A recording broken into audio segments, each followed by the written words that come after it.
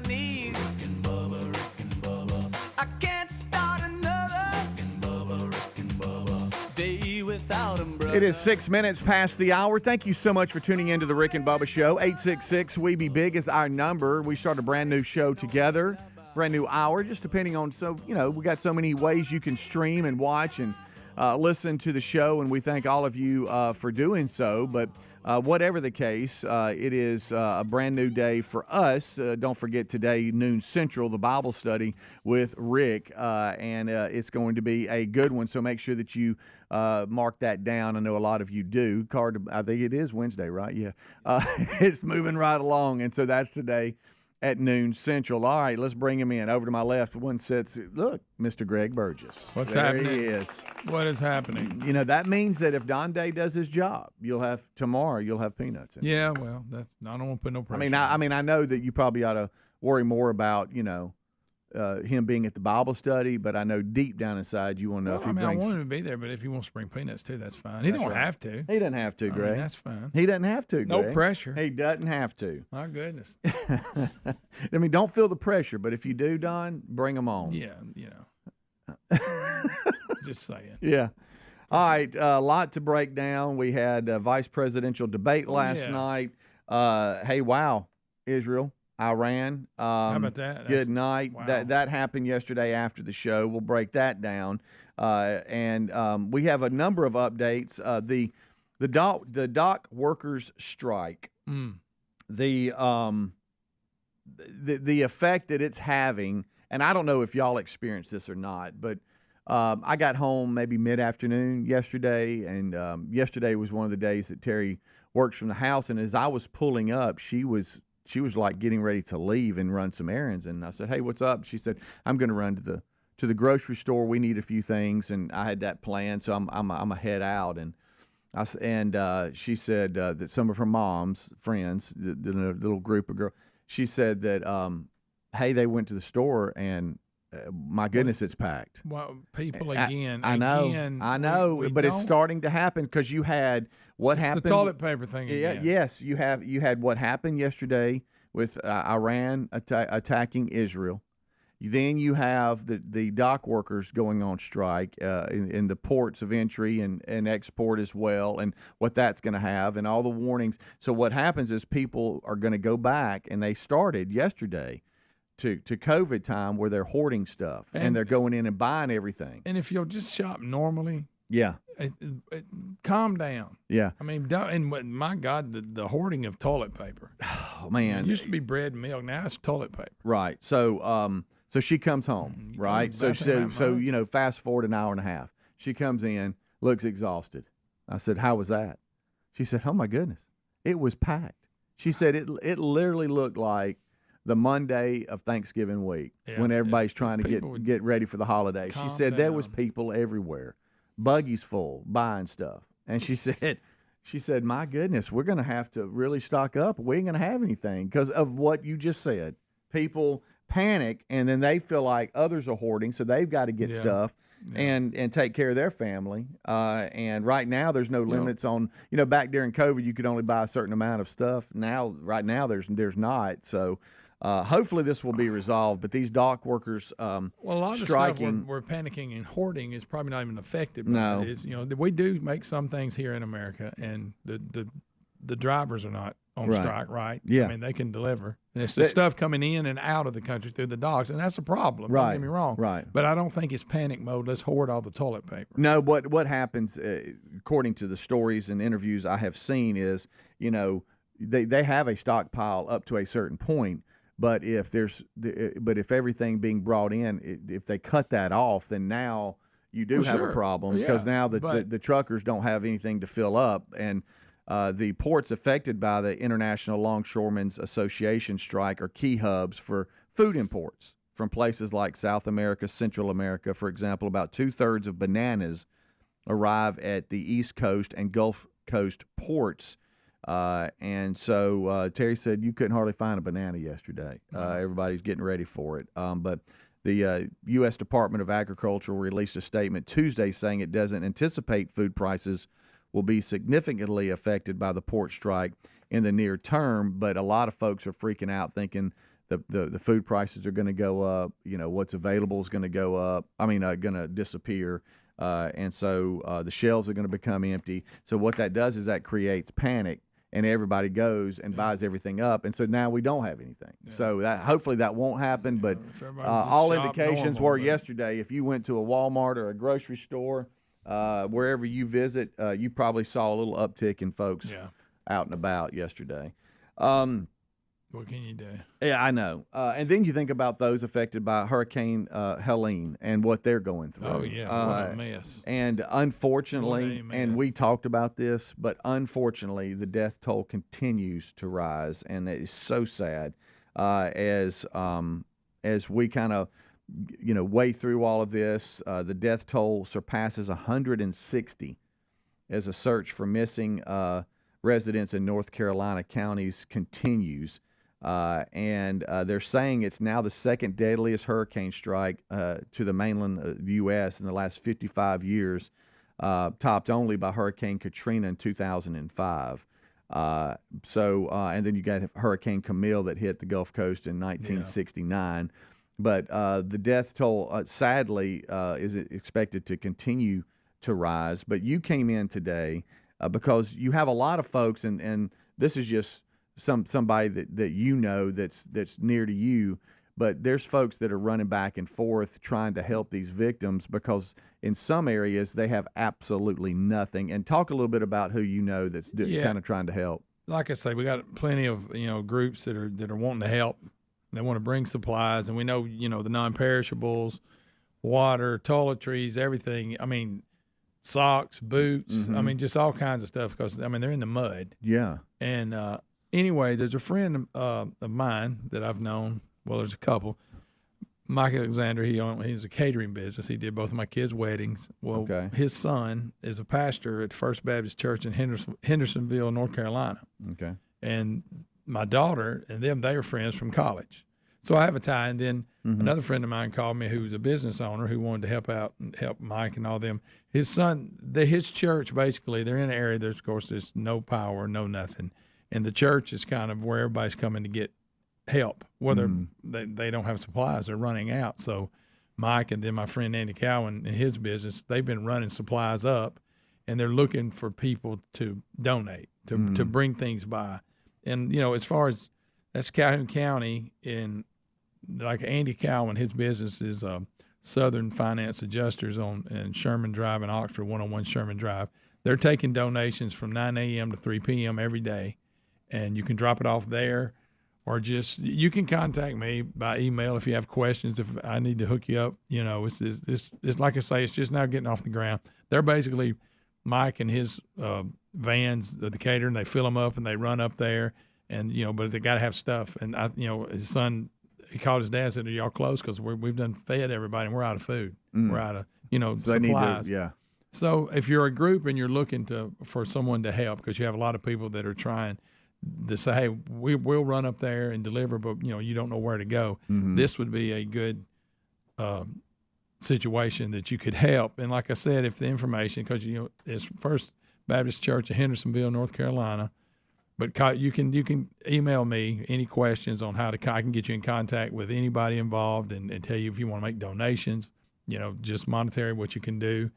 I don't have all that information, but I can get you hooked up with people that do. You can connect them, yeah. And if you're just a group that's looking to go and help, this would be a good one to do. Okay. Just contact me.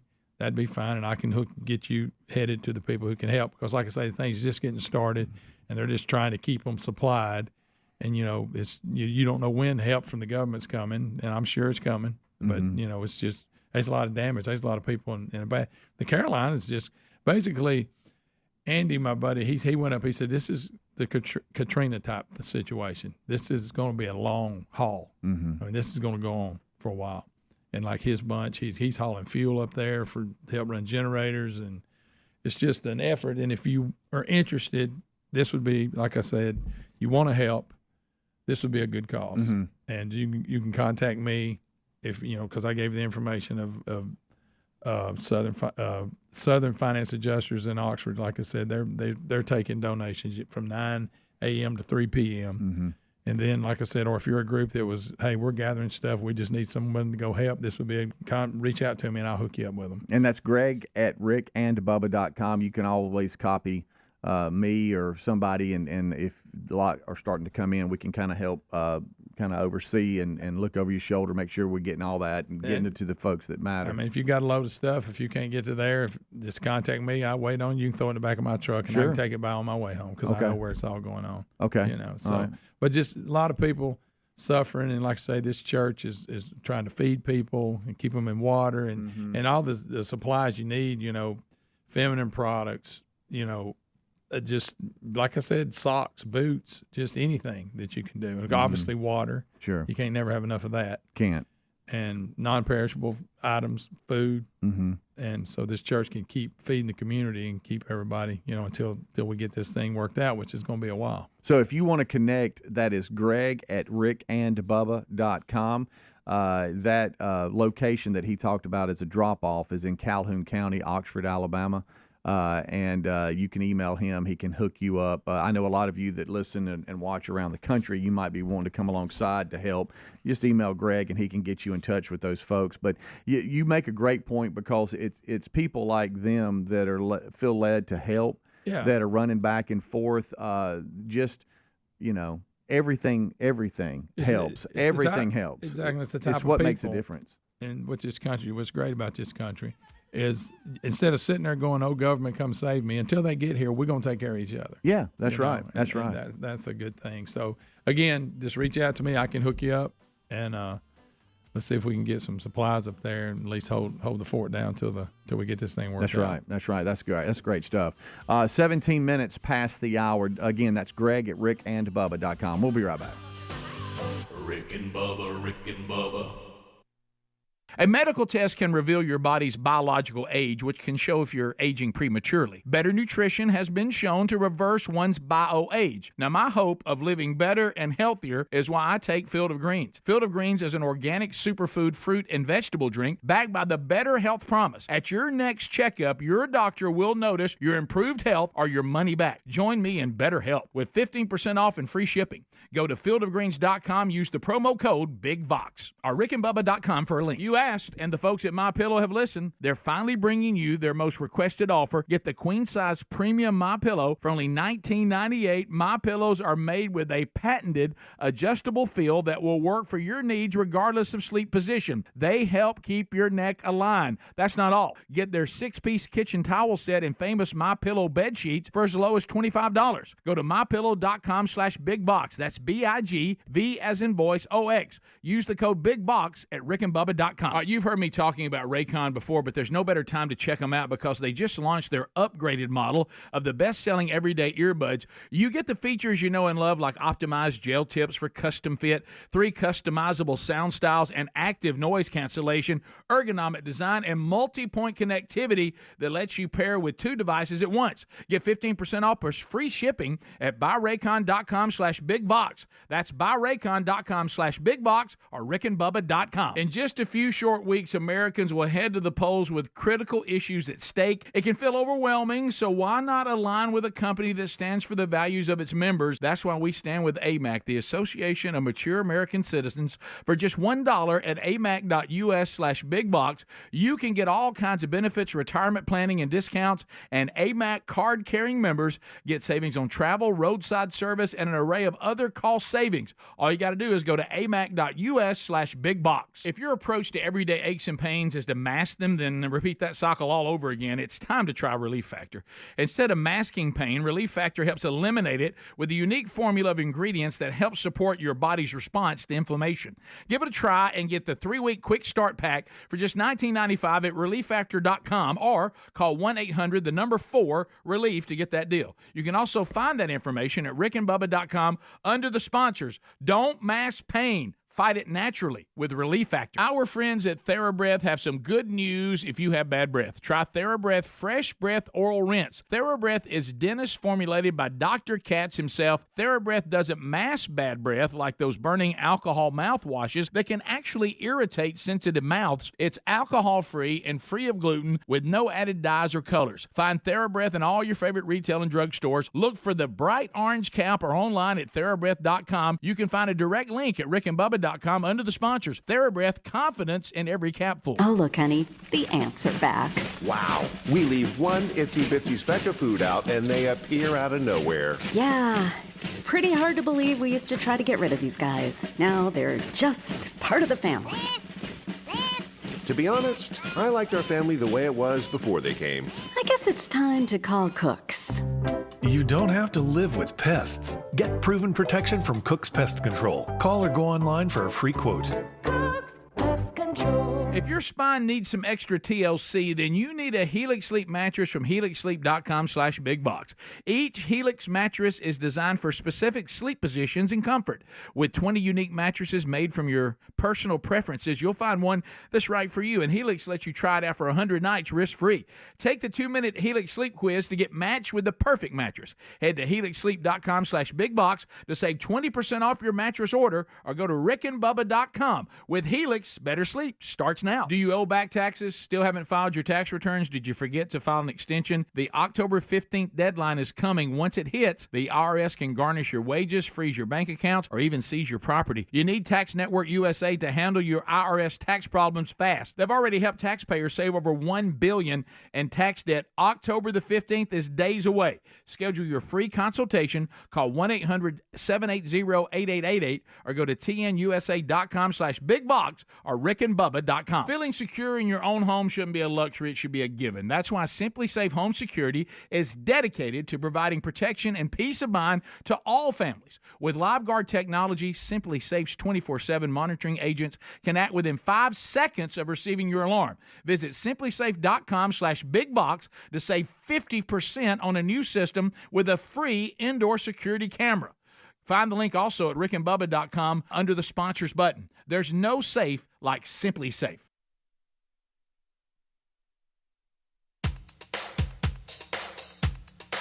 Rick and Bubba's in Ohio. Rick and Bubba, pass the gravy, please. Rick and Bubba, ooh, it brings me to my knees. Rick and Bubba, I can't start another. All right, 23 minutes past the hour. Thank you so much for tuning in to the Rick and Bubba Show. It's the kickoff hour. I'm Speedy. There sits Greg Burgess, and Rick and Bubba and Adler all join us right after the top of the hour break. So this last segment, we opened up the hour talking about a number of different things and really focused on the folks that have been affected by Hurricane Helene. The death toll, unfortunately, has surpassed 160 as they continue to search for missing in North Carolina. That continues, but The footage from there is incredible. The footage is just heartbreaking. It really is. And we were talking in the break.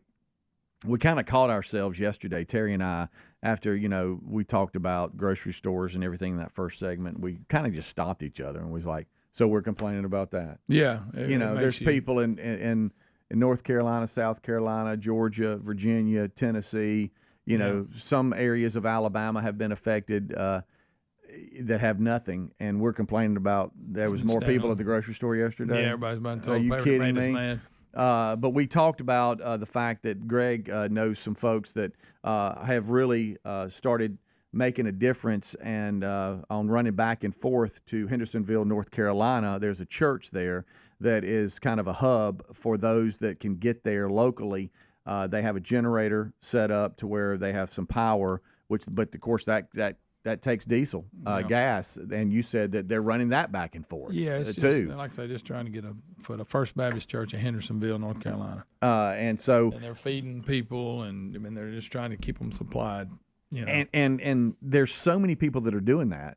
But if they're these folks that are helping out of Oxford, yeah, there's a lot of. but then there might be 100 other folks that are doing the same thing, and that makes a difference. Yeah, It's really encouraging to hear this. But Greg is just close to that effort, and so if you want more information on how you can come alongside and help them, they own a catering business as well, and they just got vans full of stuff going back and forth. Yeah, just trying to keep them supplied best they can do. Greg at rickandbubba.com. That's Greg at rickandbubba.com. And you're right. I mean, folks are texting. It's not just food. It's everything. Yeah, diapers, formula. You name it. You name it. I mean, think about your life and everything you need. They need that because they have nothing. They do.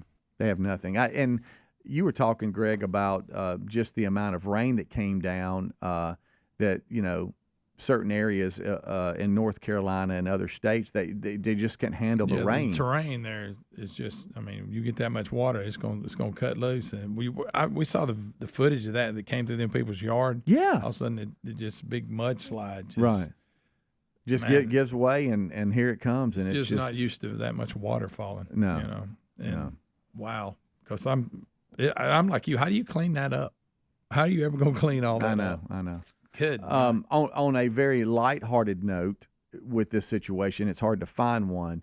People are asking a question, and I see a difference in him. So Greg has another gear, okay? Everybody's like, y'all have told us for years not to email Greg because he doesn't check his email. So, but now you're telling us to email Greg. Check. Yeah, he's on this one. But that is a valid valid question right here. Says, so you're telling us for all these years of hearing that Greg doesn't check emails to email Greg. Well, they exaggerate that I don't check emails. No. I don't know. I don't know about that. But this one, if I could eliminate half of and I'm not talking about from people, the junk that you get, from different organizations, that don't. There's a lot coming in. That doesn't mean anything to me. That would help. Because it pushes everything outside. If I see an email from an individual, I try to deal with it. You do, and I know they're just you joking. Get so many from. Oh, I know. But you get so many emails from stuff that you don't care anything about. Right.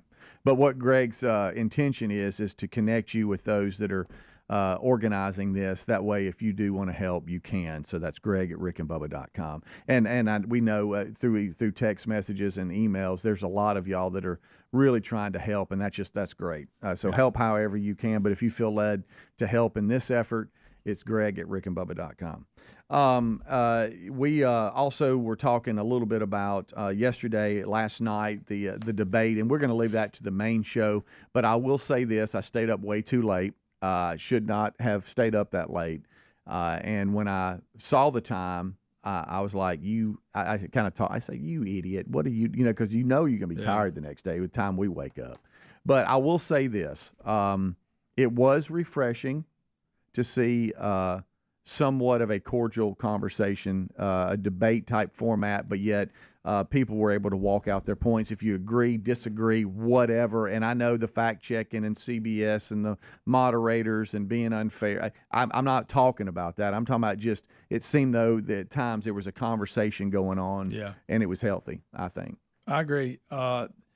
Again, I thought that at least say they would answer the questions. A lot of the debates you don't. And then when one's talking, the other one went over making a face like somebody ripped a fart beside him. Right. During the Trump, Kamala would be over, she'd be opening her mouth, looking at the crowd and doing they just debated. Yeah. They did. They debated. And we'll have some moments and some highlights during the main show. There were some awkward moments that I squirmed a little bit on, but we'll have to discuss. But the vice presidential debate, the only one, was last night. A couple of weeks, by the way, from the election. I don't know if you know that. Right around the corner. All right, we'll be right back. Rick and Bubba, Rick and Bubba.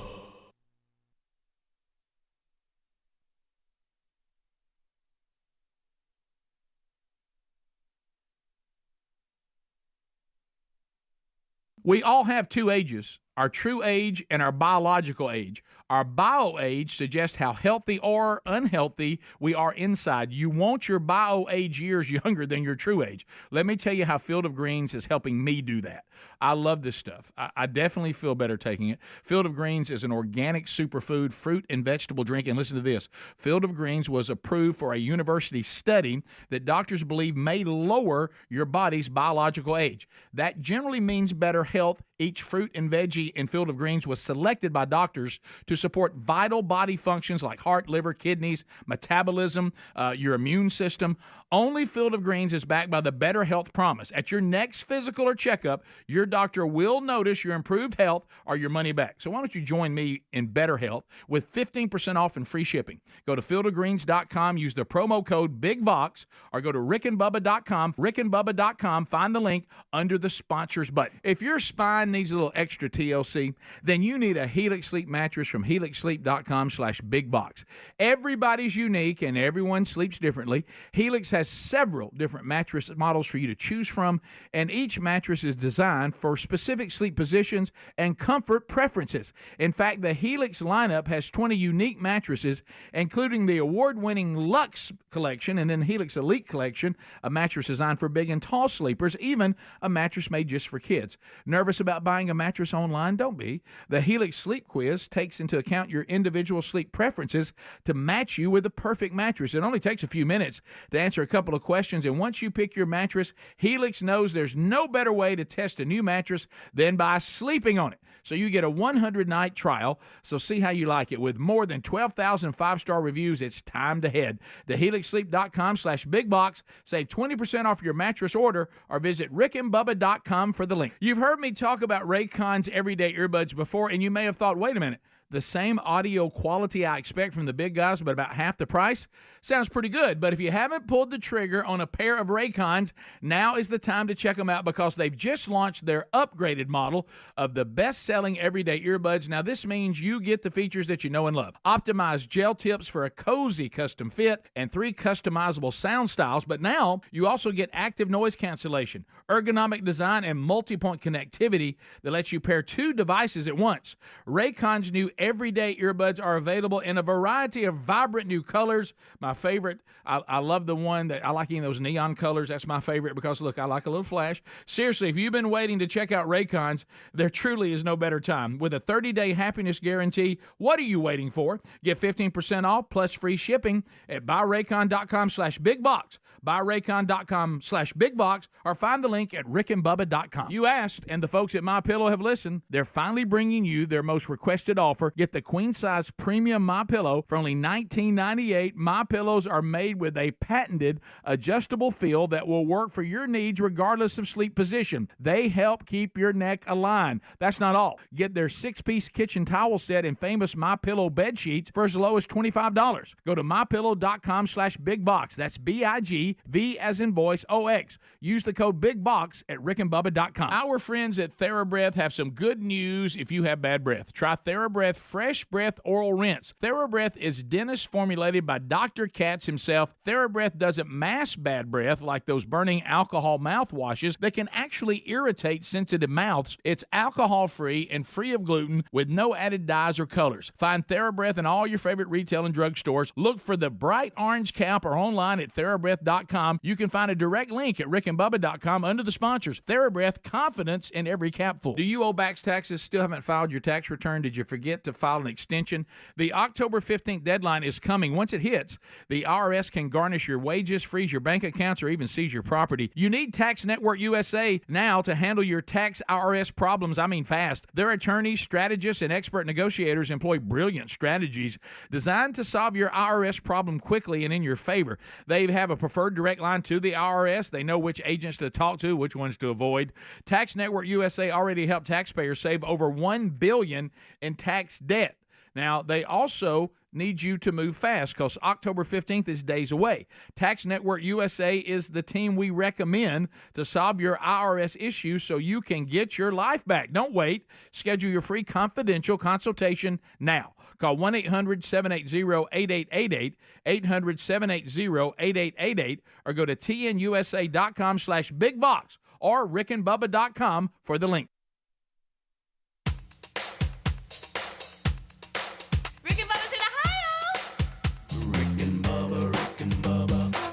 the gravy, please. Rick and Bubba, Rick and Bubba. Ooh, it brings me to my knees. Rick and Bubba, Rick and Bubba. I can't start another. Rick and Bubba, Rick and Bubba. Day without 'em, brother. It is 25 minutes until top of the hour. Thank you so much for tuning in to this edition of the Rick and Bubba Show's Kickoff Hour. Rick, Bubba, Adler all join us in about 30 minutes from now, so make sure that you are standing by for that. Until then, us two good ones will get you where you need to be. This portion of the show brought to you by helixsleep.com/bigvox. That's BIGVOX.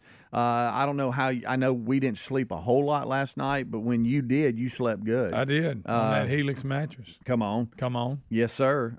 You and Lisa both have that Helix mattress, and you need to go check them out right now as well. helixsleep.com/bigvox. You're going to save 25%.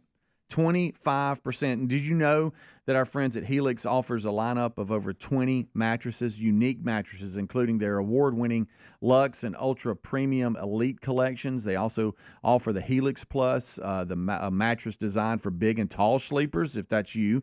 Maybe kids. You're in the need for a mattress for the kids.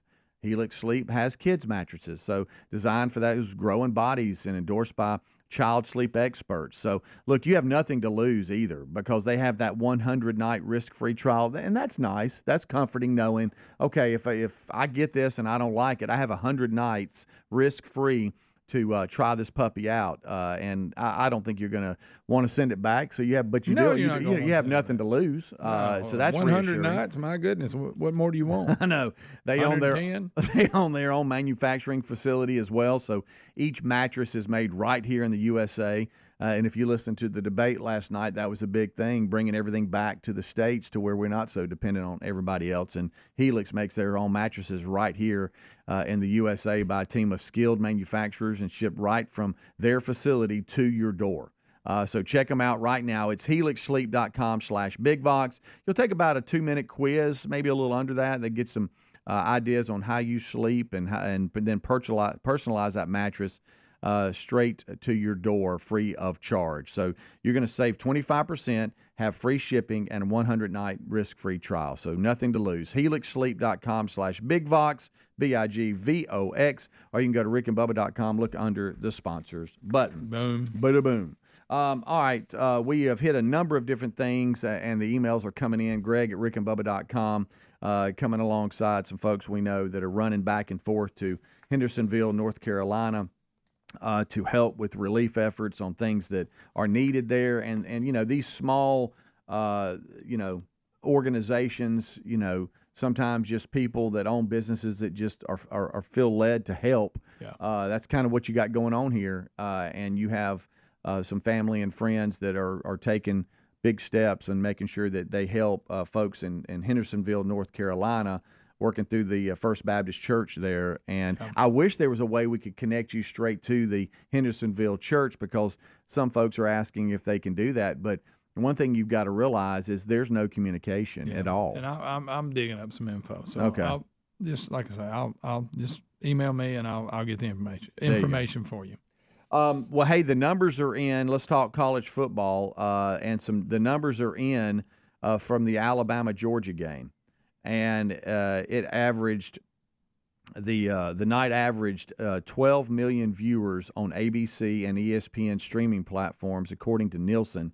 It was the most watched regular season primetime game since 2017, when Alabama and Florida State played on the season opening weekend. It averaged 12.3 million. Saturday's Alabama-Georgia matchup was also ESPN's most streamed regular season game. Nielsen reported the audience peaked. Okay, here we go. I got you here. So it says it peaked at 14.1 million from 11:15 to 11:30 p.m. Eastern people that time. gave up. Yeah, when Alabama was holding off the second half rally by Georgia.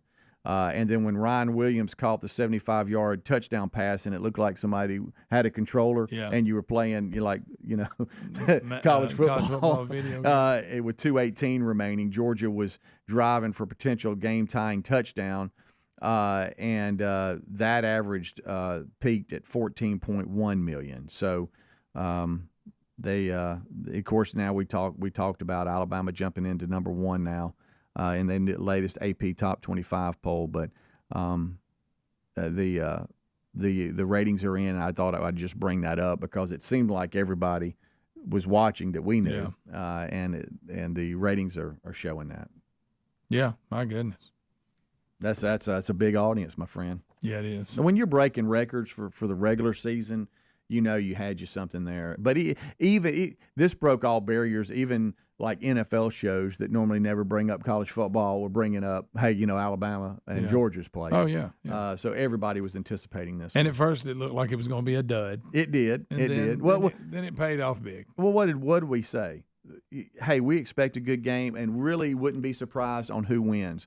But what we would be surprised on is if it was a blowout. Yeah. And when it was 28-0, it was a blowout. Yeah. I mean, Alabama couldn't do anything wrong. Georgia looked like they were just in shock. The atmosphere was electric, but then Georgia in the second half, which we were in. You know, that's why we both, neither one of us tuned away. Yeah, I thought we anticipated a comeback, and man, did it! When they just started slowing Bama down a little bit and started playing a little better defense, I thought, okay, maybe. Okay. I didn't know it was going to end the way it did, but yeah, something else. Back Lived up to the hype.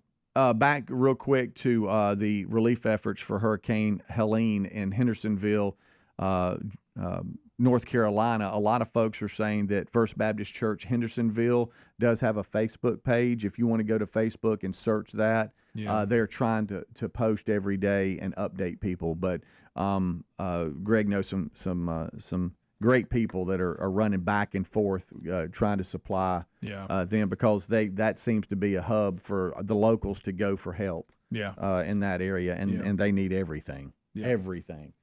Everything. All right, so another sports story here. The Major League Baseball playoffs started yesterday, and the Braves got shut out in San Diego.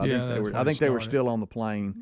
They have been through a lot. Yeah, they have, but so were like the Mets, and then the Mets won. But the Braves got shut out 4-0 in Game 1, best of 3. The Tigers beat the Astros. The Royals shut out the Orioles 1-0, and then like I said, the Mets beat the Brewers 8-4 in the Game 1 of those series. And then today they play again, and there's 4 more games today, and it'll start at 1:30 p.m. on ABC. This is ABC, Tigers and Astros. Then on ESPN at 3:30. These are Central Times, Royals and Orioles.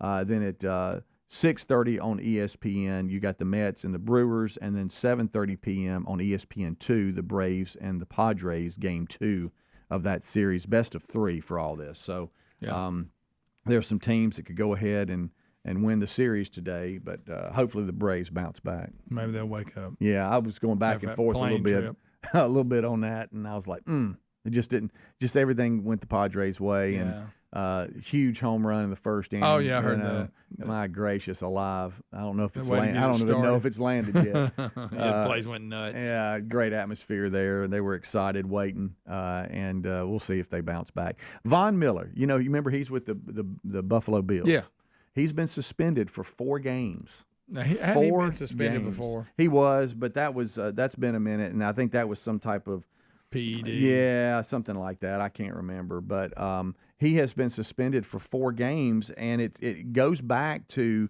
a situation that's it's like it's not recent, but it's been a little bit. But he was accused of domestic violence with I guess his girlfriend at the time or somebody. And I think the ruling has come down from the NFL. Now, Von Miller has declared he's innocent, but the NFL did their own investigation. Okay.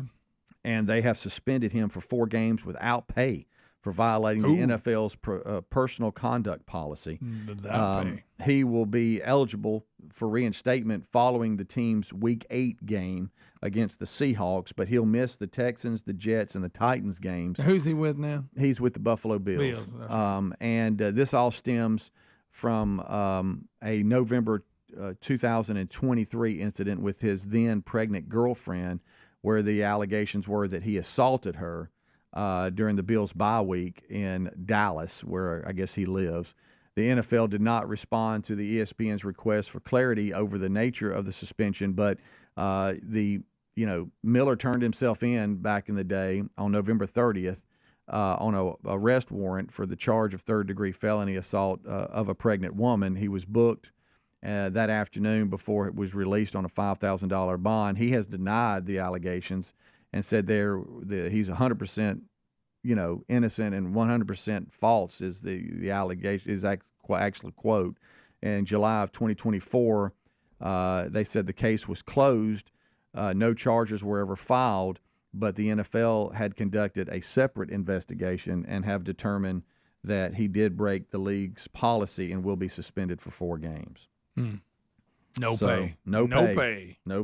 And he did serve a 6-game suspension for performance enhancement drugs in 2013. That's what you're thinking about. Boy. But he signed a 4-year deal, I think. Wasn't that what he signed? $8.6 million. He actually reduced his contract in the offseason to open up some cap room. He had a 6-year deal with the team that he signed in 2022, so he's still got some time with them. Of course, it's going to be a little less now. Yeah, without that pay. No pay for those games. Yeah. We'll take a break. We'll be right back. 866-WE-BE-BIG is our number. It was Texas A&M, right? Von Miller? Yes. Yeah. Remember he wears some big goofy glasses. Yeah. Wasn't he on Dance with the Stars or something crazy Was he? like that? I think he was. All right, we'll take a break. We'll be right back. We got about 14 minutes until top of the hour. 866-WE-BE-BIG is our number. You can call us or text that same number. It's 866-932-3244. We'll be right back. Rick and Bubba, Rick and Bubba.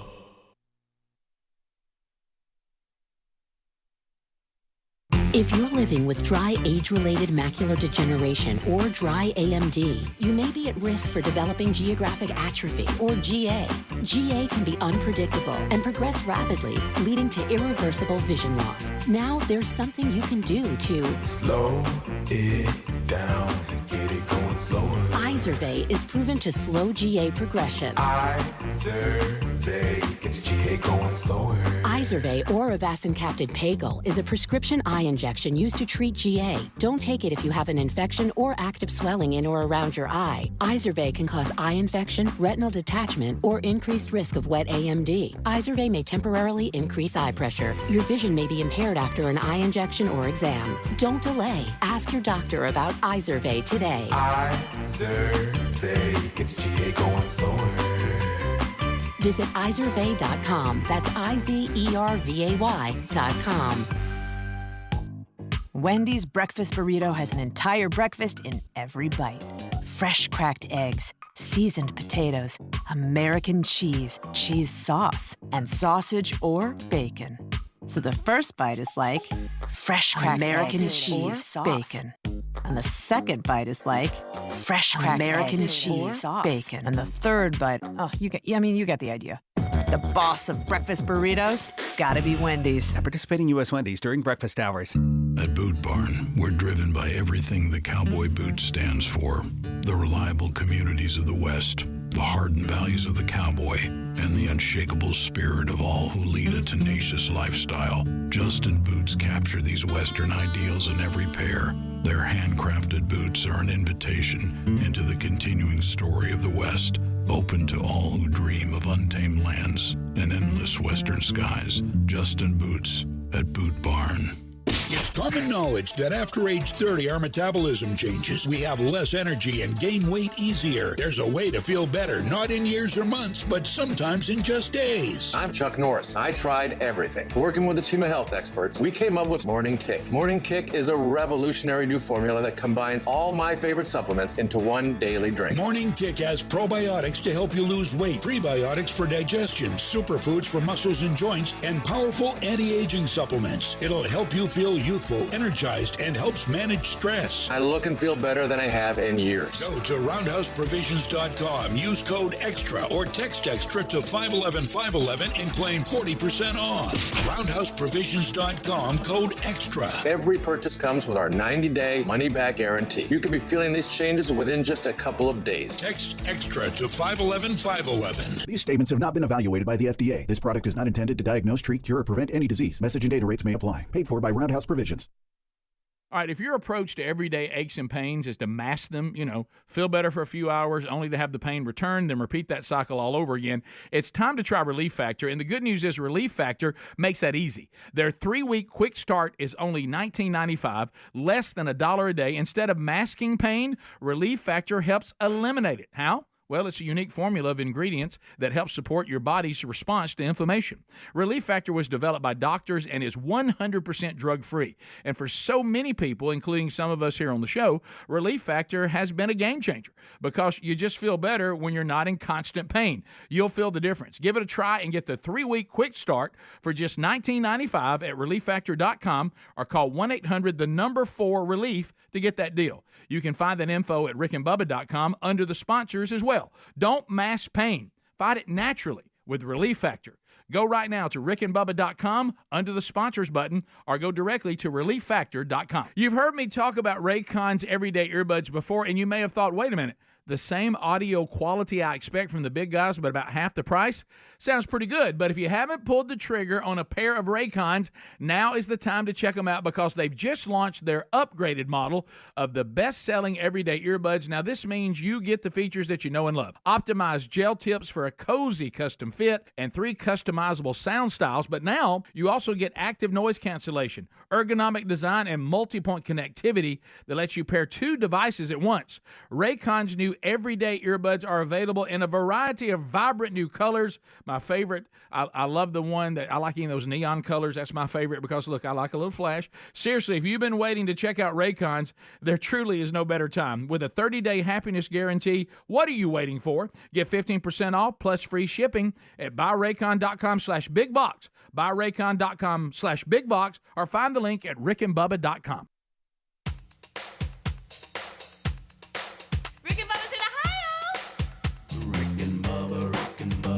Pass the gravy, please. Rick and Bubba. Ooh, it brings me to my knees. Rick and Bubba. I can't start another Rick and Bubba. Day without 'em, brother. Rick and Bubba. We have 8 minutes until top of the hour. Thank you so much for tuning in to the kickoff hour here on the Rick and Bubba Show. Rick, Bubba, Adler all join us right after top of the hour break.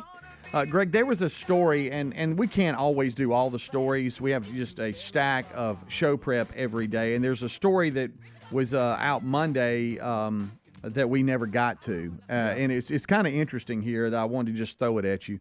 So we have a little girl, 7 years old, that sprained her ankle and turned purple. We've all seen that, right? Little girl in Arizona was out playing in the yard. Allie was her name. She was on a family vacation earlier this month when she tripped in some grass, but they quickly brushed it off, and she just kept playing. I mean, we've all been around little kids that have done that. You're good. Yeah. Over the next day, her left foot started swelling and turning purple with discoloration beginning to spread up her leg. So local doctors were stumped and initially sent the family home. But Allie started getting really sick. I mean, violently sick. Yeah. And it wasn't until the family went to a larger hospital in nearby Phoenix that doctors worked out she had actually been bitten by a rattlesnake, didn't sprain her ankle. Oh. So she is, again, let's go back, taken to the ER with a sprained ankle, turned purple. Brushed it off. Didn't you kind of see teeth marks maybe? I don't know. Maybe not. Swelling. Doctors ended up finding out, well, I'll tell you why you're violently sick is because it's 30 hours now that you've had rattlesnake venom in your veins. Wow. And at first the doctors dismissed her symptoms thinking that it was just a little kid that had an ankle sprain. How about and, that? you know, and the ankle and lower calf areas just turning purple, and we've seen that before. She had to undergo a blood transfusion, a couple of them, 2 surgeries, once doctors realized the cause of her injury. Anti-venom, of course, is most effective within 24 hours of a bite, and here she is going 30 hours with nothing. My goodness. And the family says she's lucky to still be alive, and she is. But just thought that was kind of interesting to look back. And actually, I printed it because I know how Bubba feels about snakes. and we just never got to it. But that was kind of weird because we've all had kids and sprung her ankle, out playing, and she, I guess, didn't feel the bite or see the snake, but it was actually a rattlesnake bite that got her, and not a sprung ankle. We figured that out 30 hours later. They even said that, when the family got home, her leg continued to swell and she became nauseous. Her mom took her to the hospital where doctors performed an x-ray on her ankle, and nothing appeared broken. So they ruled out a sprain and sent the family home. Said, hey, I guess it's just, it's they ruled it as a sprain, I should say, not any kind of break, and just sent her home. Then they went to another emergency room for a second opinion after she kept, violently being sick, and then they discovered that, well, I'll tell you why. It's because she's actually been bit by a snake. That'll do it. God. Have you ever been bit by a snake? Have not. Don't ever want to be. No. What about you? No, I have not. Never I have not.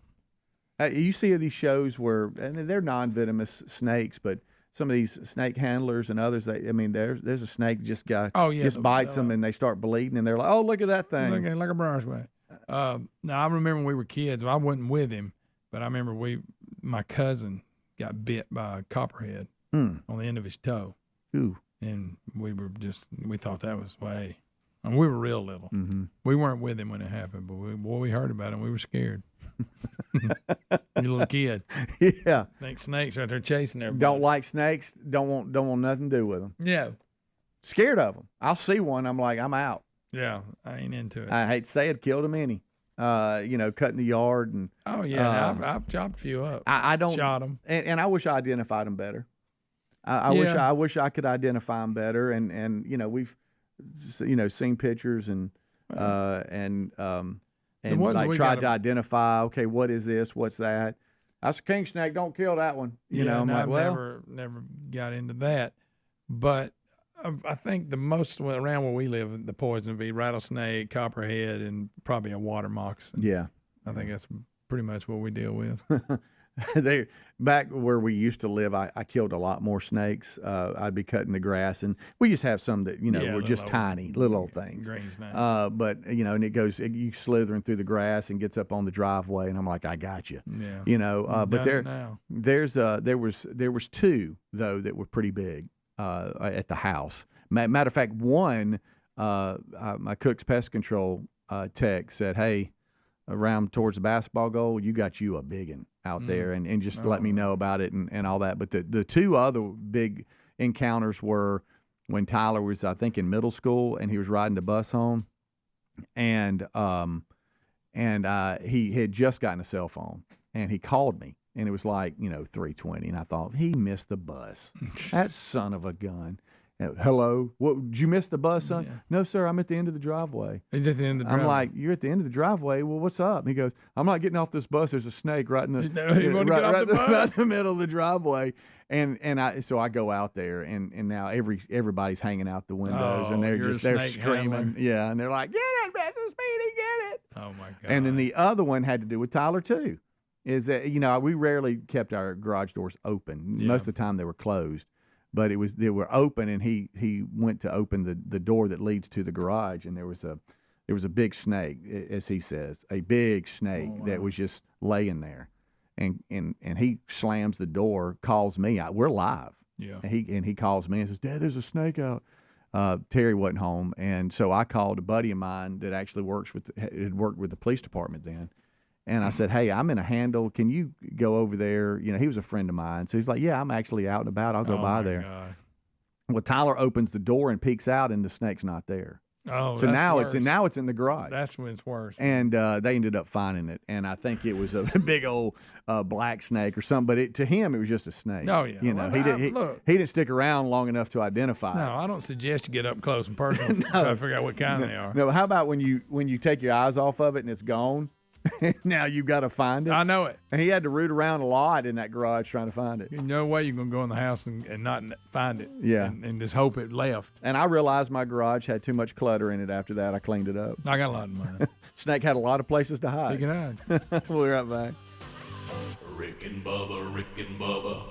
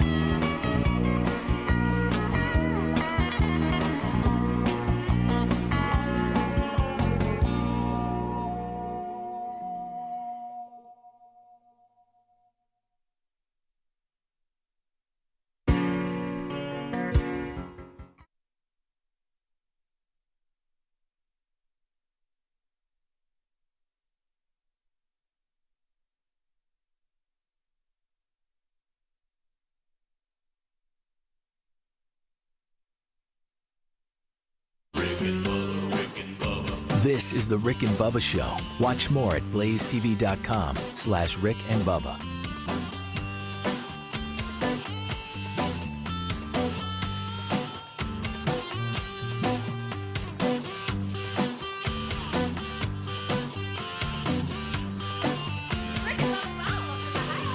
Rick and Bubba, Rick and Bubba.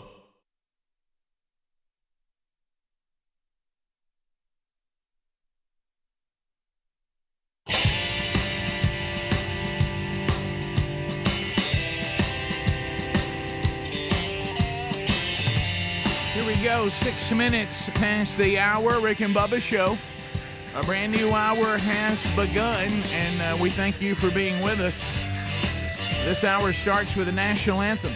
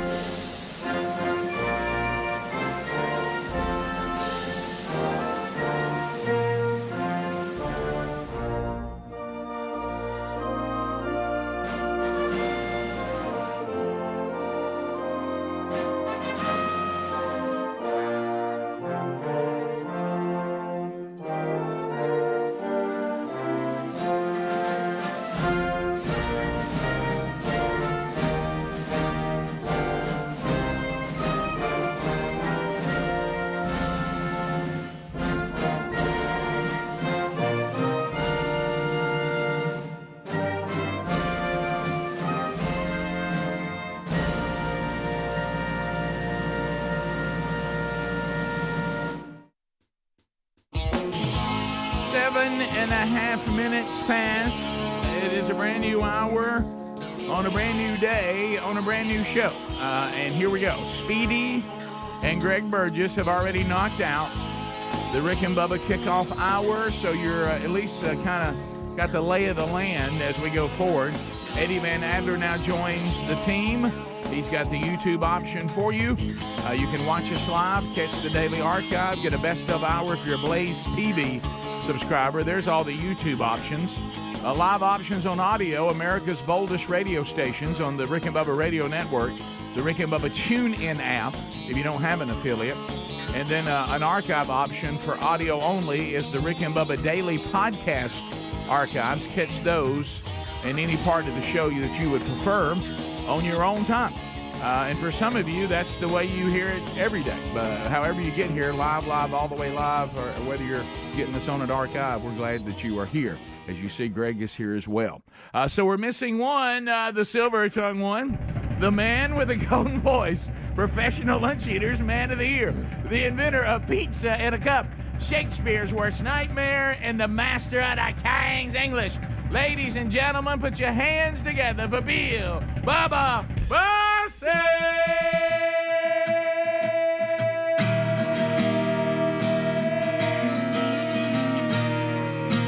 Howdy, Bubba.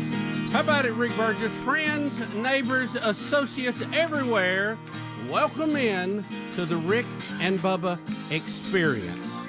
Only about 50 or so more left. I think, what, 51, maybe?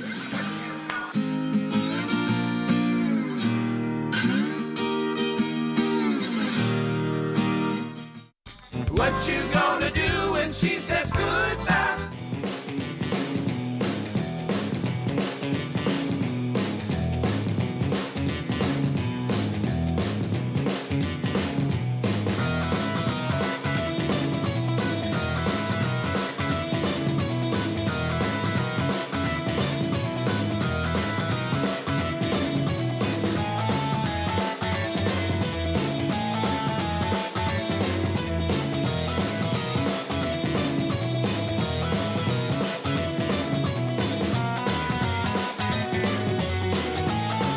What you gonna do when she is gone? There you go, Pablo Cruz.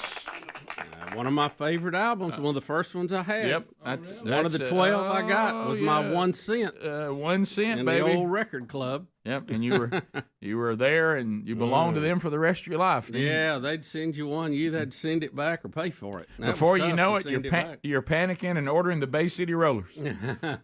So anyway, we have a lot to unpack on the program today. We've got updates since the last time we were together. Within the show, all the way out to the ends of the earth. I did not watch the vice presidential debate last night. I missed that. I figured we'd have the highlights today. Greg said he dabbled in it. Did you see it, Bubba? Did you see it? I saw just the beginning of it. All right, Speedy. And then I knew I had to go to bed, so I thought if I watch this much longer, I'm going to get mad, and I need to just go to bed. I think it was 9:45 when I realized it's 9:45. What are you doing? So I stopped the madness. Yeah, and Reese was coming. So anyway, I was up, but I didn't get to see the closing arguments, but just about up to that I saw. Yeah. What about you, Alt Adler? Did you check it out? I was locked in. Locked and loaded. I knew that. Yeah, you were watching that, weren't you? So, yeah. Not seeing it all, I can't I had an AirPod in all while cleaning up the house and stuff. Yeah. So I did it that way. And Terry, by the way, she oversaw the moderators. She had a stopwatch on the timer on her phone to see if they were being equal time to both of them. I thought that was pretty fast. So you're on top of the moderators right now, and yes, I am. Wow. I saw. Okay, she was all in. I did see one of the moderators try to fact check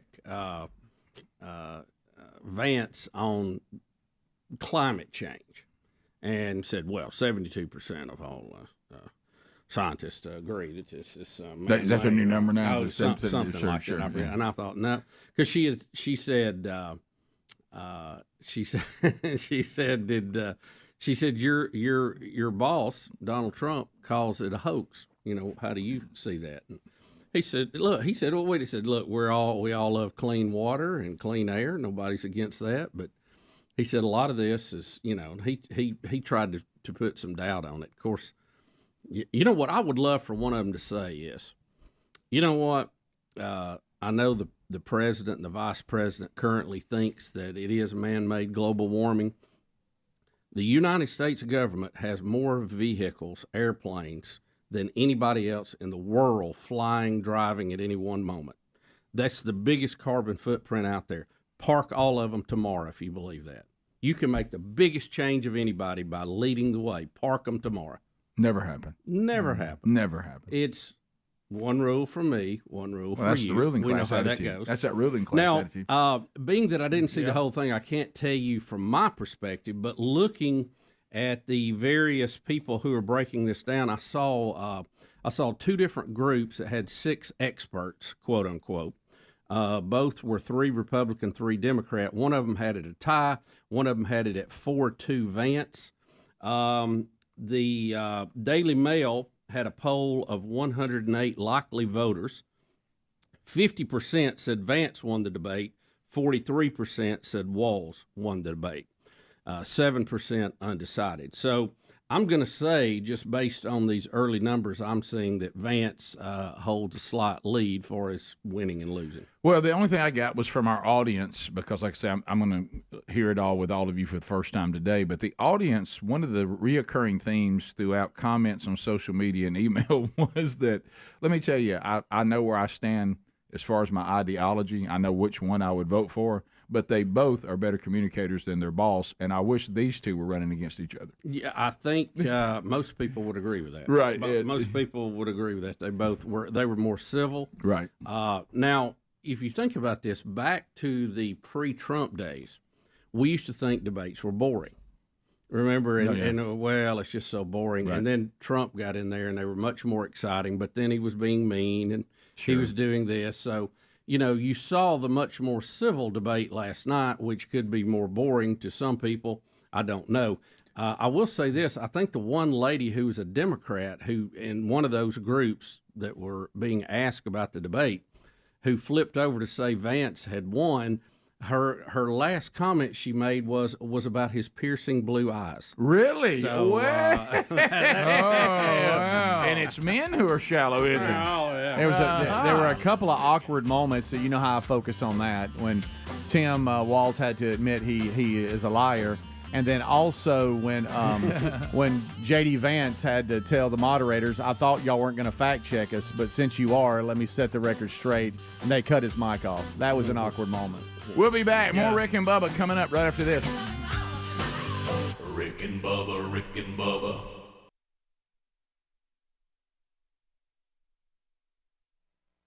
We need a Wiccan insight. I know there's not some equinox right now that they're out celebrating. Is it? Is there time? They may have been up with a full moon last night. Who knows? I'm not the Wiccan calendar that I keep up with is slightly outdated. Right, and so you always must build your own Stonehenge. Is that what I gather here? I guess so. They built one here in Colorado Springs. I mean, you can't just face the east and go with it.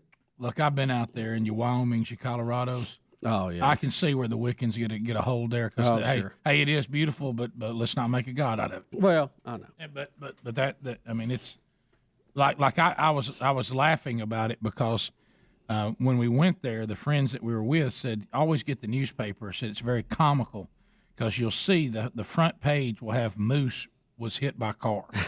And they won't mention the humans till like at the very end. Right. You know what I mean? Family lost their life, but right. You know, page 2. But we think the moose is going to make it. Right. And so it's that kind of stuff. Do we want David from Louisville to comment on Wiccans? Now, I didn't know that. Now this phone troll was for Wiccans only. Right. Bubba, now when was the last time David heard any instruction from the show? I know. I understand that. Really. Okay. Let me set the stage here, David. Yeah. David, are you a Wiccan? I guess so. Basically, what y'all talking about, I may be partly Wiccan, but yeah. Partly Wiccan.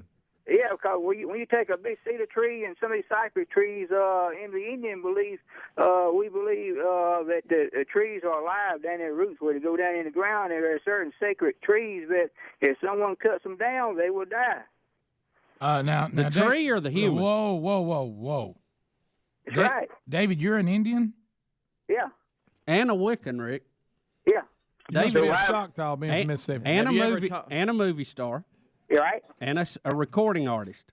Yeah, I just spent some time with Kathy Klein's guitar player and Chet Atkins' nephew, Dennis Williams, and Rick Williams down in Meridian. Please don't hang up on him. By the way, that'd be Chet Williams. But now, David, you're an Indian? Yeah, let's go back to this Indian Let belief. me go back to you're an Indian. Lots of questions. Okay? So, yeah, it's true. Now, true Wiccan, stuff. are you a Wiccan or an Indian?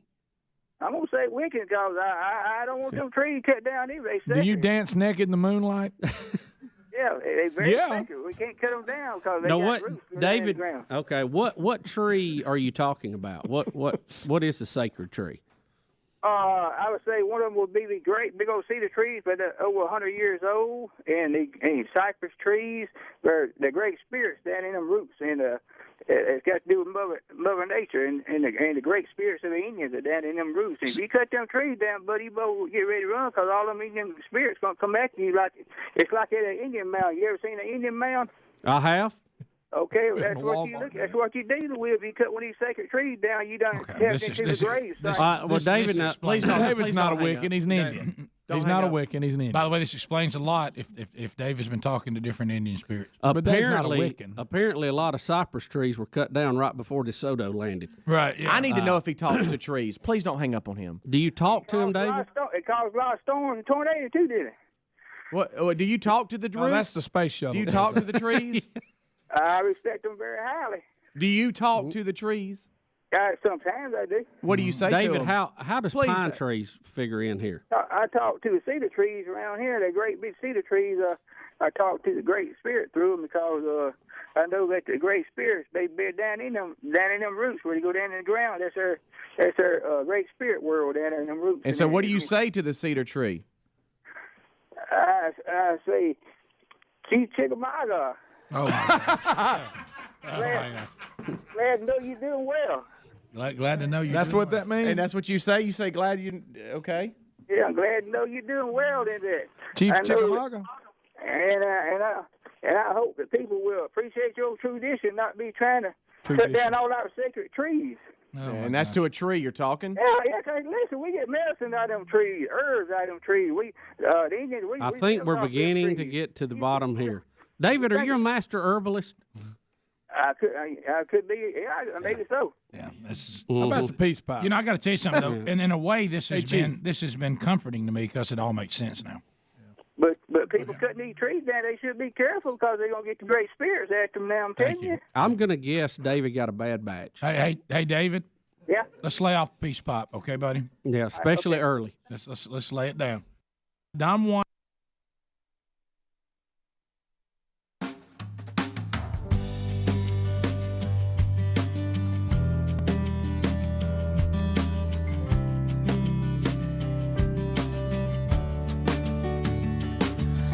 Minutes now past the hour. It is a Wednesday if you are catching this live or on the day it actually happened. So Wednesday Bible study back today, installment number 2 in our study of the book of Daniel. Very timely as we now walk through Daniel. And we'll get into some of the other headlines today involving Israel. Some of you obviously are asking about that as nothing new there when you go over to the Middle East and say, hey, things are heating up.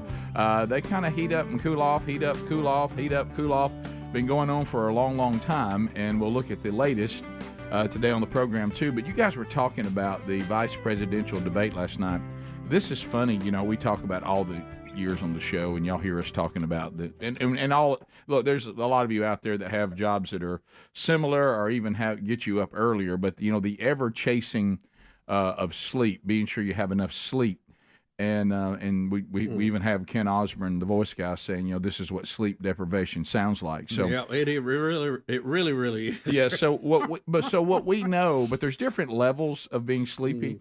And here's what we know, and we've been doing this long enough. We kind of know how it works. So I knew yesterday that I would be fine on the show, even though I had gotten in a little late on Monday night coming back from Panama City. And so I was, you know, the goal for me, we all have different goals based on what we need. My goal is I'm all right if I can get in the bed and never see 10. Now, I try to get in there looking at a 9, you know, something in the 9. But if I can get in there before 10, well, this was not even close. You know, when I heard the term 35 door prizes, I said, well, I'm not going to see 10. So I hit the bed on Monday night about 11:15, finally probably dozed off about 11:30. Right. So that had me sitting at 5 hours sleep. Okay. And I thought, okay, well, five is not horrible. It's not great. I'd rather have 7. You know what I mean? If I can get to 7, it's good. Right, and right. see, I see it on my CPAP machine. Yeah. When I cut it, when I take the mask You've off, got a I know record exactly of it. how long I've been asleep. So I normally try to get a 7 if I can. It usually lands around 6.5. I can live off 6.5, no problem at all. But 5 is kind of in between. You know, it's 5 is when the yellow light starts going. That's around. right. It's Danger. not a red, but it's a yellow. Yeah. Now 4s are reds. You know. Yeah, And so I knew yesterday when I finally settled down that I was going down for the count. I mean, I knew it. I knew the vice presidential debate was not even in my plans. I'm like, that will not even come into my world. So I was telling the guys, Bob, I don't think you were in here. I said, now this is when you get to the level of how hard you went to sleep. Okay, Mm-hmm. This is a whole new level. This is actually a deep sleep that I rarely experience. Okay, so if you some people have different things. I struggle sometimes with leg cramps, especially if it's a day that I have, you know, tried to do a little better. I've done some kind of workout. You know, I always know those nights are a little more susceptible to leg cramps. So usually, you know, a leg cramp is so severe, you have to get out of the bed and fix it. Oh yeah, and it's then try like something's biting you. and then try to go back to sleep. You can't just because for some reason it won't go away laying down. I don't know why. That you have to get up and stand on it. I guess get blood flow. I don't know what it is. So anyway, I was sleeping so hard and sleeping so sound, okay, that a leg cramp woke me up a little bit, and I even acknowledged, hey, I've got a leg cramp. Get out of the bed, Rick. and stand up, you're going to have to walk this off. And I've got some of that supplement, you take for leg cramps you can get in the store. What's it? I forget what it's called. It's Highland something or whatever. And it's, Highlands. Yeah, it'll take away leg cramps. I normally will even go there if it's too bad. I go get mustard. I do that if I don't have it. Not only, Bubba, did I not get out of the bed and not go to the kitchen, I stayed in the bed and went back to sleep with a leg cramp. Yeah, I've done that. I don't even know how I did it. All of a sudden, I woke up and I was like, I don't think I ever got out of bed on that one. That was so tired. At one point, I was like, I should get up. I really need. and so I was able to even sleep through one of my muscles, being tight and screaming. And then the next morning, you're sore like you've run a marathon, and you go, "What happened?" So you're sleeping good if the leg cramp doesn't even get you out of the bed. Mm-hmm. I just stayed in the bed. I was like, I think if I just right here, this pain I can handle. Yeah. But boy, when those things, it's not that bad. Yeah. Well, I've gotten up and boy, had to walk them off, and the worst ones for me, calves are okay, but you can fix them pretty quick. These quad ones, when one hits up in the quad, I mean, that one's a hard one to get loose. It hangs on. You ever have like one in the middle of your foot, and your foot just like and it starts bending. Oh my gosh! It starts looking like. I think the calf is the worst to me. The foot is pretty bad. Yeah, the calf to me hurts the worst, but I can get it off of me quicker. It does hurt the worst, no doubt. When you're it's easier to stretch your calf. Yeah.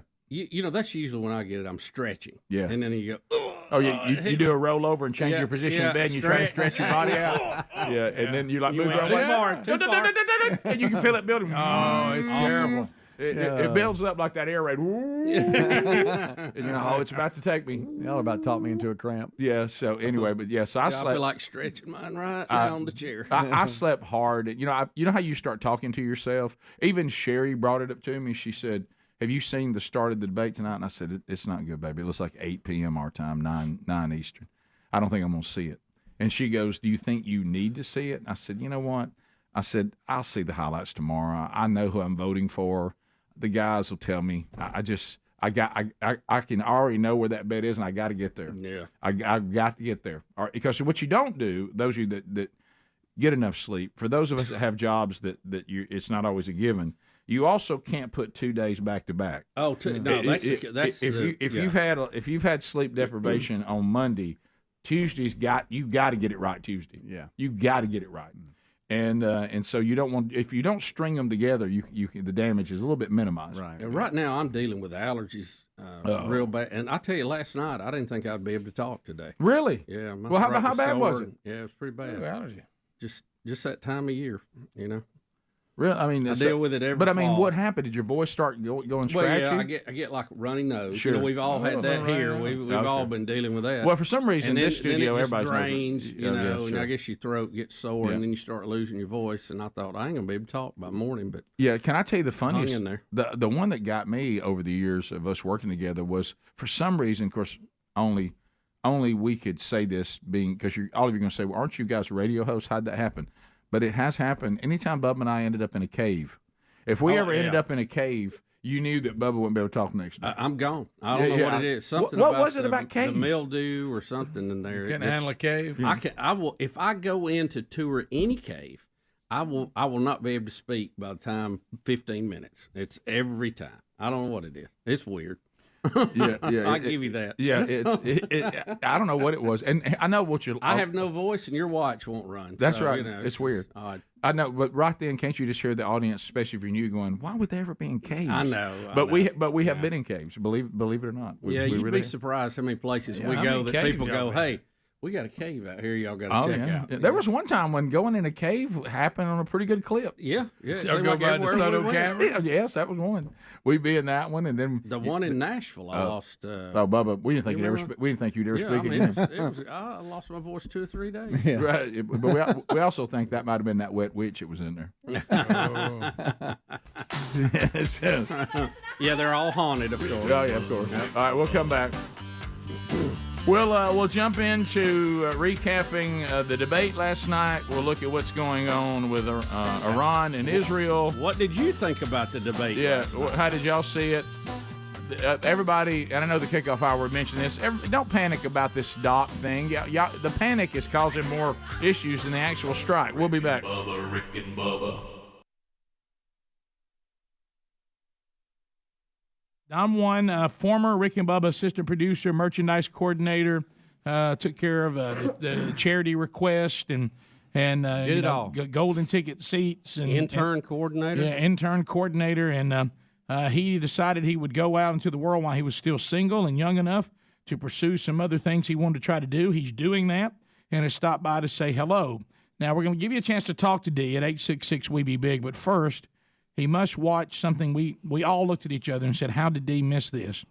And that is his replacement, the real Greg Burgess, wrestling Kyle Maynard. Legend Kyle. Yeah, the man who was born with without arms and legs, and him defeating Greg several attempts. Now, can we get this where D can see it now? Yes. Once we play it, it's going to be on the TV. I need your undivided attention. D, would you have wrestled him if you'd have been here? I would have given it a shot after Speedy.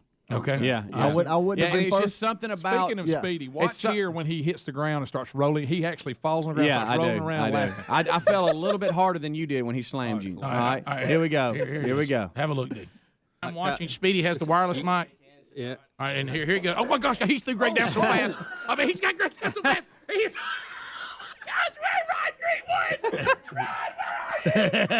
I think he's tapping. I think he's tapping on the ground. I had my undersized. Wait, you can see it now. Well, it's just before lipo. Look, he's wearing one of Shark Boy shirt. Yeah, I had my undersized flannel shirt on. And apparently it snowed on the mountain. I've lost more hair since that.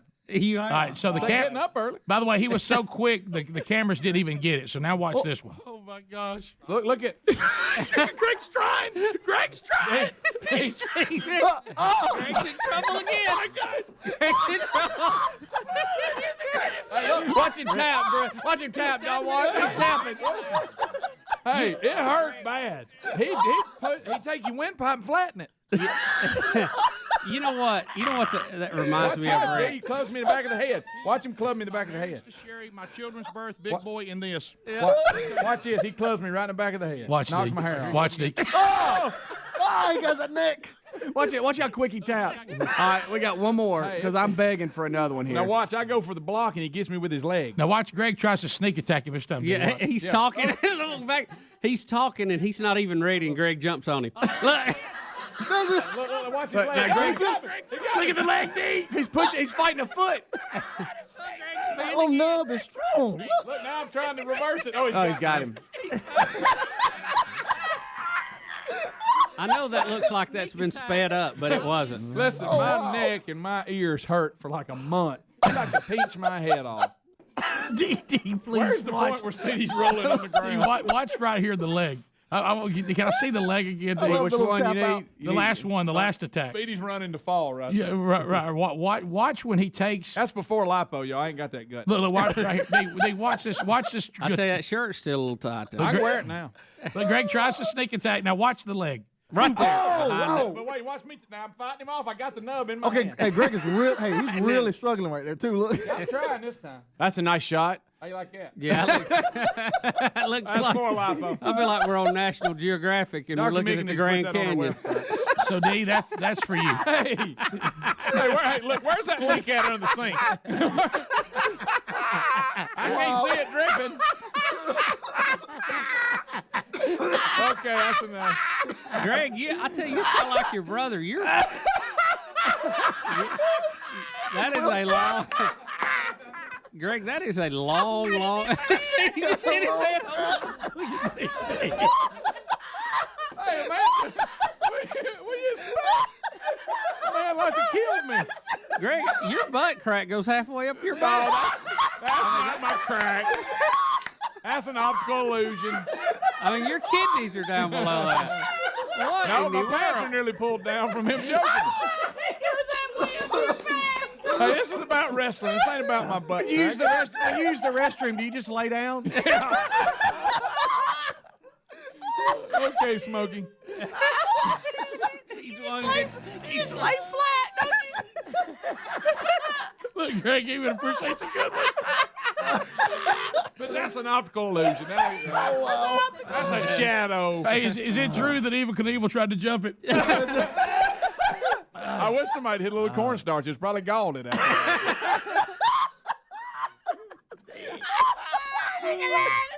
get it. Hey, get back to the wrestling. I get it. All right.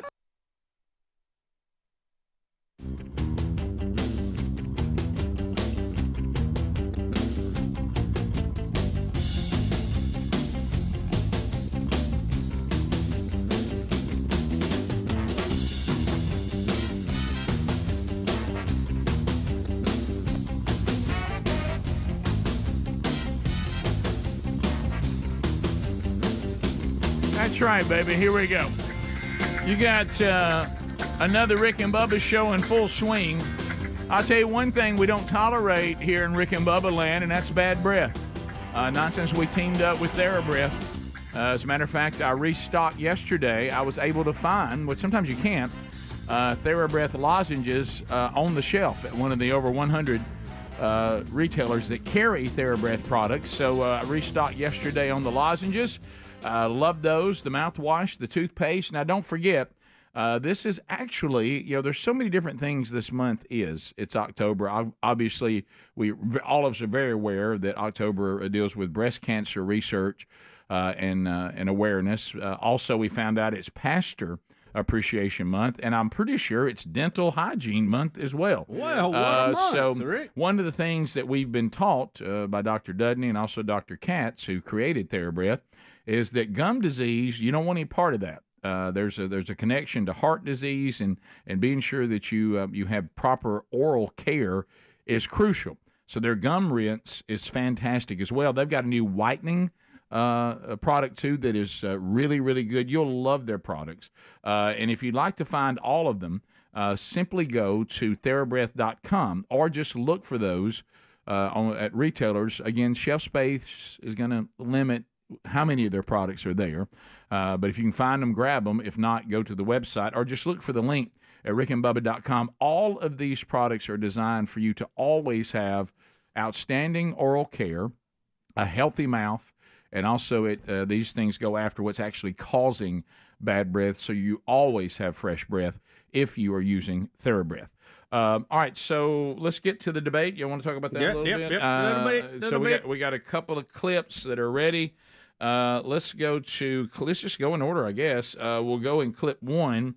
So here's J.D. Vance talking to Tim Walz, and he says he understands the difficult job that Tim Walz has trying to somehow put a good picture. We would call that, I'm not going to use the analogy people use about the lipstick and all that because we're dealing with a woman here and people might be offended.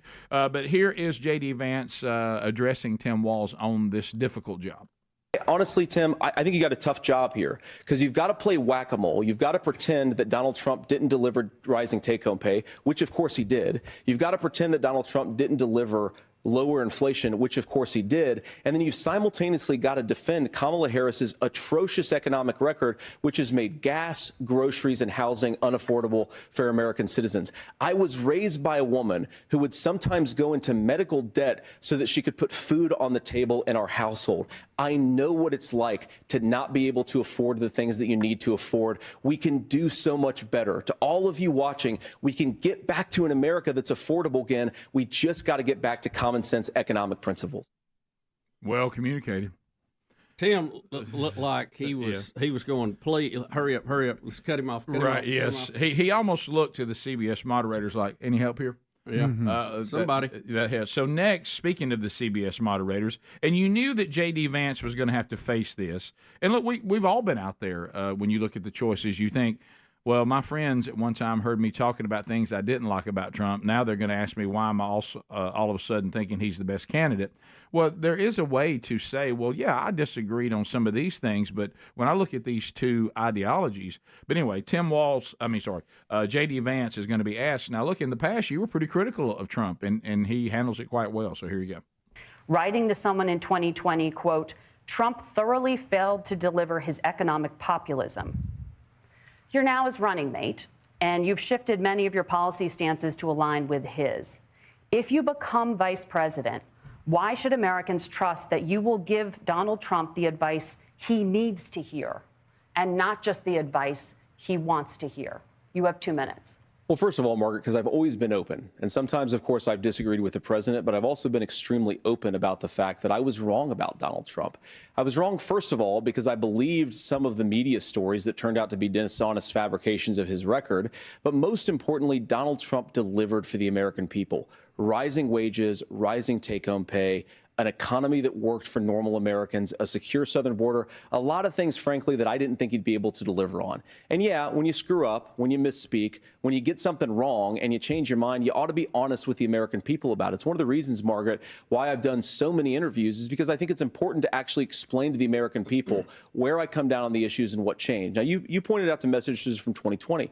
Margaret, I've been extremely consistent that I think there were a lot of things that we could have done better in the Trump administration the first round if Congress was doing its job. I strongly believe, and I've been a United States Senator, that Congress is not just a high-class debating society. It's not just a forum for senators and congressmen to whine about problems. It's a forum to govern.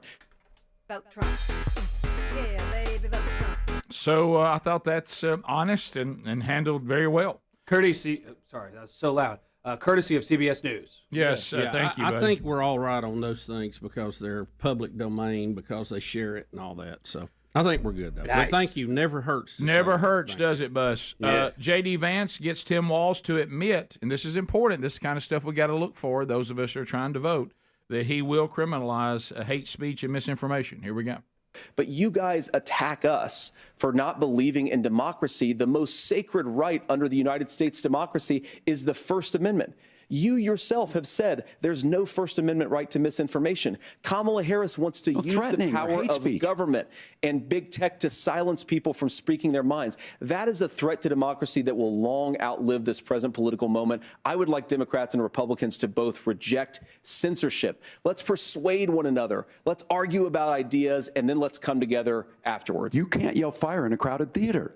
That's the test. That's the Supreme Court test. Tim, fire in a crowded theater. You guys wanted to kick people off of Facebook for saying that toddlers shouldn't wear masks. Senator, the governor does have the floor. Fire in a crowded theater. That is criticizing the policies of the government, which is the right of every American. Yeah. Look, Tim tried to go fire in the theater, and as Vance said, that's fire not in a theater. That's not what y'all did. That's not what y'all did. But saying that we need to tap the brakes on vaccines, asking questions about vaccines, asking questions about the results of that, asking questions about how the pandemic got started, that's not yelling fire in the theater. He also tried to throw threatening and hate speech in there. What they determine hate speech could be, I think that if you have an X and a Y chromosome, you're a man. Like that, they could determine that as hate speech. Yeah, men are men, women are women. Oh, that's hate speech. Yeah, hate speech is in the eye of the beholder. Exactly. You don't want the government in charge of what is hate speech. No, you do not. No. Now let's go, and then we'll break and come back and do the rest of them. But here's J.D. Vance. He calls out the moderators during the debate, says you guys were lying to the audience, and of course CBS immediately mutes him. All right, so here we go.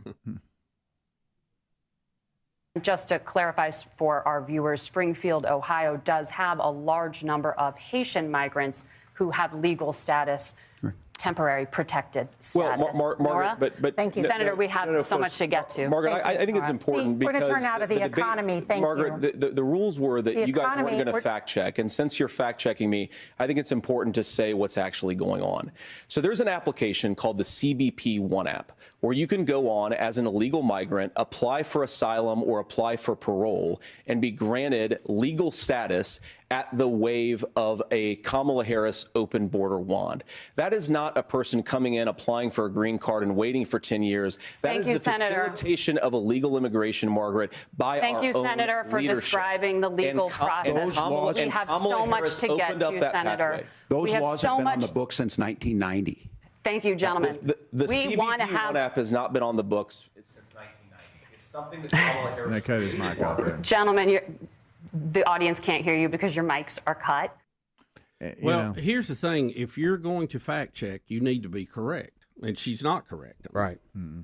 We'll come back, and we're going to I'm telling you, I didn't see this last night, but you're right. As far as communicating and having the ability not to be taken down roads by the moderators, Vance is really handling himself well. Sorry, that app has not been around since 1990. No, it has not. No, that's... All right, we'll be back. More Rick and Bubba coming up. We'll get more of the highlights. Then we'll get your reaction to the debate, how you thought it went. We'll be back. Rick and Bubba, Rick and Bubba.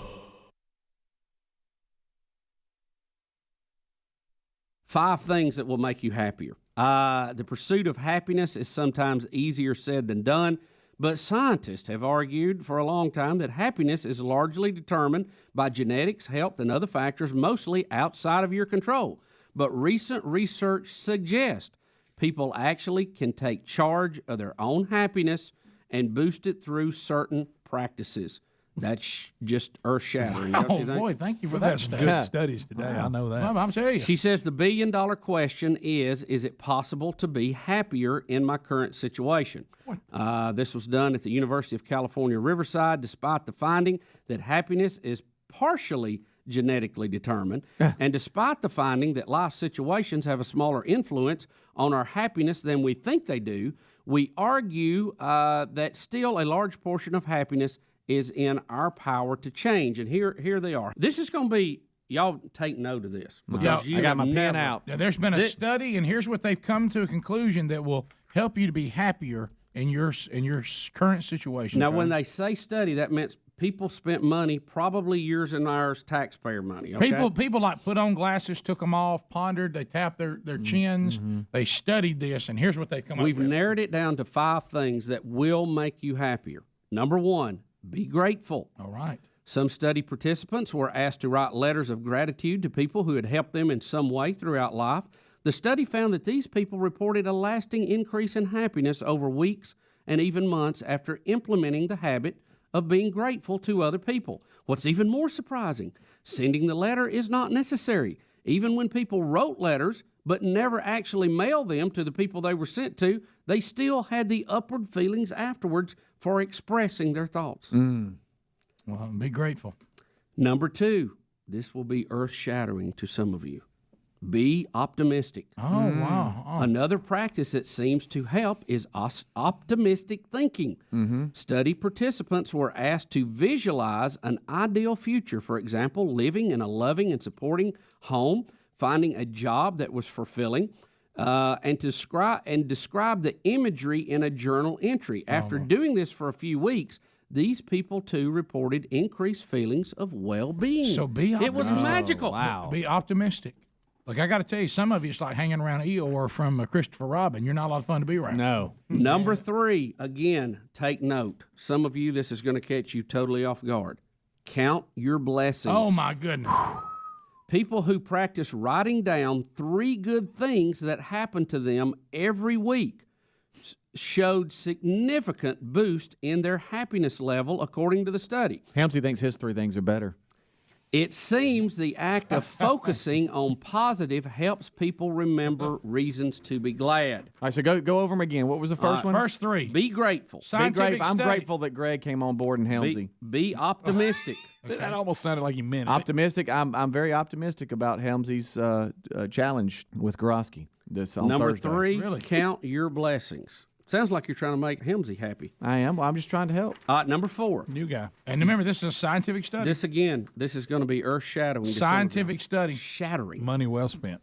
Use your strengths. Another study asked people to identify their greatest strengths. Are you saying I shouldn't be using my weaknesses? And then, What? Yeah. and then after you identified those strengths, try to use them in new ways. For example, someone who says they have a good sense of humor could try telling a few jokes to lighten up business meetings or cheer up sad or suffering friends. So this is a study? There's some This people don't need habit- to tell jokes. You're right. This habit You're one of them. seemed No. to give immediate happiness to the people who were doing it. You got elbow. Let me change that. Greg does tell good jokes. I just want his material to change. Right. No, that's Yeah. not true. Is But there you know, mean, you ever ugly know those jokes? people that try to tell Subject. jokes I and want leave this- parts out? I want the subject of his jokes to Right. change. Me too. I'm tired of being that. And Bubba, what's the number 5? Number 5, commit acts of kindness. Oh, my good. I never thought of that. It turns out helping others also helps ourselves. I never thought of that. Who'd have thought it? Gosh, These are 5 things that'll make you happier, That was folks. probably written 5,000 years ago, Law of the Harvest.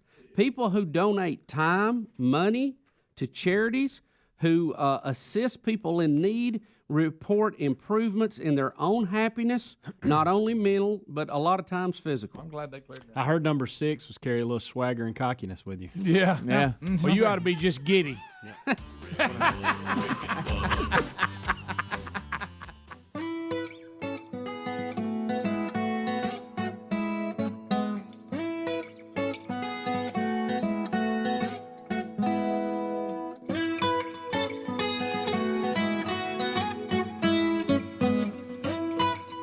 10 minutes to the top of the hour. Thank you for being with us today.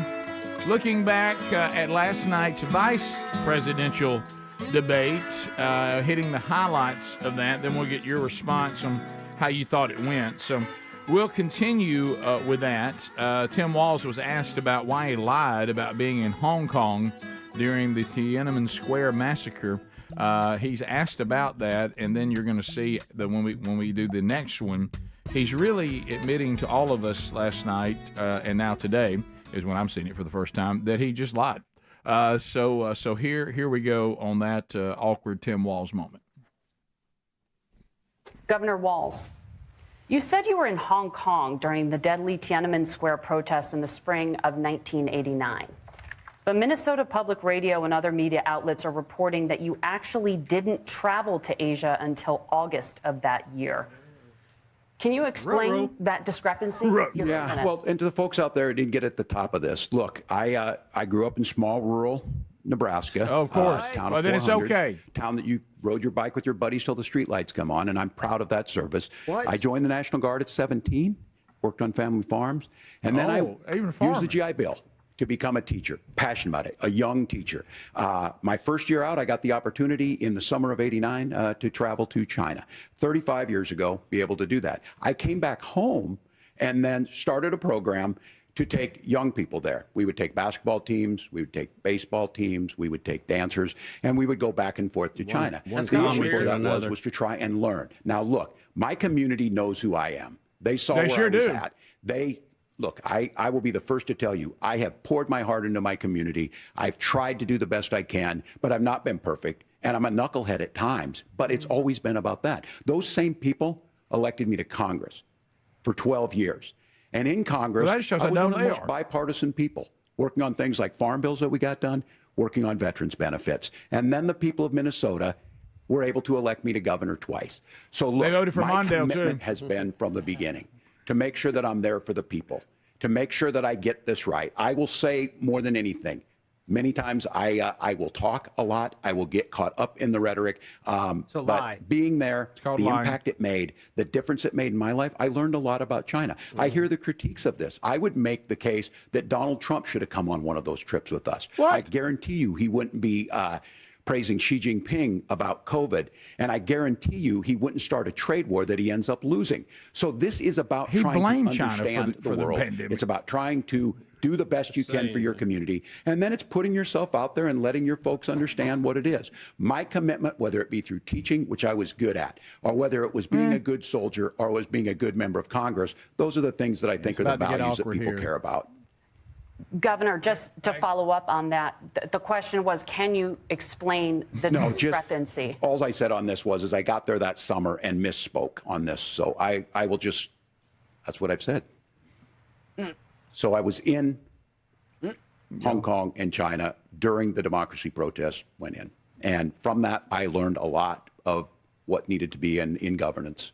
Or how to shut down democracy. But you said you were in Tiananmen Square and you weren't. That's what we asked you about. Yeah. That's what, and he that was the end of that was 5B. Yeah, it was. So, so that was all one page. Well, it was that was one. Now keep in mind, first of all, Minnesota was the only people to vote for Mondale, not Reagan. Okay, so hold on to that. So when you start talking about when Minnesota votes for you, it doesn't mean a whole lot.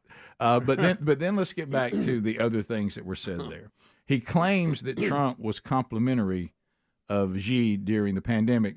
Does he not remember that they were crying because he was calling it the China virus? Right. He was the one saying it came out of China and they're to blame. Yes. So I don't See, know. They'll take some quote where he was being polite. Right. And maybe when they met or something, and he would say, you know, it's good to meet him or whatever. Oh, he complimented him. Yeah. They would have called China. Now they take it completely out of context and say he did it over here during the pandemic, which he didn't do. No, matter of fact, they would back to one of his other comments. They would have called China virus hate speech. Yes, they did. Yeah, remember how they just lost their minds over that? And then this thing where the Democrats, and I know all politicians do it to a degree, but the Walz-Harris bunch, they've really adopted it. If you ask them an uncomfortable question, They'll tell you they were in a middle-class family, or ready to go around the world, or that they were in a really cool neighborhood in Nebraska. Yeah. We all grew up in neighborhoods too. I'm not sure that makes me qualified to lead the free world. But they say those things like we go, oh, okay, so you're telling us a heartwarming story. So whether you're a liar or you're going to destroy us economically, it's okay because you were in a middle-class family or lived in a neighborhood where kids rode bikes. Which we talked about in the last couple of weeks. We like too, but that doesn't have anything to do with what we're talking about. No, it doesn't. Yeah, and there was a big misspeak moment for Tim last night. They were talking about gun control and their stances on it and stuff like this, and he accidentally said that he was friends with school shooters, and he didn't mean what he said, but here's that clip. I don't know if this is on the list, but here's that clip here. It's very awkward. Senator, thank you. Governor, you previously opposed an assault weapons ban, but only later in your political career did you change your position. Why? Yeah, I sat in that office with those Sandy Hook parents. I've become friends with school shooters. I've seen it. Look, the NRA, I was an NRA guy for a long time. Does it mean victims of Yeah. He does. That's what he meant, but he didn't say that. He didn't does realize mean he that. said it. That's what he means. Also, when they were calling him out for lying about being in Tiananmen Square, he mentioned being in battle as well, but that's another lie that's been debunked. You never carried a weapon of war in battle ever in your life, ever. And that's okay. That doesn't mean that you can't be serve in the government, but stop acting like that's part of your resume. Matter of fact, he got out before his unit was sent. Into combat. He's a compulsive liar. Here's media reaction, which will kind of get us into when we come back and let you, the Rick and Bubba audience, react next hour. Here's just kind of overall media reaction after the debate from various sources. So here we go. There is no doubt in my mind, however Governor Walz did in terms of sincerity, that Vance won this debate. Does Governor Walz have a problem with the truth? No. They were talking at one point, Vance wanted to correct something about how Haitians got into this country. And he was right, and the moderators wouldn't let him correct it. It's very interesting.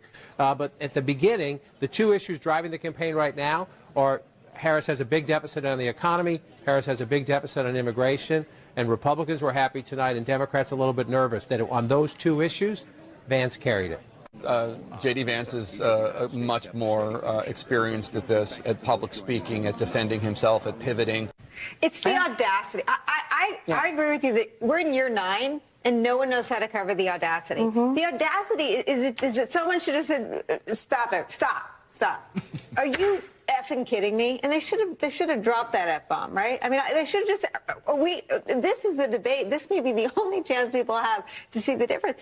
MSNBC melting down. Yeah, so you have, in case you're wondering, none of that was Fox News. That was Geraldo, Chris Cuomo, Jake Tapper, and then whatever this was at the end here. Yeah. All right, quickly, I think we can get these two in, then come back and let you talk. Here is CNN admitting that Walz bombed, in their opinion. So this is CNN. This is not Fox News. It's a matter. We don't have anything from any of the conservatives. This is all what we would consider to be left-leaning media outlets. Here we go. I think there was a clear lack of preparation and execution here on Walz's part. I think actually it's the opposite. I think he had too much preparation. Maybe, yeah. He had so many lines that he was clearly trying to say that he didn't listen and said when J.D. Vance said one of the many things he really hit Kamala Harris on, not Tim Walz, but Kamala Harris, he didn't respond because he clearly had things in his mind. I think the lack of interviews that he has done with national media, with local media,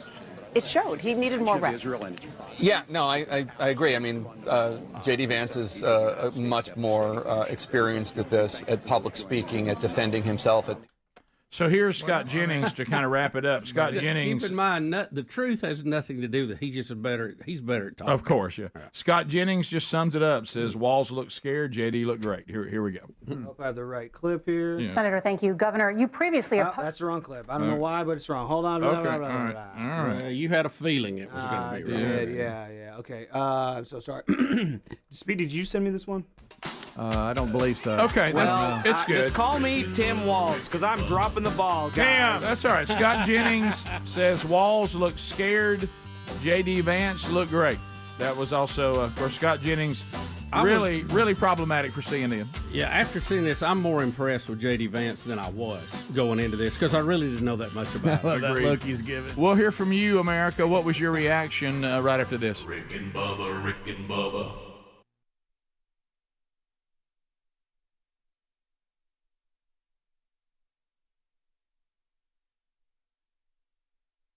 So here we are talking about the latest debate. You know, we've talked about the second presidential debate. We also saw the vice presidential debate just last night.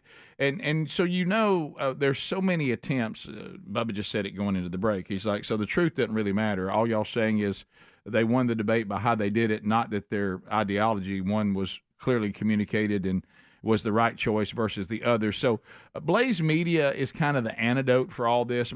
Mainstream outlets distort, they deceive, but Blaze Media committed to delivering the truth for those who love to fight for the American way of life. So they're not going to be controlled. Blaze Media is not going to be silenced at a time when media manipulation is at its peak. Independent platforms like Blaze TV are crucial, more crucial really than they've ever been. So we're here to challenge the narrative, provide real, unfiltered coverage that puts you in control. So that's why right now, Blaze Media is talking about how important it is to have independent media platforms.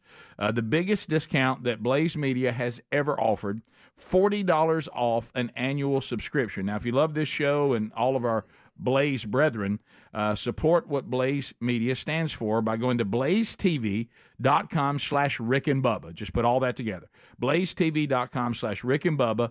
Use the code RICK40 at checkout, and then you will get $40 off an annual subscription to Blaze TV. Now, more important than ever.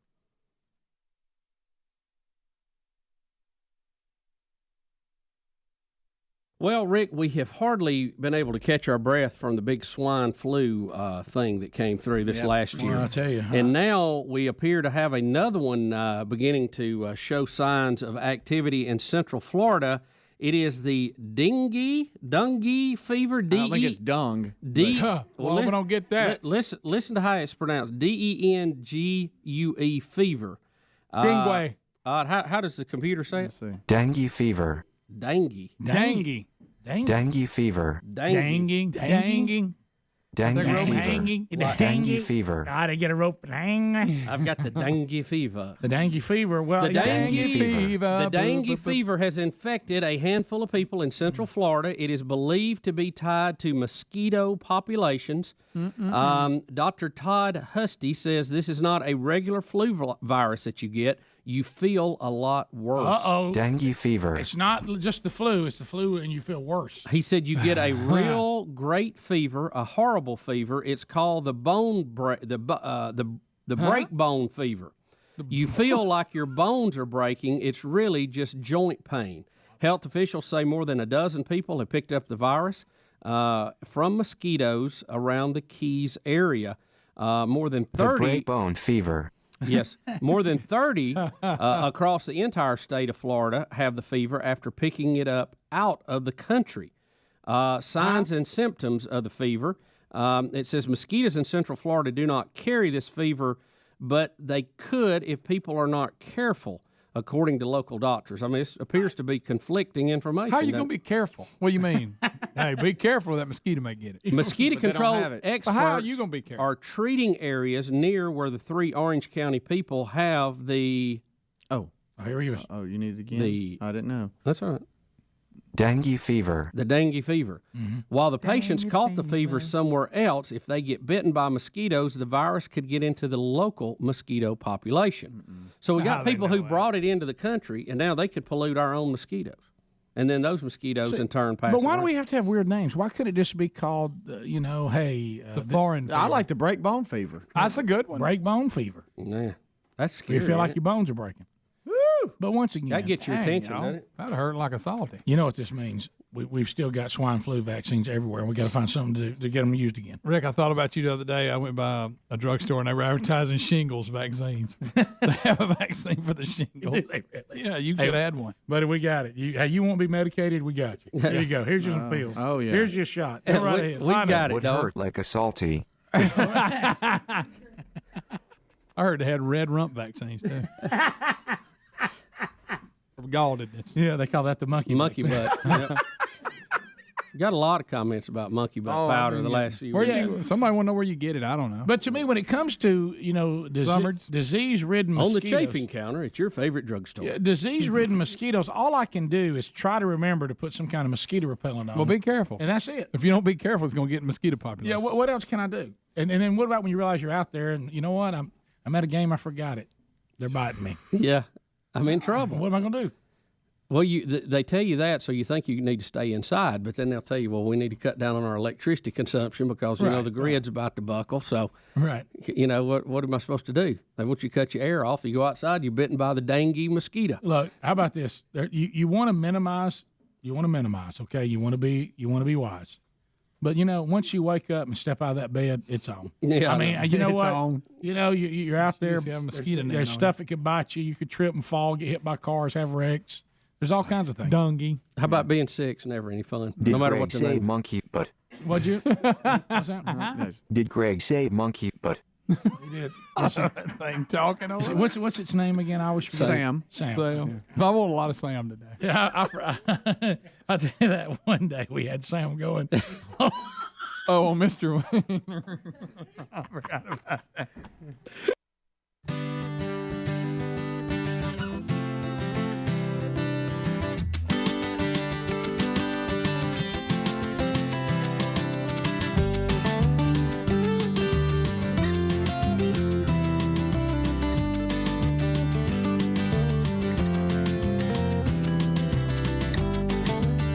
It's a brand new hour. We're talking to America at 866 We Be Big. We played the clip, some highlights from the vice presidential debate last night. America now responds. Lines are available if you want to join us. So we'll get started at 866 We Be Big. Looks like John is ready to go. John, welcome to the Rick and Bubba Show. John's out of Nashville, Tennessee. John, what's on your mind? Guys, the best line of the night. Tim Walz said, "I'm a hunter, and so is the vice president." Did y'all catch that? Yes, I did. I did not. I didn't see it. Could y'all imagine being in a tree stand with Kamala and she does her cackle? I bet that brings them right in. What do you bet? I bet it does. I tell you what's funny too. On the text line, somebody says, "So they're covering from Tim Walz. They're claiming he doesn't have experience at public speaking, and he's a two-term governor." And a congressman. Okay. Yeah. And he was something else, too. What do you mean he didn't have experience at public speaking? Well, that's why Vance looked better. He's much more experienced than Tim Walz. Again, you're they're talking not... a guy who's been a governor 2 terms and served in Congress? What? Could it be that J.D. Vance just had better facts on his side? Yep. I mean, I know that's the elephant in the room, but is that possible? J.D. Vance is 40, Tim Walz is 60. Mike, welcome to Rick and Bubba. Go ahead. Hey, good morning, guys. Hey, buddy. Hey, and I'll admit I don't, watch the debates from beginning to end. I can't take the torture. But I have never made them or heard them make the point that when they talk about abortion, the Democrats get so impassioned about the government having no place between doctors and patients. They never pivot to the COVID shots, and we had absolutely zero problem with the government stepping in then and, ruining some people's livelihood. And it just, I don't know why we never make that point. And I would be interested to hear them stumble through that. Tim Walz actually said when it came up on abortion, he said the government needed to mind their own business. And I'm pretty sure Minnesota was the state that had a tip line where you could call in on your neighbors if they were having a social gathering during the COVID lockdown. You're looking for consistency. Okay. Well, let me tell you, no wonder you get frustrated. No, you're going to see politicians. You're exactly right. Democrats they're pretty clear that they love the government intervening in your life if it's something they like. Yeah, as far up as they can do it, so everybody has to deal with it. And when it comes with making a decision about a life that is innocent, that is growing inside your body, they say you ought to be able to do whatever you want to do. Now, you start telling them you want to pick a better school for your kids, watch out. If you want to say you're not taking the shot because you think it's experimental and you think you're healthy enough to deal with COVID and the shot might be worse for you, look out. You won't put your mask on. So they love the government. They love the government getting in your life if it's something that they deem appropriate. But I'm sorry, Mike, you're not going to get consistency from politicians. Well, you know what I don't understand what they're. Well, I do, but if you are pro-abortion, okay, you should be happy with each state making their own decision. Yeah. Because there's going to be states that will never outlaw that.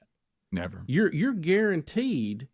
It'll always be a there. lot of places in the country. It will always be available. Are you going to lose some states? Yeah, but you're going to have some that'll forever. If you go in and what the vice president has talked about, she wants to do away with the filibuster in the Senate. She wants to do away with the supermajority on some of the votes. She wants a simple 50+1 vote to be able to, as they say, codify. Isn't that the term they use? They love that word. Roe v. Wade. If you have it that easy to do, guess what? It's that easy to undo.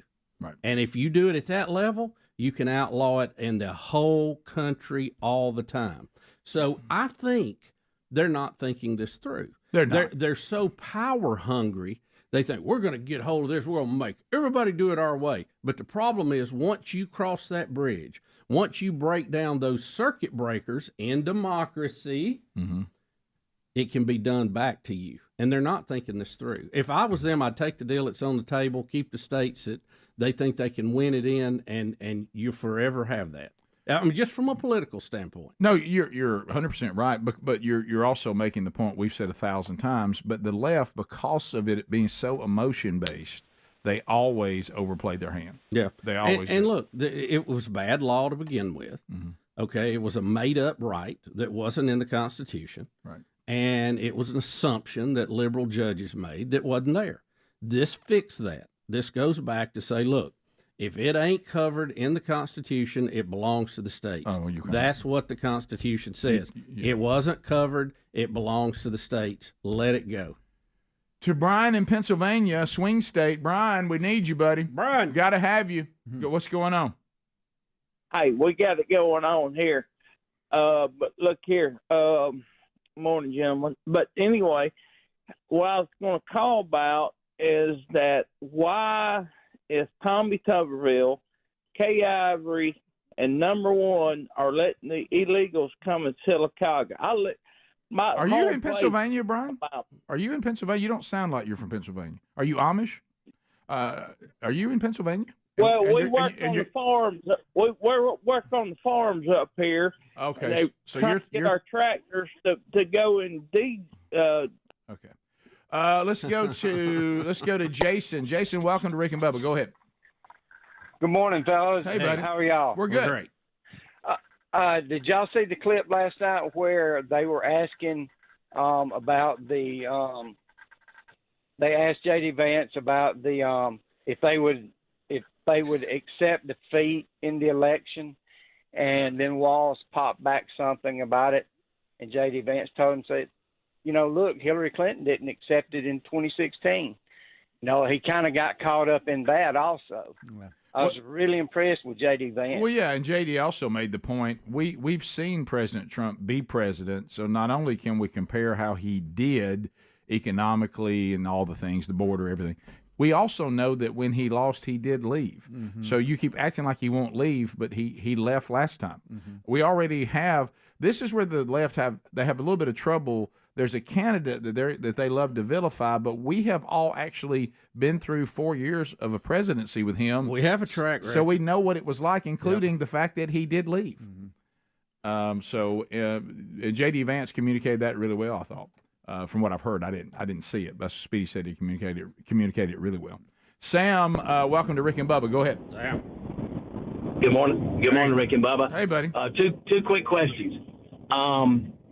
Are the American people really ready to accept a self-professed knucklehead as being one heartbeat away from the presidency? Yeah. For real. Well, I think there's been a few times we've kind of gotten through that. I'm not sure that's our best foot forward, but I understand your point. He admitted that he can be a knucklehead. Of course, that's honest.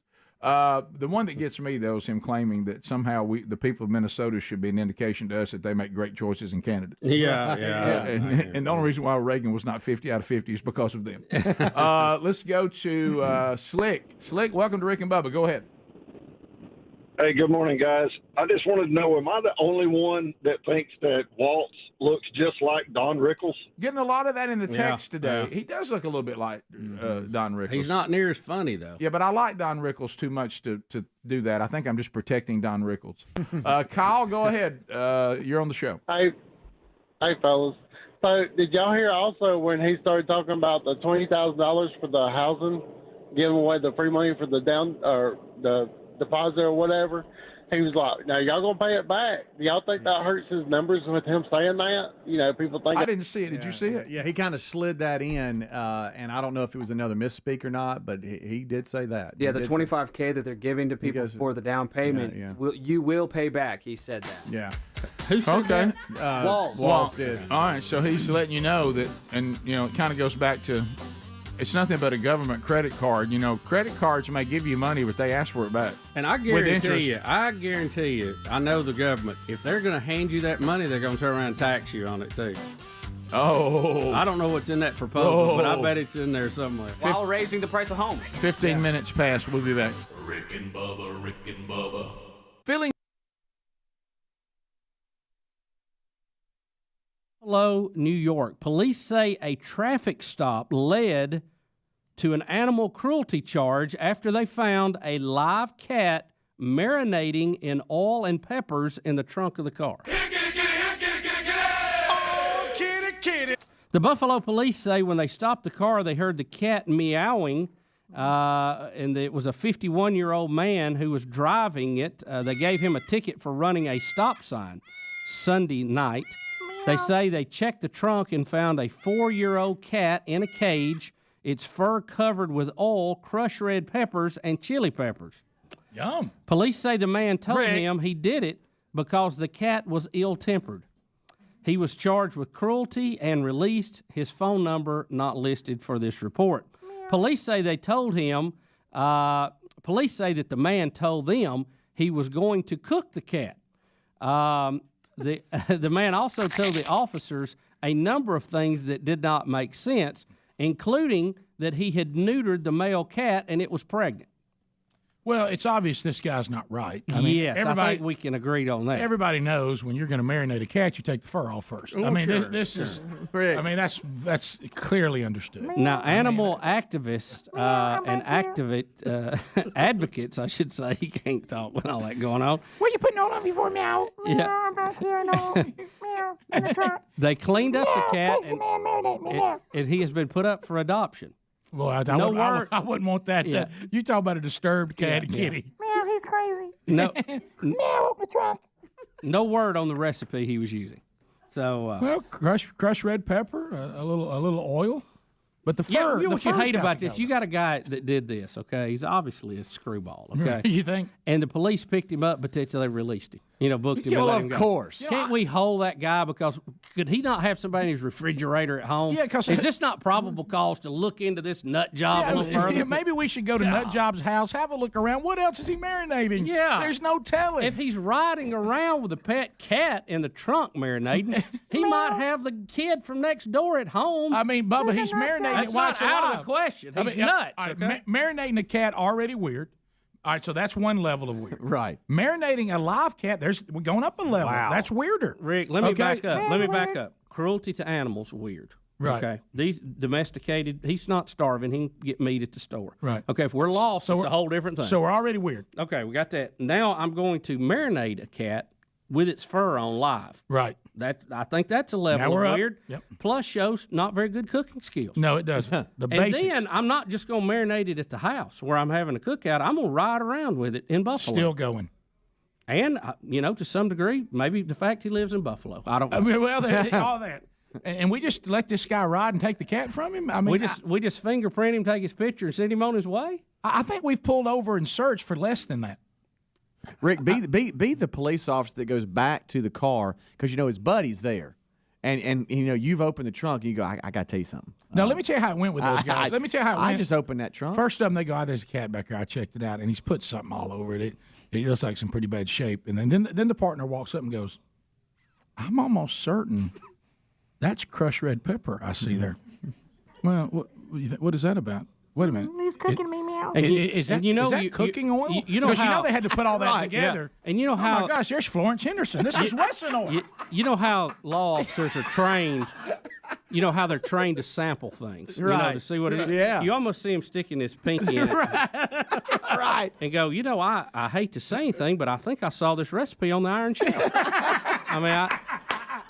What is going on? Oh, gracious! Is that chili peppers in there as well? So not only does he like to eat kitty, he likes a little spice in it.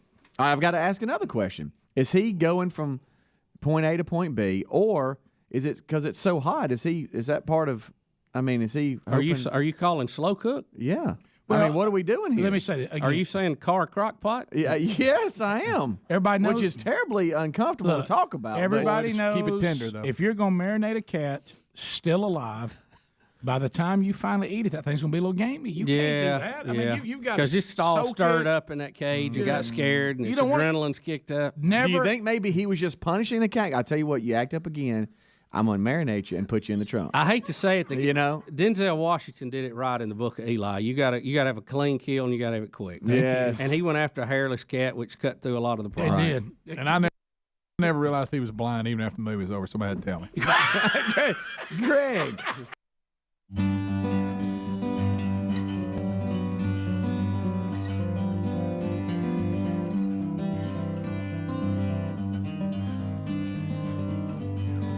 All right, let me run down a couple of things for you. First of all, good to hear from our friends in Valdea, Georgia today. Down Swainsboro and Dublin and down that area, they were part of the Hurricane Helene issues. They've been without power, and actually our affiliate there has been off the air. And just got the market manager updated us that WVOP in Valdea, Georgia, we're back. I love their onions. But it's so we're back up, and hopefully bringing some normalcy to your lives there a little bit. So thank you guys for carrying the show, and I'm glad we're back up and running. A couple of things also to look at this week. Greg and Speedy, this Saturday, they'll be benefiting Venetia's Foundation in the Crap Run in Piedmont, Alabama. Downtown Piedmont starts at 7 p.m. They'll be emceeing. They're a little banged up. Don't know how much running they'll do. But they will be there to grip and grin and help raise money for this outstanding organization. If you want to go see them. And then Man Church down in West Mobile Baptist this Sunday, Scott Dawson will be there for the next Man Church. So that coming up this Sunday, if you want to find out more about that, you can go to themanchurch.com. And then over at burgessministries.com, October the 8th. Speaking of Scott Dawson, it is Pastor Appreciation Month, too. And pastors, if you're vocational and do ministry and you'd like to be encouraged and have a nice brunch and hang out, you can be with us at the club in Birmingham, Alabama. If you want to find out more about that, it's October the 8th, Scott Dawson Evangelistic Association providing that gathering. I'm honored to be speaking to you that day, so I'll get to give you my thank you.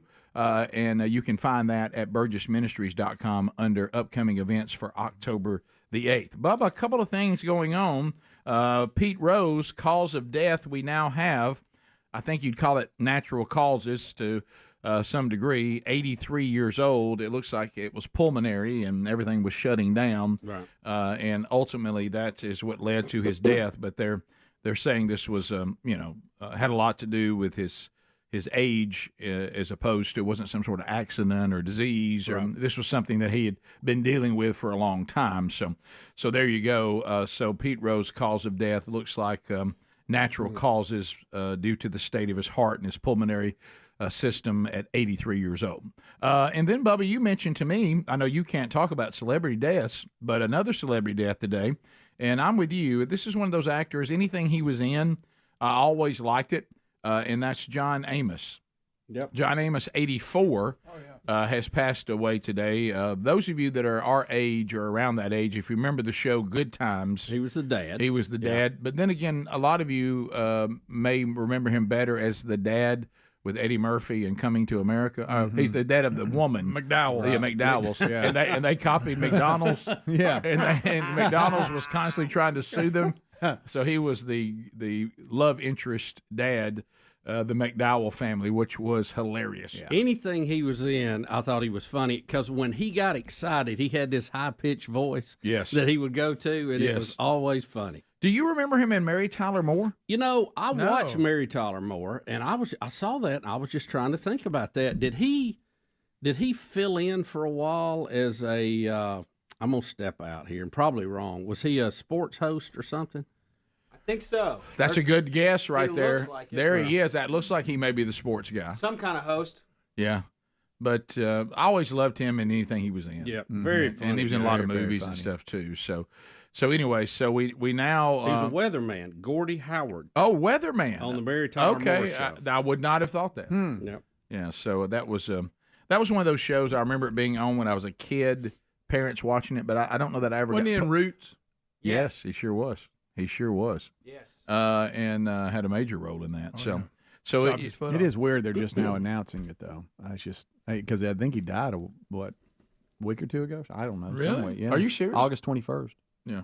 Wow. So they just now announcing? Yeah, his son did. Oh. His son announced it, and that now it's hit the news that he died on August 21st in Los Angeles. August 21st. Yeah. So there. What?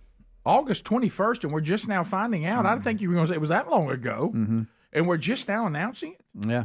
Now I know trying to beat James Brown's record. I know that not everybody grew up like we did. If you are Southern and you are Caucasian and you are Baptist, if a loved one that we don't make arrangements for people, if you go on in, we have you buried and we're done in 48 hours. And we don't do it could be a Wednesday. You could be working. You either get there or you miss it. Yeah. I mean, we don't extend it. I remember, having friends that were black, and I noticed that their funerals went over more. They didn't go from August to September. Right. And I asked why, and I was told this every time because we got to get our relatives from Chicago here. Right. And they would say that every time. They're like, we have relatives coming from all over, so we wait so that more people can get here. Yeah, I understand that. I tell you, in our culture, we don't. I mean, it's 48 hours. I mean, we're going to have a viewing. We're going to have a visitation. We have a slideshow. And we're going to have a funeral. Oh, yeah. You know it. I mean, so anyway, but I wasn't ready for you to say August on that. Yeah, Sorry. yeah. His son announced that that's the date, and also in the story, and I didn't know it. If y'all brought it up, I apologize. That he signed with the Denver Broncos in 1964. Really? What? And he injured his hamstring during training camp and was cut from the team. That's where he got that high-pitched voice. I guess so. But I did not know that he had played and signed with them and then got hurt and just never got back. This is him in Die Hard 2 also. Well, oh, yeah. Nice. I remember that, too. Yeah, and on Good Times, you forget Janet Jackson was his daughter and Jimmy Walker was his son. Yeah. Now, Jimmy Walker, I don't forget. Yeah. Dynamite. I saw him doing a casino commercial the other day, looking sharp. I remember the show. It was funny. The sitcom was created by Norman Lear. Yeah, it was the first series to depict a two-parent black family in America that was on network TV. During his tenure, Amos clashed with the show's writer over stereotypical storylines. He ultimately exited the show ahead of season 4 when his character was killed off in a car crash. I remember that. I do too. Yep. So everybody keeps sitting there doing it on text that we're not announcing Frank from American Pickers. Yeah. Someone did call that in yesterday. I mean, I don't know Frank. I didn't watch the show. You have to understand, when I first saw the title American Pickers, I thought I was going to watch guitar players. I thought, man, I'm gonna go watch this. These people, he's gonna be able to pick. I thought it was farmers. Yeah, right. Yeah. And so when I got there, it's just, I'm sure it was a great show. It had a huge audience, but for us here on the show, we were not really in the loop on that. So we're not like all gasping today that Frank. I mean, God bless him. I hate he died, but we just didn't watch the show. I'm just not familiar with it. He was under hospce care, and so wasn't doing well. But yeah, ended Well, up God passing love away. him. Those are that old, Bob. 58 to 60 or something like that. But he had said that I'll put it this way: Terry's parents they love to go and They're Rick. I'm so sorry, but they'll go to an estate sale or a garage sale in a second. God love them. That's their thing. And Terry will get Nothing pulled wrong with in or that. whatever. I hope I never get pulled into it. But this had a lot of barns in it and property, and it was in rural areas, and they'd pull up in their van, go in the backyard, and all of a sudden the doors would open and they'd just find all this stuff. It was one of those shows that I never really seeked out, but if I ever came up on it, I was in because I was interested in what they found. Okay. Yeah, you're right. And then they get to haggling back and forth on how much something costs. Yeah, and, see, that's a nightmare for me. Yeah, I know. I mean, that is, and especially when I thought it was going to be about guitar players. All right, we'll be right back. Rick and Bubba, Rick and Bubba.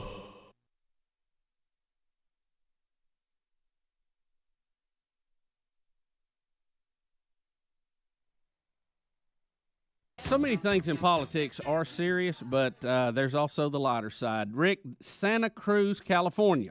City Council meeting, May the 13th, 2008. This is about a year ago. Young lady gets up, and she is going to address the City Council and cover several issues about the problems in California and how to solve them. Some of you will flash back to the Miss Teen South Carolina speech here. It's about 2 minutes. It is slightly edited to get in all of her comments. Santa Cruz, California. Well, the crops are growing very well, and they're organic, and some of them have pesticides, and I think that we should make a perfect pesticide for the crops that is good for people and healthy and keeps the crops preserved, too, because we need the food because it's food and stuff, and organic food is good also.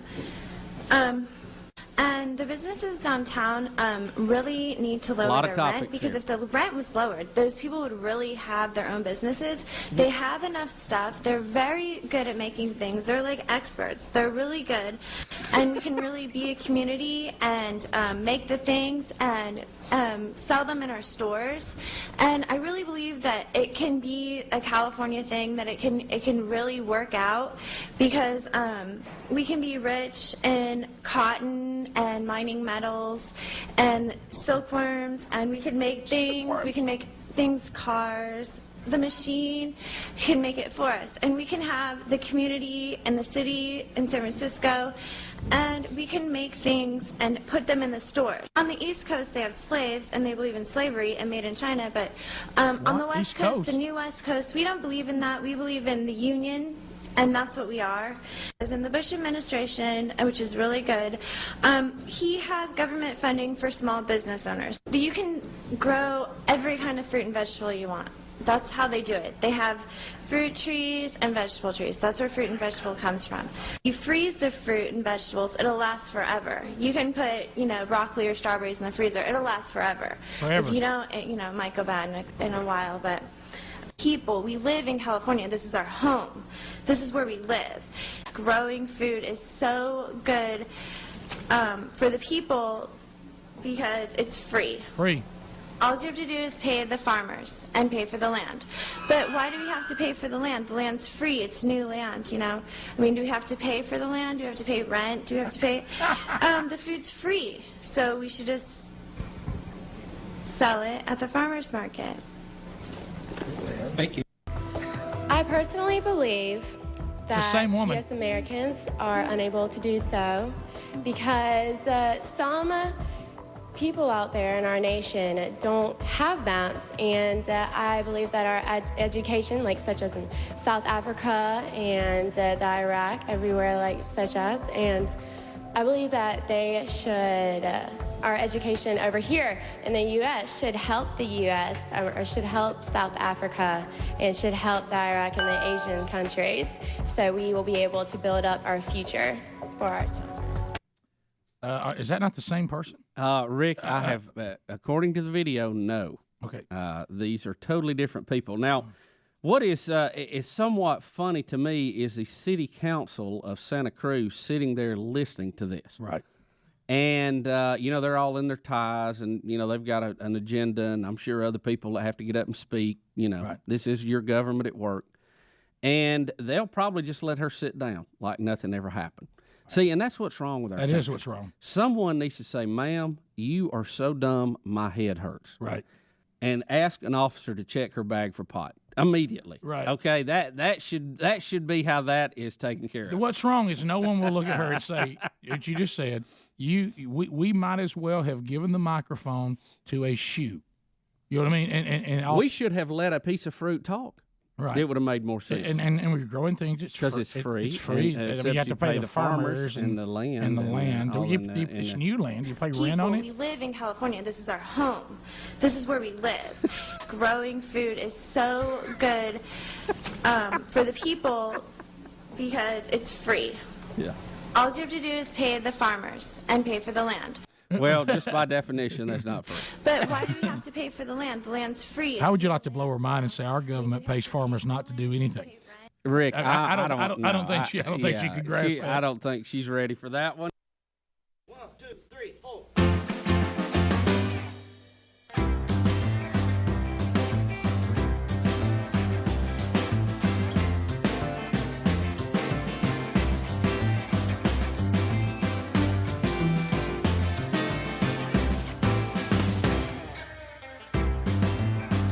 Moments will be available to you forever. Just go to all these streaming services. You look. We'll give you some other news about that coming up toward the end of the year. All right, so simplysafe.com/big box. If you've ever thought about Simply Safe and the best security system we have, it continues to get accolade after accolade. Why? Because it's just a better way to go. And boy, what an opportunity. Right now, you can save 50% off, and get a free indoor security camera, too, when you order today. LiveGuard technology from Simply Safe gives you 24-hour monitoring agents that in 5 seconds, they get an emergency response and can even interact with whoever is in the property, or if someone's breaking in, they'll let you know about a fire, a flood, carbon monoxide, any of that. So U.S. News and World Report said, look, it's the best home security system available. And they've had that, 5-6 years running now. 50% off on a new system and a free indoor camera if you go to simplysafe.com/bigbox. Also that link at rickandbubba.com. There's no safe quite like simplysafe.com/bigbox. So, Bubba, you have been talking about this a long, long time, probably the length of the show, concerning Pete Rose not being in the Hall of Fame. We know that Pete Rose was given a lifetime ban, right? And now he is dead. Yep. So that means, is there a window for Major League Baseball to now say Pete Rose will never benefit in his life from knowing that he was in the Hall of Fame, but now could we say we put him in for the people? Well, Rick, he broke the rules. Mm-hmm. We've all covered this. Right. He received a lifetime ban. Lifetime. That was carried out. That sentence was carried out. He went on in. He is now deceased, so the ban should be over. He didn't get to experience the glory of being in the Hall of Fame because he broke the rules. There you go. He served his punishment. Punishment over. Now, Pete Rose and his accomplishments don't belong to Pete Rose. They belong to us. And there it is. The fans of baseball. And he should be put into the Hall of Fame.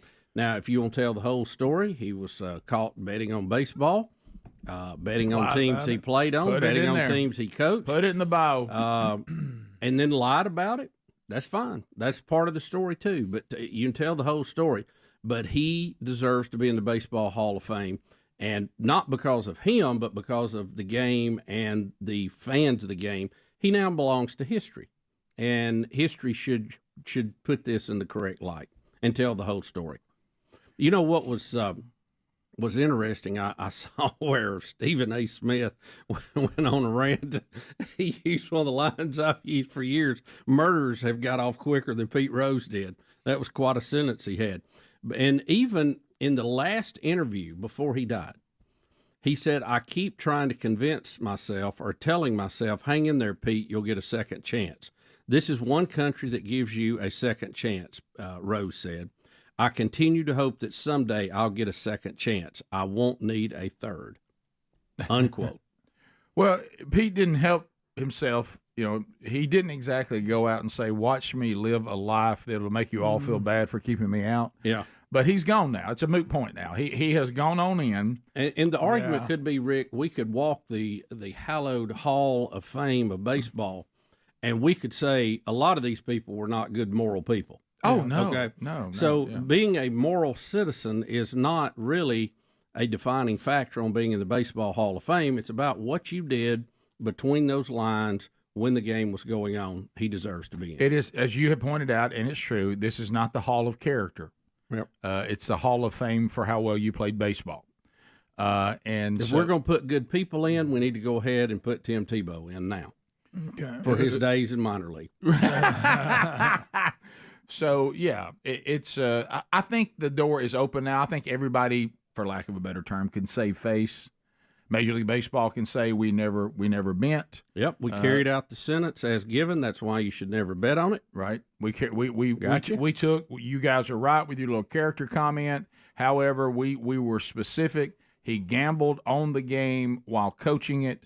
He gambled on the very game that he could impact. We consider that to be a severe penalty, and you will not be in during your life. His life is over. Yeah. So now put him in based on his baseball merit. And for the fans, and as you just pointed out, and you've said it 1,000 times, when I go in and look at Petey Rose, Charlie Hustle, and I see all his baseball accolades, you can also put right there in the bio, he was banned while he was alive because he bet on baseball. That's part of the story. I have no problem with telling the whole story.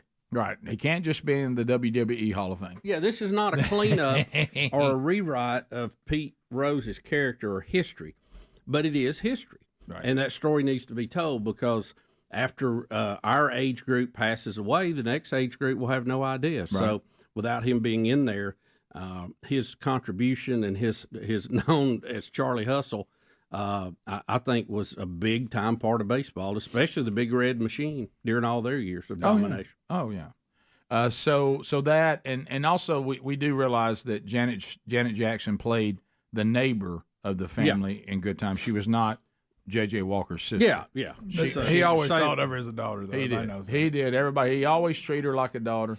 Her and J.J. Walker were always, cutting each other down like a brother and sister would. So right. I was incorrect on that. I remember her on the show, but I recalled her being the little sister. It seemed that way. She was actually next door. Yeah, so. Because she was always in there with him. Same difference. Yeah. So, but we do want to clarify that, and then we have, people that are also talking about.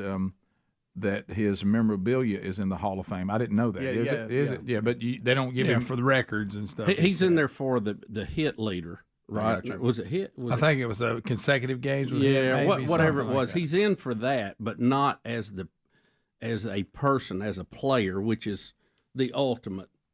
I see. He doesn't have a bust and all that over it. Right. If you go see what records he broke, there's like a picture. He's probably got a locker with a jersey and.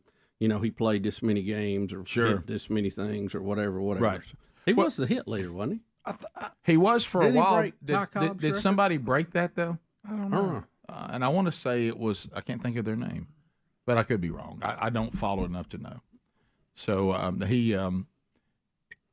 know at one time he was, but I thought somebody beat that like in the last decade or 15 years or so. Yeah, but I could be wrong. Like I said, I don't follow baseball as close as I used to. So. Right. Yeah. It's because it seems like I remember watching the person. Was it Tony Gwynn? Was it? Wow, you want Tony? Pete Rose holds the most career hits with 4,256. Ty Cobb with 4,189. So he's still the most. Holds the record. What did Tony Gwynn do? He's not up there. Hank Aaron 3,700. Stan. I don't know how to say his last name. I don't watch baseball. 3,600. You talking about Stan the Man? Stan Musial? Oh, yeah. Stan the Man Musial. And then who did you want to ask about? Ty Cobb? No, Tony Gwynn. Tony Gwynn did something. Was it? Gosh. My gosh. I know it was. Tony Gwynn for? I want to say games played. Did he beat the guy from the Orioles? I can't think of his name now. 3,100 with Cal Ripken Jr. Cal Ripken Jr., Yeah. Get this. Okay, Pete Rose's career. He had 4,256 hits over 3,562 games, both major league records unlikely to ever be broken. Okay. He made 17 All-Star games. Wow. Won 3 World Series and earned a National League MVP. You can't have the all-time hit leader not in the Hall of Fame. Yeah, And I mean that's what baseball's about is hitting. Yeah, I saw. I just happened to see a clip after he passed. You know, all these reels come out or whatever. Him breaking down hitting, and if he was in a hitting slump, the 6 things that he would do. But when he started talking that, it was like, you know, I think he had A-Rod and the Big Hurt in there, and they were breaking it all down, and he had him, man, because he was like, man, I'd move around in the body. This is it here. It's really phenomenal. His the way he approached the game and how he got hits. He said it was really masterful. And afterwards, they're just like, wow, that was I know baseball both of those college. guys. Yeah, both of those guys are like, hey, wow, that was unbelievable. They said Tony Gwynn had the second highest batting average of all time. Okay, maybe that's what it was. Yeah, and so I knew he did something. 15 minutes to the top of the hour. We'll be right back. Rick and Bubba, Rick and Bubba.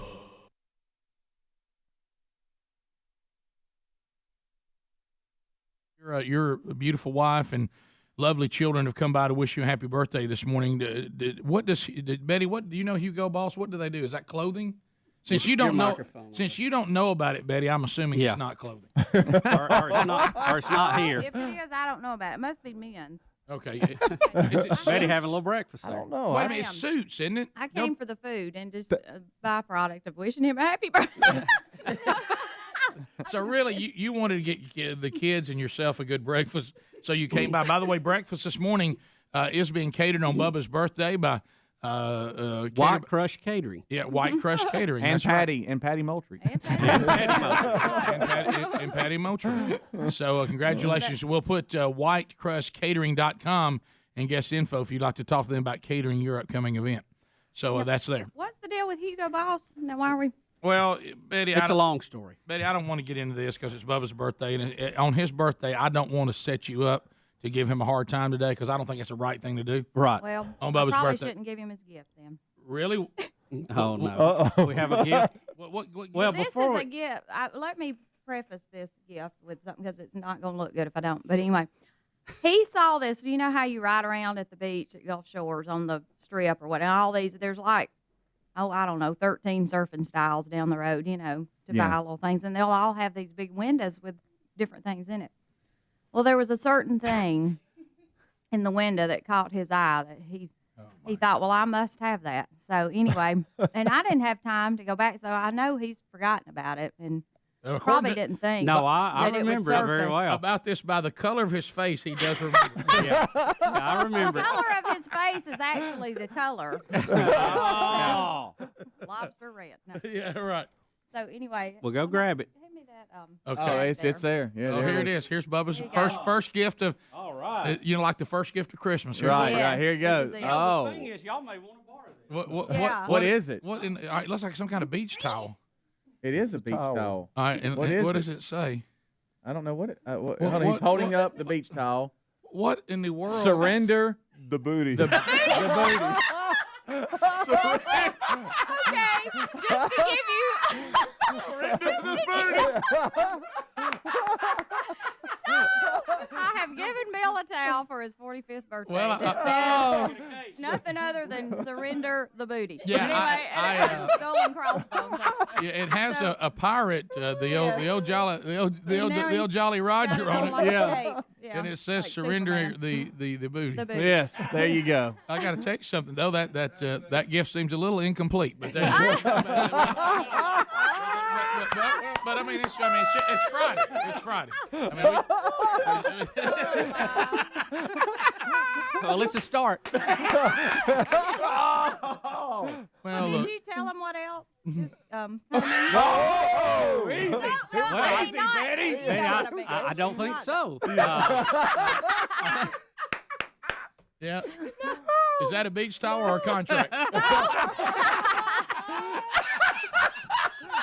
Oh, good grief. Well, it's coming in the mail, so let's hope. Wow, there you go. Well, you go ahead, baby. But It's a tennis tutor ball machine, complete with a wireless remote control. So I figure I combined his love of high tech things with his love of tennis. So there you go. There you go. Wait a minute. What does he like tennis? I hadn't heard what. What? Yeah, I hadn't heard anything about that. So, Yeah. so he can kind of set it up Yeah. and it shoots the tennis balls at him? Yeah. Okay. Yeah. So if he can just get his foot where he can walk around now, we So can that use way I'm practice without having anybody there. I just hit myself. Oh, yeah, it's perfect. Yeah. Yeah.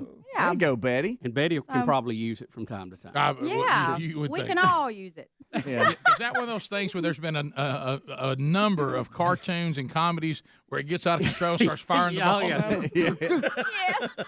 You know, I mean, that's when it's been used so many Oh, I know. times. If you But it's see a a guy good one. setting one up in a comedy, you go, I know how this is going. Oh, yeah. And that will happen, by the way. Really? I've used those, yeah. But don't think that won't happen. If Well, you don't, maybe- especially if you don't know what you're doing. Maybe the remote control will be an advantage because usually you have to set it Right. up and dial it in, and then you have to run over there. And you're at the mercy of it. And it could if you get too close, you could pop you on the way out. You know, Yeah. you gotta loop around to get into position. Well, how about I'm so glad to be here for you to get your first present of the week, man. I tell you, that is nice. That is so sweet. That is nice. And Dan, thank you. I did look it up. The old record was 7 pounds 4 ounces. The new record is 9-1. All right, so we and that's still a got it 4-year-old beat. record. After this week, you'll have one bigger than that, thanks to Norman, that as a birthday gift also in your pond, and happy birthday. Hey, thank you. Big fan. The story breaks out, and me and you hear it first, of how Kevin has borrowed all of his equipment. Right. And in the borrowed stuff was a sealed. Baseball, he said, let me tell you something. He said, I told my wife. We are back in 10 minutes to the top of the hour. Thank you for being with us today. Much to discuss on the program, and we have already hit a lot. We recapped the vice presidential debate. If you want to catch that in the archives later today, you can. Wednesday Bible study back today, noon Central, 1 o'clock Eastern on the YouTube channel. That'll be an archive coming up later today, the second installment on a brand new study on the book of Daniel. So, a couple of things going on. I heard the kickoff hour discussing this dock workers strike. If and I know, America, you're not going to listen to us. I really wish you would. It's when all of you panic over something that isn't even real yet, that causes more problems than the actual issue we may have. We don't have a shortage of things right now, but you're making us have one. If you would just shop as you normally do, this thing may get resolved and us not even have any shortages. I guess I want y'all to know I can live without bananas because apparently some of you can't. You know, we're going to have, I mean, we're not talking about catastrophic results anytime soon. So if everybody would just settle, we're really going to be all right. Don't buy every roll of settle. toilet paper that you can Just find within 12 calm miles. down. Calm down. We're not there. So anyway, the dock strike, and I know why you're doing this, because for some reason, when you have 24/7 news, if they don't have doom and gloom, they feel like they're not doing their job, Right. and you won't watch them. Mm-hmm. You know. So anyway, this strike that's going on, we have the demands that continue. Some information came out yesterday that I didn't know. The union president makes $900,000. He did last year. How about that? The average port worker makes $147,000, gets $35,000 in annual medical benefits, and he says a 50% raise for them, which is on the table, isn't good enough. And also tripling what the company puts into their retirement. And these things are not good enough for them, and they want to use us as leverage to try to make our lives miserable, so that we'll, become sympathetic to the cause. But I want all of you to know we're not in trouble on supply and demand right now, but you're making a problem. So just don't hoard.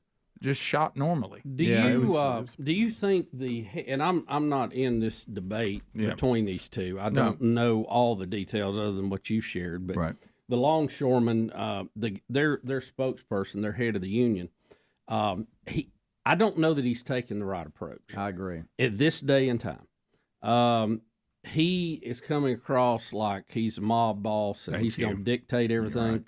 I don't know that that's going to win you PR points out there. Now, if you say we can't feed our families and, you relate to everybody, maybe so, I would recommend he takes more of that approach. But he sounds like he's wanting to starve your family now. Yeah. And that's, well, he needs to come across as trying to feed his, not starve yours. Boy, that's good. That's what he's Hey, doing. write that down. Timing's You need to send that Print to it. The timing and the attitude he has isn't great. Yeah, no, it's a little over the So top. here he is, all the things we just said, and now here's his response. And his name is Harold Daggett. He's the union president.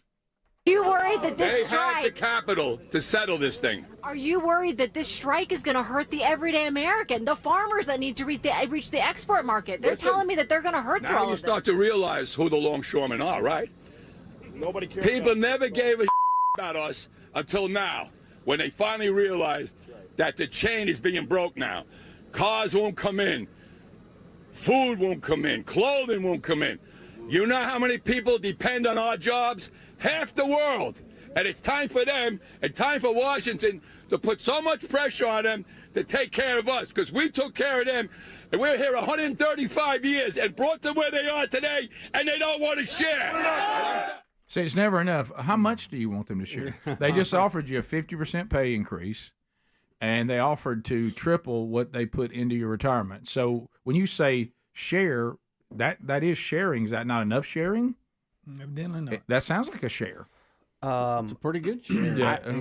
I didn't realize this, but because of the unions, U.S. ports are some of the least efficient in the world. They don't run at night. And then also this threat of automation that they're so afraid of. If automation runs, it's 10 times as efficient and it's 100 times cheaper. Well, we've dealt with this same kind of mentality with various events and venues, and again, I think unions have their place for a balance of power in some of this, but there's sometimes that it just hurts the overall American cause, and I know we've had to deal with that too. It's ridiculous. Some of the things we've had to go through. But you make a great point. I mean, I think efficiency is a key, and efficiency is part of innovation, and you're not going to be able to limit some of that. I mean, you're going to have some automation. It's going to happen. I mean, you can't do without it. Can you imagine airports if we didn't have some automation, moving stuff around? Well, the point, and you guys made, you got to be careful, because this guy who's making $900,000 a year, he's going to eventually get to the point where they go, all right, well, we had to cave, so we're paying what y'all want, but now we're going to pay fewer people that. Yeah. Now some of you don't have a job at all, and we're going to put automation. We're going to put automation where some of you were, because we can't afford you now. Now we had y'all at 50% increase, right, and you're already making $147,000 a year. Now I know as long as y'all keep voting for Democrats, $147,000 a year doesn't go as far as it once did. Right. But you're offered a 50% pay. To Bubba's point, I don't think the American people, our hearts are breaking for them right now, and the way they're acting, you're not winning people over, and now you're causing panics. Which, by the way, I'll say again, if you just won't panic, we'll be okay. Hoarders, please stop it. Okay, but now, of course, you've seen the Costco line. Now we have some B-roll of that.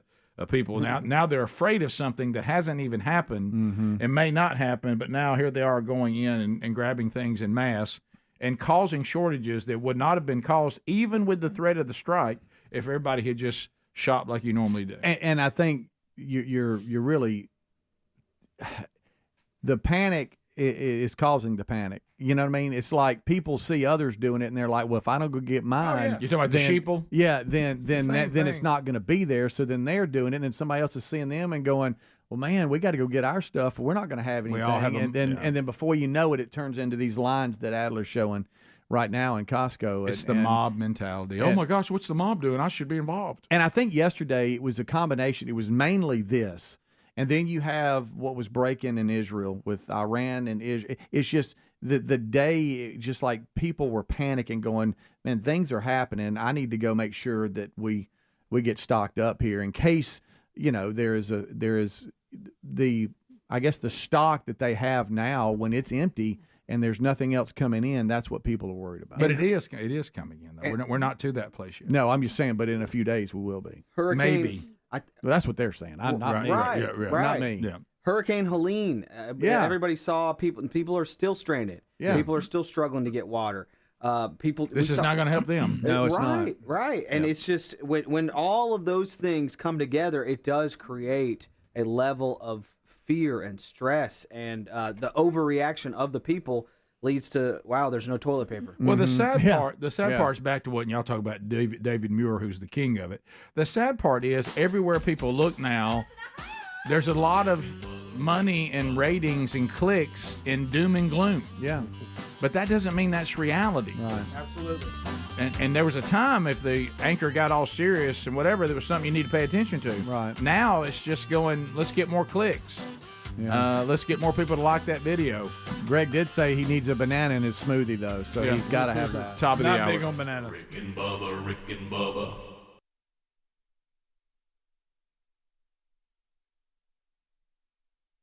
The story breaks out, and me and you hear it first, of how Kevin has borrowed all of his equipment. Right. And in the borrowed stuff was a sealed bottle of what he thought was an energy drink. Yeah, I don't know if those of you that drink these energy drinks called speed stackers, and I was not familiar with it. So when he first started telling me about it, I pictured something about the size of a 5-hour energy. Yeah, You've seen that? or a shot glass type size. Yeah, you know. yeah, and he started telling Bubba and I, as we were in there reviewing the hunt, that he got it out and thought it was a speed stacker drink, and when he consumed it, it did not. It tasted like it might have odd. It tasted odd, and he said, and then I remembered that my friend said he might put in. Now, some of you not familiar with deer hunting. If you're getting around the rut, when male deer are looking for female deer, sometimes you will put out the scent of a female deer's urine. And for lack of a better word, for lack of the scientific word, that is how deer send twits to each other. That's right. Like the male deer will make a little scrape, and if the female deer is looking for a date, she'll leave her scent behind, and he'll come back and check that scent, and then go look for her. And go find her. Well, and so I'm still picturing the 5-hour energy, which is about the size of what you would put female urine in. Just a few drops goes a long way. Right. And it didn't make sense. Yeah, and he said, man, I think I drank that. And he said, I think he put it in that speed stacker bottle. And he got a mouthful of it. And he said, so I spit it out. And it burned his throat a little bit. Don't forget that. Right. And so we're really having a good time with that until he comes into the camp and actually pulls out the speed stacker bottle. And it's about the size of like a Powerade bottle, except it's not. You can't see through it. It's in a silver bottle with a big old open end. And I looked at it and I'm thinking, well, that's too big a bottle. Well, you wouldn't put that much in. But I went. And somebody no. said, I don't know who it was. Oh, no. Are you sure that it was deer urine? That would be one Rick Burgess. Because sometimes let me see it. Yeah, when hunters are out in the wild, they may take a water bottle with them or something, and if they need to relieve themselves, they will use that bottle after they've drank the drink. You do not want to scent the deer environment because they will sense man there, and they will scamper off to do what they do in other places. Got to bottle everything up. So I told Kevin, I said, Kevin, I'm pretty familiar with what it smells like when you're putting scent out of a female deer. And you're not going to put that in a jug. Not like you're that. Not going to It's not dump gonna it be in out a of it. jug. It comes in its own thing. Tiny bottle. Unless you're out there getting it yourself. Right. Yeah. And I said to Kevin, quick. I said, Kevin, are good at milking. I said, Kevin, I've got bad news. I don't think you've drank the urine of a female deer. I think you've drank the urine of your friend. Yeah. And now he's just losing his mind. Right. He starts calling people. If you think at the hunting camp things can get bad when you appear to have committed a joke on yourself, just ask Helmsy from the week before. Yeah. So here he is calling his buddy. He calls his buddy now. He peed in that bottle and he's setting us up. No, I ain't not peeing no bottle. Dude, I hope this ain't real. We just got to watch Uncle Greg. He says one thing after the call. First of all, he's going to talk to me about everything that I've shot. This is my first hunting trip, by the way. No, first you just need to say, I got to get something real quick. I got to know. Hey, I got to know something real quick. He's on the phone with his buddy. That speed stack bottle that was in that little, that's in that Tupperware bin you gave me? What's in it? What's in it? He's trying to get... You have no idea what's in it. Well, it's got something in it. You don't know what's in it. You can think. Did you pee in a bottle and put it back in there, or did you put that doe urine in there, or what? It's either water, speed stack, or pee. And if it was pee, it would be your pee, right? I'm going to throw up. All right, so the rest of the audio, I don't know. Yeah. What Well, can Uncle use. Greg comes in. So anyway, Hey, Bubba, why don't you tell him about Quite your frankly- joke about the bottle? yeah, we might want to keep everybody's commentary on it. you Y'all got to kill me with his. You remember we all got carried away? if you think mistaking a small black house dog for a giant Right. gnarling coyote will get you in trouble at the hunting camp, try following that up. Yeah, and then I get out the bottle of what female urine should look like, and then there's no comparison. But let me tell you this: these are the kind of lines that go on him. We're getting ready to go out that afternoon, and he thinks he's done, and he's mad. He's ready to fight now because everybody's on him. And I said, "Now, Kevin, can we put you out in the stand this afternoon? You not drink somebody's pee." We were joking.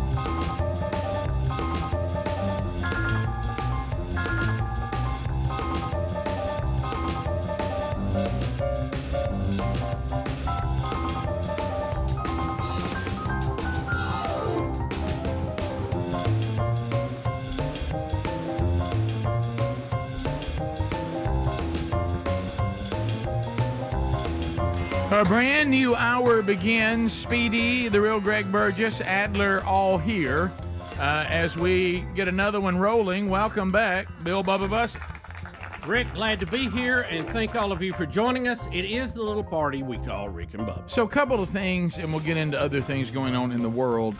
Those of you that are hoarding toilet paper, everybody keeps trying to make the point. I don't think that even if the dock workers go on strike, that affects toilet paper. I don't know why y'all obsess over toilet paper. Ever since the pandemic, you remember that? Why are you grabbing all the toilet paper? It is from what we've got some people sending us figures. We think the amount of toilet paper we import is a little over 7%.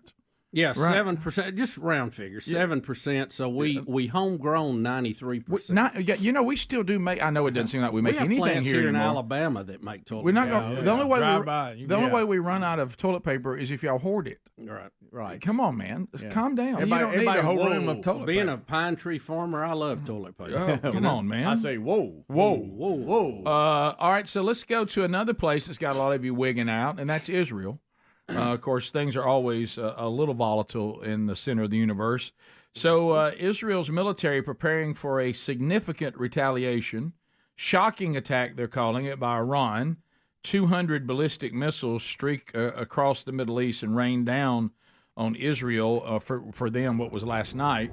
And the Iron Dome did a good job, as usual. We haven't had any casualties reported. Now, this is... You got to keep up with all the retaliations, okay? So Israel is about to retaliate for Israel was last night's attack from Iran. Iran was attacking because Israel had attacked Islamic Republic Hezbollah's allies in Lebanon in recent days and took out one of their headquarters. Okay, and of course they've also picked off key leaders with Hamas and Hezbollah as well. So, but what you have to understand is, especially when the politics start, Iran has been surrounding Israel with the Houthis, with Hezbollah and Hamas. We know people who actually live there, and we've talked with people in interviews that we were helping support some of the ministries that operate there. And Iran and all their little factions have surrounded Israel, and now everybody's like, well, Israel, let me tell you how none of this would be going on.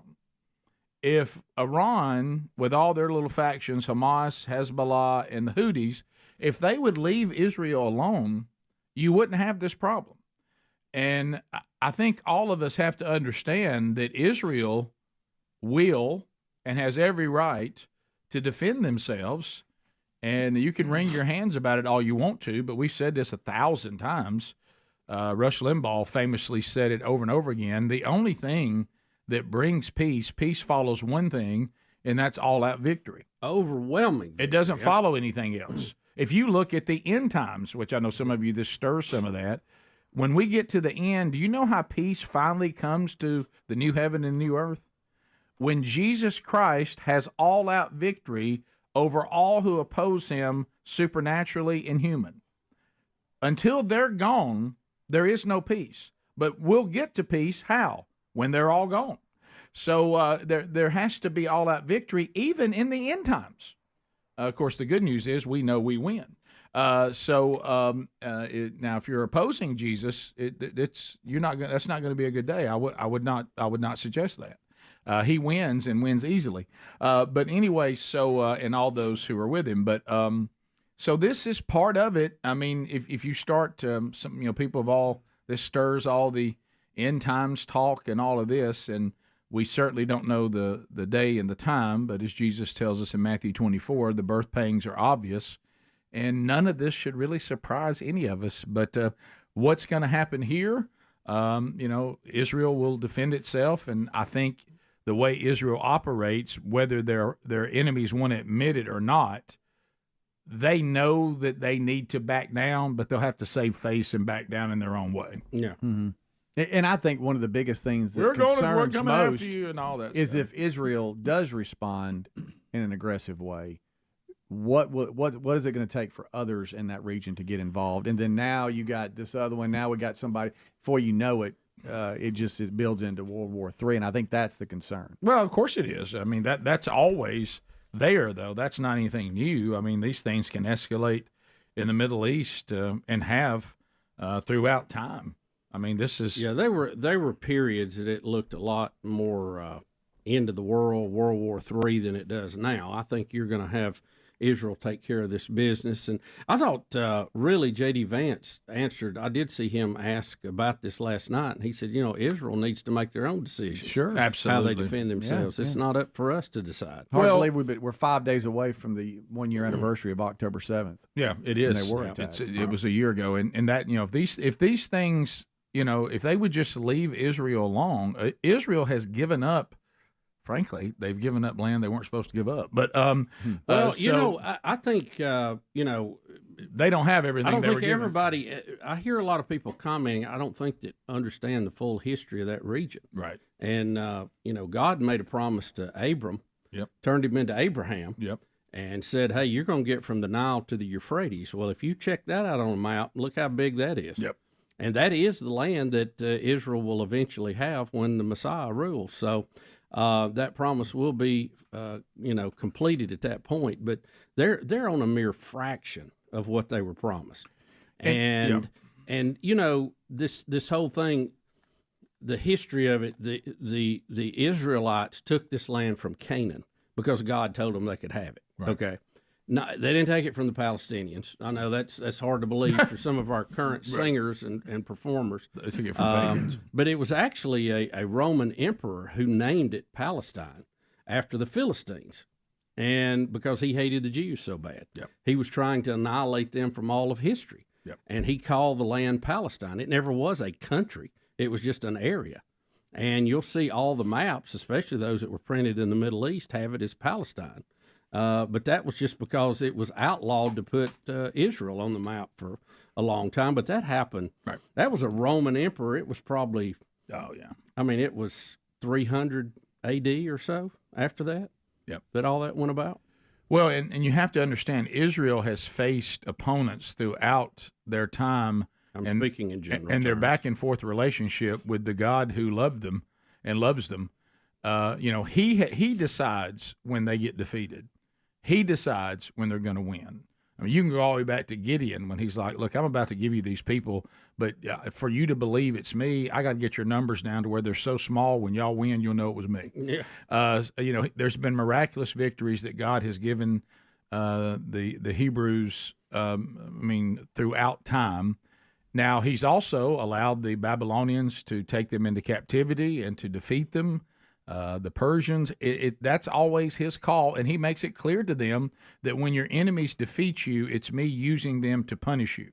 My hand is against you. I'm just using them as pawns, and then I'll deal with them later. So I don't know how to break it to all of you, but I hope you can rest easy. When it comes to the refining of the Israelites by the one and only living God, he is running things, and we have a role to play here or there. You look at the Iron Dome. I mean, at one time we were investing in that the way we seem to be investing in Ukraine now, to help them protect themselves against their enemies, and for that we will get a blessing. And they're working out an issue, and they're being refined by the God that is their one and only living God, and we are, as the Gentiles, the wild branch grafted in. But let me tell you right now, none of this is out of control. It's all under God's control, and he's going to decide if they'll be punished or they'll be victorious. And there's nothing any of you or me can do that's going to change the outcome of this. Still his people, but as you said, going through various trials along the way, right. And as Jesus himself said, there would be no peace right till I come back. Right. And so it has been. And then as we just said, and then when that peace comes, it comes how? All out victory. Yep. All out victory.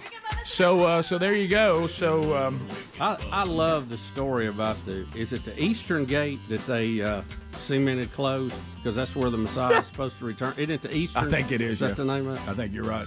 I've seen pictures of it. It's and they hilarious. also put a graveyard out there. Because a good Jewish boy wouldn't walk there. I mean, they don't believe it, but they certainly went to great extremes to try to protect hedging it. a little bit, aren't they? they? Yeah, they did. We'll take phone calls next.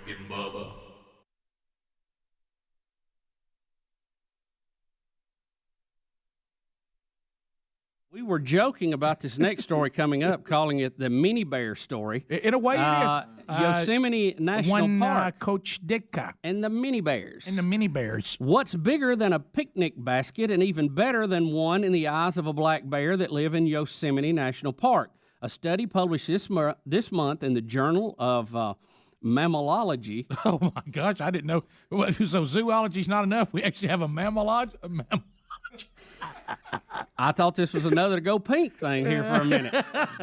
It says that the mini bears. It says that minivans driven by families with children who leave behind a trail of spilled juice boxes, Cheerios, and with coolers and other snacks have become the favorite food of choice for the now called mini bears. Park scientists have found that the bears tore up minivans more frequently than other type of vehicles. In other words, if you're in a minivan, the bears pick it out over cars or trucks. They've learned that the minivan means food and lots of it. The bears. Of the 900, the minivan bears. Of the 908 vehicles that bears intruded on between 2001 and 2007, 29% of those ended up being minivans, by far and away the largest number of vehicular assaults. You know what they did? They had a bear meeting. That's right. You know, I've been noticing a trend here, fellow bears. That little van-looking thing is usually packed with goodies. And one guy said he ate one of those smart cars. The entire thing, a bear ate it. The whole thing. Said he was still full, though. Now, get this. Researchers are investigating the relationship after noticing that bears seem to target that particular vehicle. Isn't that funny? Well, you think so. How about this? Maybe bears learn where food is located, and they go for that. Can I tell you this? My kids... I've actually had to ask honeybees equal honey. Yeah. Minivans equal food. Junk food. I had to ask my kids one day when I looked in the back seat. Yeah. I said, guys, are y'all animals? I mean, the last time I checked, y'all had a semblance of human being characteristics. What are y'all doing back here? I mean, it looks like I've been riding around with hunting dogs in the back seat. and somebody put some food down, and they just let it fly wherever it landed. I mean, are y'all throwing it around back here, or y'all fight? How can two little boys equal this much mess? I mean, did any of it get in your mouth? Yeah, I mean, did any food get to your mouth? Right. I mean, are y'all eating it like corn on the cob and letting it sling everywhere? I mean, it was doggone nuggets. How could all this happen? You know what I mean? Where did all this come from? Bite size. Right, and you see food you can't even identify that's been like over in the corner for a while. No. And my favorite's when they leave a drink in the cup holder and don't throw it in the trash. Oh, sure. And then the condensation fills it up. Now you got a cup holder full of water. Oh, ain't that great? Oh, I love that. That's awesome. Or, that's you know, my favorite. Yes. A lot no wonder bears are eating our truck. A little sticky mess. You know, a lot of these cups left over time. Yeah. I mean, they're great. They're waterproof. They hold. You know, some of them are wax-covered paper. Some of them are more foam-like. Yeah. But if you leave it in there for a month, it will leak eventually. Yeah, and how about mini this? bears. Let me tell you what, I've even passed a rule. I may pass a no-eating rule altogether. I thought about that myself. I tell you one thing I did. Daddy eats. Let me tell you what I've ruled out. We will not eat Mexican in this car. Well, no, What Rick. y'all have done with tacos back here, you ought to be ashamed. I mean, we should move y'all out and let a homeless family eat. You know what I mean? I mean, there's so much food laying around in here that after that. You could have a taco you know what? salad. You know with what I bread. thought about getting a mini bear to clean the car That's out. right. You know what? I may roll my truck Say through that- Yosemite yeah. and get out of it, just let it roll through there and let them clean it out. That back seat's a mess. Somebody go get the mini bear and cut him loose. Right. Oh, it'd be awesome. What if we opened up a car wash? I don't know what that What was. if we opened up a car wash that was nothing but bears? And you would go through And there they and bears licked would your eat car everything, and they'd clean. lick it, eat it. Just no humans in there. But Yeah. and finally it came out the other side. It just clean as a whistle, and bears were being fed. We You know what? called That's it not bad. MD car wash. I'm gonna write MD, that down with mini my litter. bear. I'm putting that down with my litter zone. Yep. MB car wash. Bear car wash with live bears. I mean, you learn. I guess you'd have cages, kind of like with and then it would just go right you know how you come It's through a car wash? educational. The bears are in the car wash, Right. and they can't get out. But as you're coming through, they come out of the little area, and like one of them, licks off the windshield. Yeah. And one gets in your back seat. He saw you kids' crumbs back here. That's where the mini bear goes. Right, Back there. that's where He's the little- one that gets That's in. where the little mini bear goes. The big ones just lick the outside. Right, now it's real important you get out of the car like we asked. Right. Yeah, you don't want the kids to be back there. Because they may think you were left. Right. Because bears don't know the difference. Right. It's all lunch to I them. don't know if you've been around bears. I go back to the guy who lived with the bears. Yeah, he was not right. Well, in his last entry into the journal, a new bear has arrived.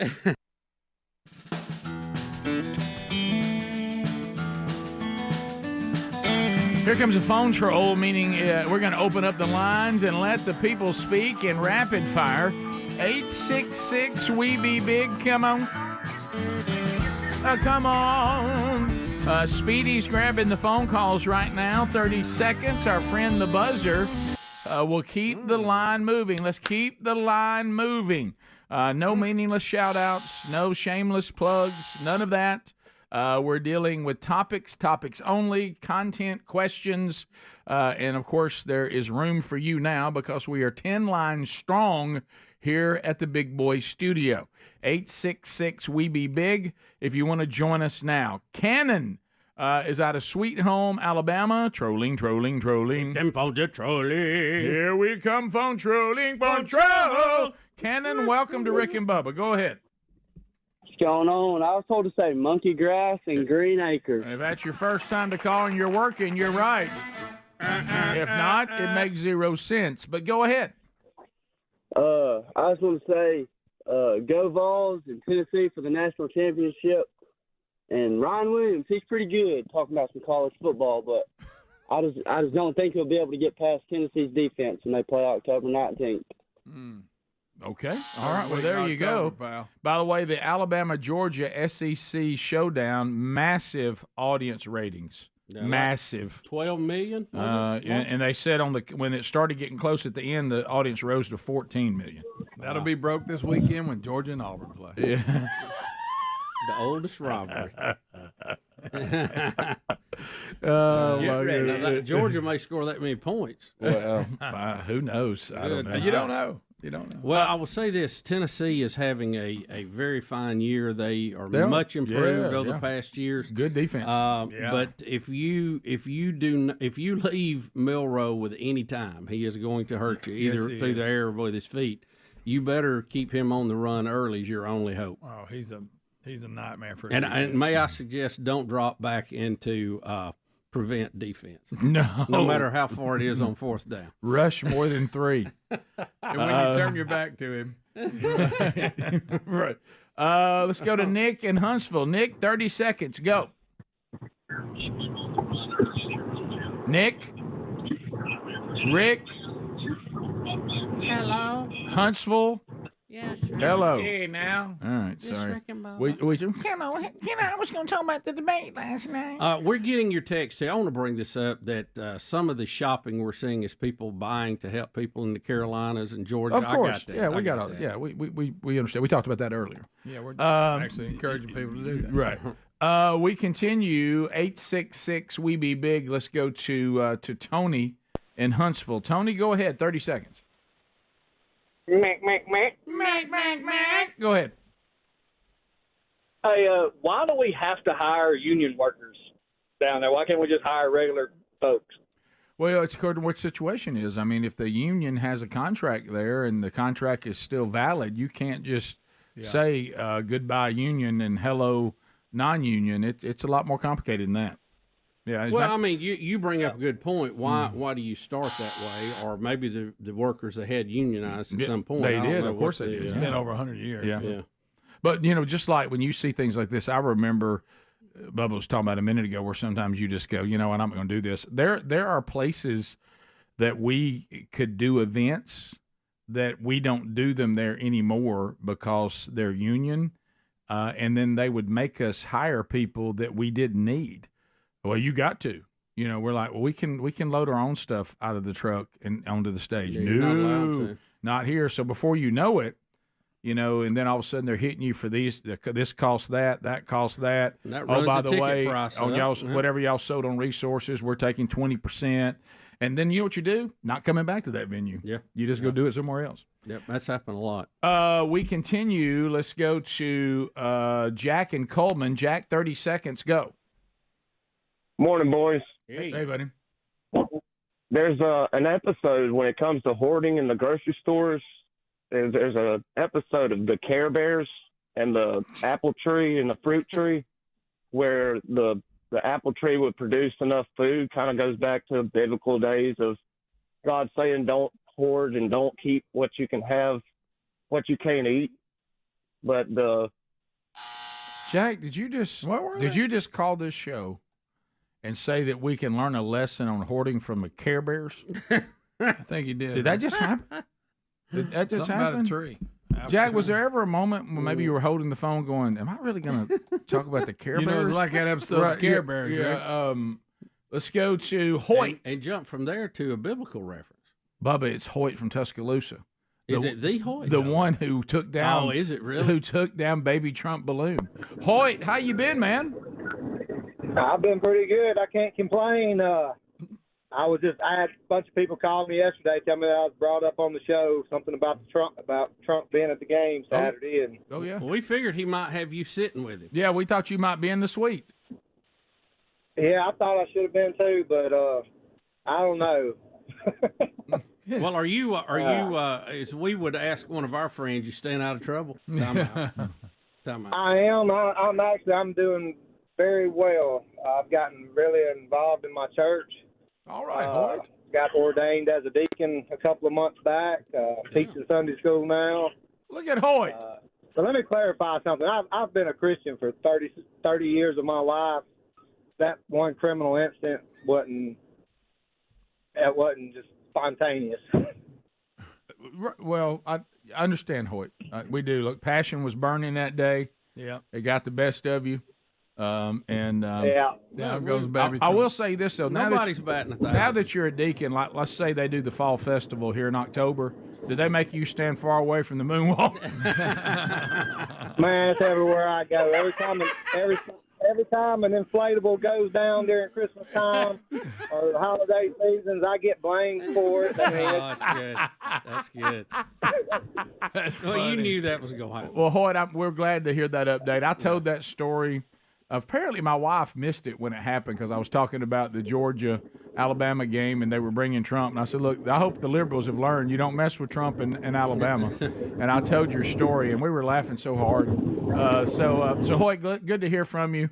Glad you're doing great, and thanks for giving us all a wonderful story. And you know what? Yes, thank you, sir. We all have things on our record that Jesus had to wipe away. So Yeah. your record is clean now. Honestly, that's not that bad. Compared to some things I've done, that's an easy. Yeah. Josh in Alabama. Josh, 30 seconds. Go ahead.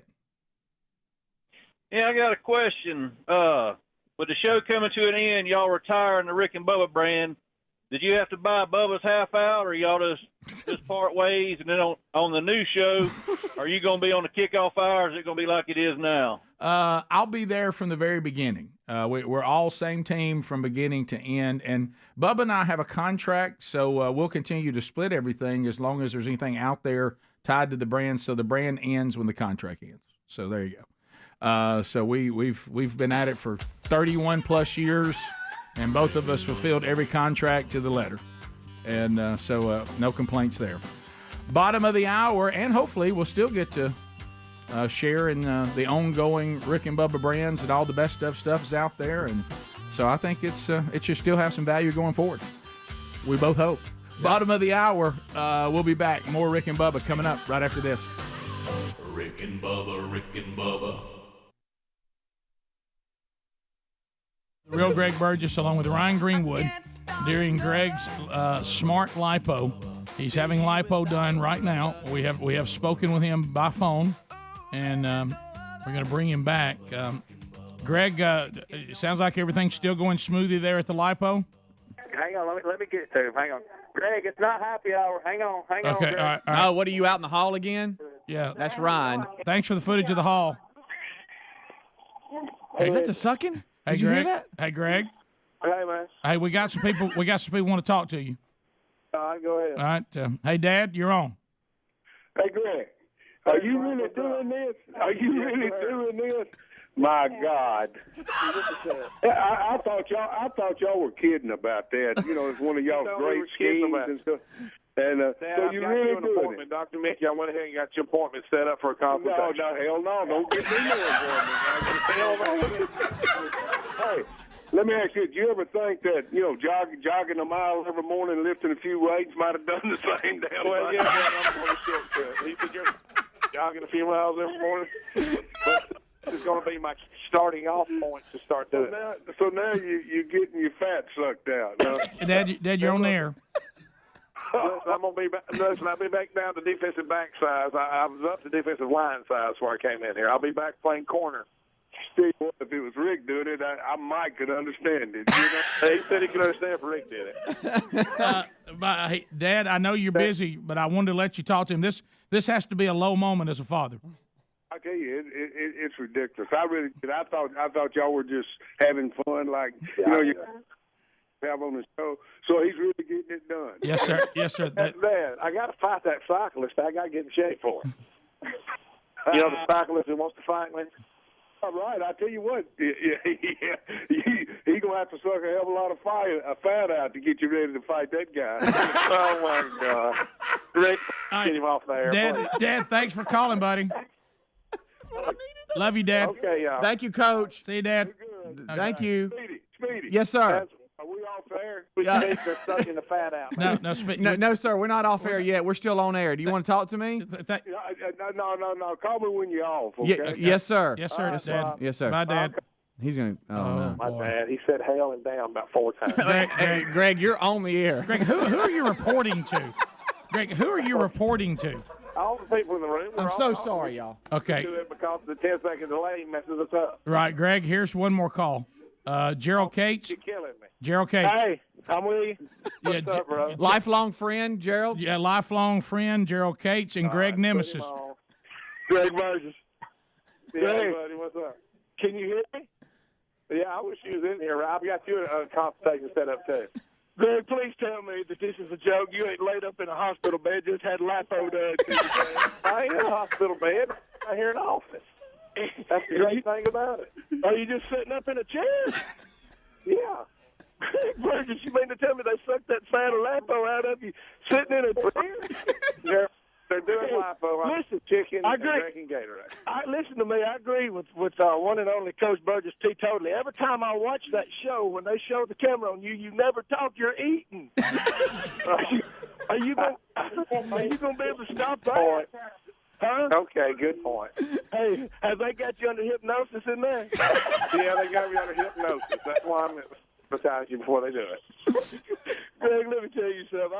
Honest to goodness, I think a lot of things and believe a lot of things. But when you told me you was getting this Lapo done, I'm telling you, I ain't been able to shake it out of my mind. So it's not Lapo. I ain't been able to shake it out of my mind. It's laser. He calls it Lapo.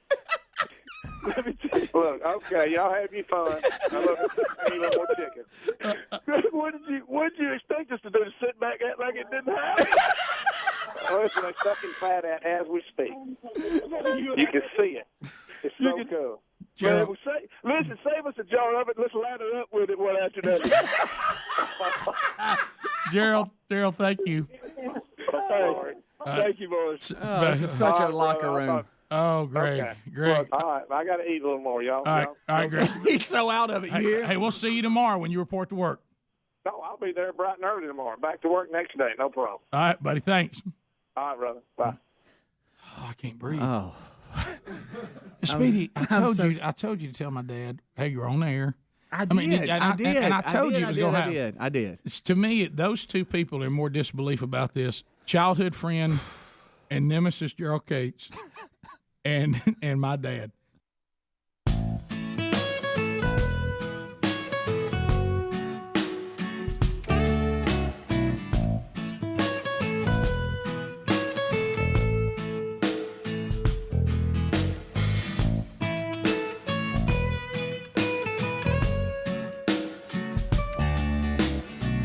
Yeah, look for that link, the collectible tea glass series, installment number 4, the hunting theme, been very popular. We reordered, so if you haven't picked that one up, you can. If you're thinking about Christmas with that, go ahead and get them now, and then we'll continue. And we also have reordered on the spatula again, so we'll see. But those items are going briskly, as you can imagine, in the final year of the Rick and Bubba Show. Hey, AMAC.US/BigBox stands for the values of its members and fights every day to protect the individual liberties outlined in the Constitution. Now, I know what you're thinking when you got the AARP stuff, just like we did. You're like, wow, some pretty cool discounts right there. But then you saw their lobby in Washington. You're like, so I've got to be a raging lib in order to save on travel. Not anymore. AMAC.US, a conservative organization for America's mature citizens. That includes us now. Right now we're about to go to the polls. What is it, less than 5 weeks? Mm-hmm. Right at 5 weeks, something like that. We're going to the polls. So a conservative lobby that is there, saying, hey, we got to get back to the Constitution, but we also get the discounts. We get the magazine, and you can join right now for $1 for 1 year. All you got to do is go to amac.us/bigbox, join the over 2 million American citizens that have flocked to AMAC is just a better choice. amac.us/bigbox, 1 year for $1. That link also available at rickandbubba.com under the sponsors button. Bubba, we got to check in with P. Diddy. It's a Rick and Bubba news update. It's a Rick and Bubba news update. It's a Rick and Bubba news update. It's a Rick and Bubba news update. Ugly. A list of Sean Diddy Combs' alleged accomplices is set to be released as part of a new wave of bombshell lawsuits. The lawyer involved says it contains household names. Here's P. Diddy's lawyer. Here we go. No, this is not P. Diddy's Oh, I'm sorry. lawyer. The one who's bringing these lawsuits against P. Diddy. Okay, here we go. Yeah, sorry. But the names that we're going to name, assuming that our investigators confirm and corroborate what we've been told, are names that will shock you. These are individual cases. There are indeed other perpetrators involved. They will be revealed when that particular individual case is ready to be filed. They already know who they are.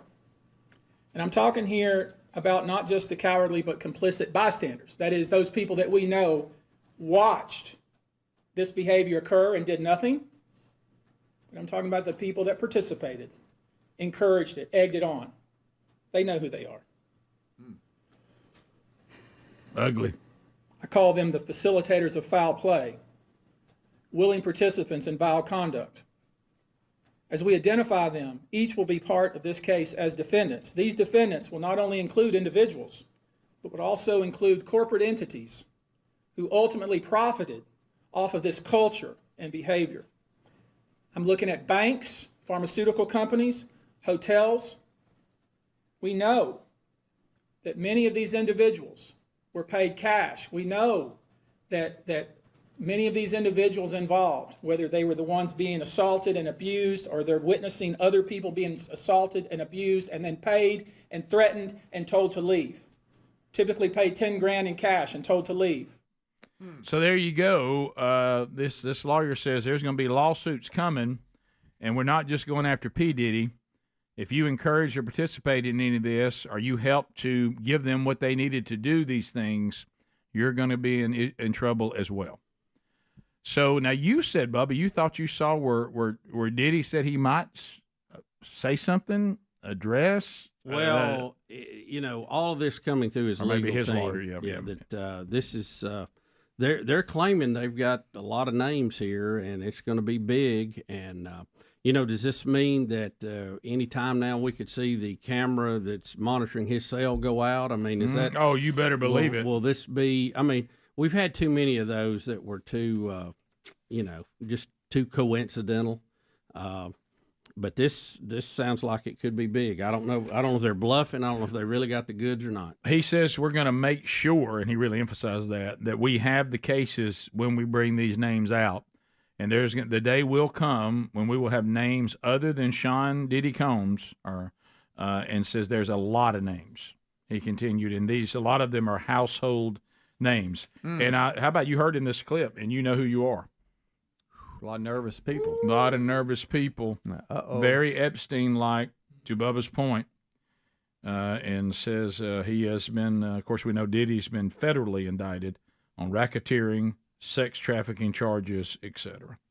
He has denied any wrongdoing, and he has pleaded not guilty to criminal allegations. So his legal team says this is all a reckless media circus, and I do believe that he should have his day in court. He is only being accused of these things now, and when all of the evidence is presented, we will see. But today's update is, according to this lawyer, it ain't gonna be just Diddy. It ain't gonna be just Diddy. Yeah. So he said if you were standing around being complacent, that's one thing. That's bad, but that's not what we're doing here. We're going after people that participated, encouraged, and provided. Uh-oh. Uh-oh. Uh-oh. Well, somebody's saying, look for those who leave the country. Yeah, you're right. And then they'll say, I'm only leaving because I'm afraid Trump's going to win.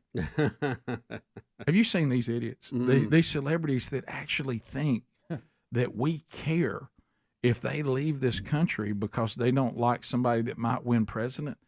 I love the fact that they think we care. Like when they announce that, they think that we go, I'm changing my vote. I didn't know I was going to lose him or her.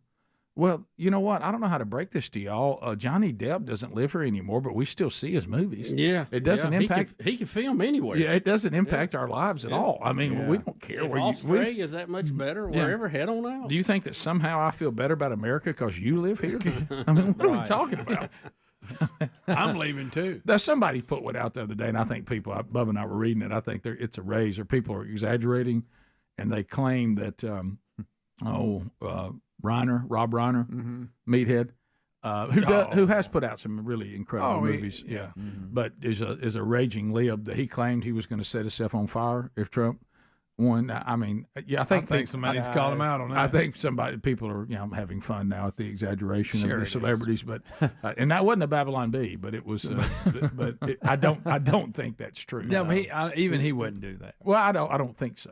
But I mean, it's if anybody would, it would be him. Some of these Oberman. back to Diddy. Some of these celebrity stories that we see in show prep, and it throws some actors and out. Well, I won't say their names because I don't know if it's true, but it talks about how nervous they are because of their connection and long friendship with Diddy, and that they were at these parties, and there's video and stuff, them having a great time. Those folks are really nervous right now. Well, let me okay, so let's go back. They are some big names. Let's go back to Epstein. Now, Epstein, everything involving his, island of debauchery, it involved very, very strong, influential movers and shakers in the world. You got royal family in there. You got Clintons. You got all these kind of people.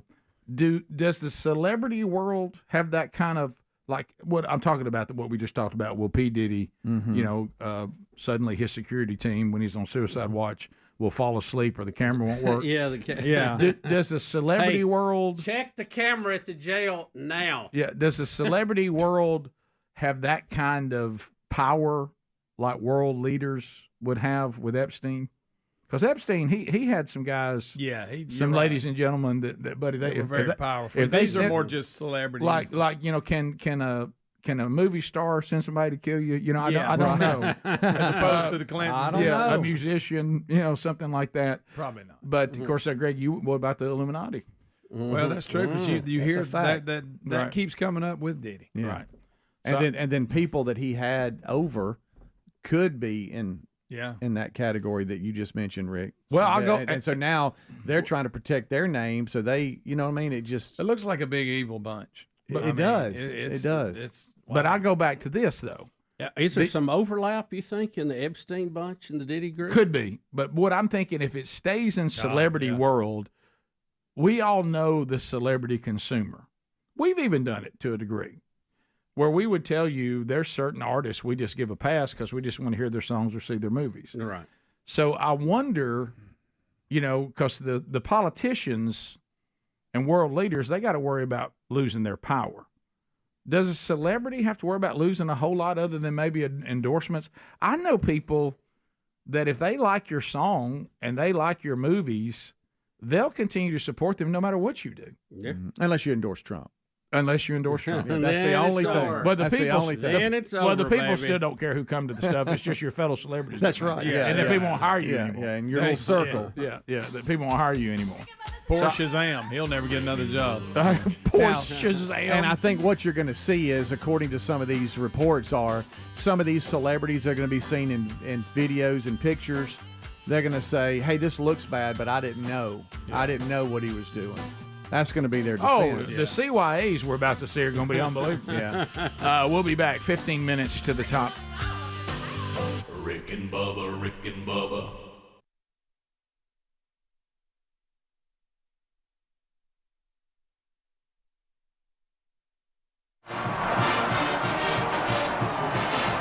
Albie is headed back to college. Today she leaves us. She's done her exit interview, and now she has put together, is it a song or a cheer?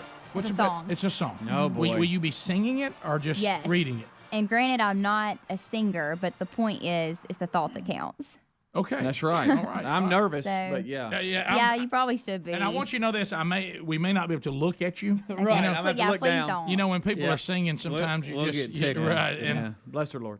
so I will. Y'all just hang in there with Okay, me. I'm just going to look down at the lyrics, and Definitely not looking at you. right, and it's the thought that counts. The thought that counts. Okay, all right. Here is Albie's exit song. Okay, are we ready for this, Yeah, guys? we're ready. Bubba, can I get a count off? A 1, 2, ready, go. War Eagle will shout hooray. We are the interns of ZZK. War Eagle, it won't be long until we finish our song. Go, go, go. We love Rick and Bubba, you see.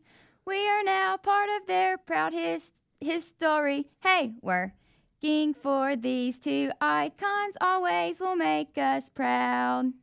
Rick Burgess, he is the man. Hey, Bubba Bussy, they have a plan. 2 others make quite a team. Speedy and Greg make us beam. Go, go, go. Ryan's Dolphins, they're on the go. Sometimes he thinks he is Dan Marino. Hey, Working for these two icons always will make us proud. You go, girl. Chris is a big Roll Tide fan. He teases me whenever he can. Scott is our tech guy, you know. His dog loves our studio. Go, go, go, Speedy coaches baseball galore. Greg says this lipo is always a chore. Hey, working for these two icons always will make us proud. Still going. Rick Burgess sure took a lick. He tore a bicep throwing a brick. Yes. He wanted a tire swing. Now he is sporting his sling. Go, go, go, Bubba. Second serve is a fault. He needs another swig of Diet Vault. Hey, working for these two icons always will make us proud. How about the interns? Kim always helps set the tone. She talks with me to our singing Joan. Yay, final cut is quite shy. Just thinking always, that's why. Go, go, go, Charles in charge says everything's great. I'll ask just thinking if she'll be my date. Hey, working for these two icons always will make us proud. There's still more. More. War Eagle Flash sings the blues. He is announcing lots of old news. Old man is falling asleep. Don't make a sound or a peep. Go, go, go, Barracuda's never alone. She has her Twitter and loves her iPhone. Hey, working for these two icons always will make us proud. War Eagle, yeah, Yeti Lee. His dad's obsessed with this show, you see. Amazing Grant is a fan. He is a true Auburn man. Go, go, go, Barnes and Stumble says who's the bomb. I think she's checking in. It is my mom. Hey, working for these two icons always will make us proud. Aubie says we must depart.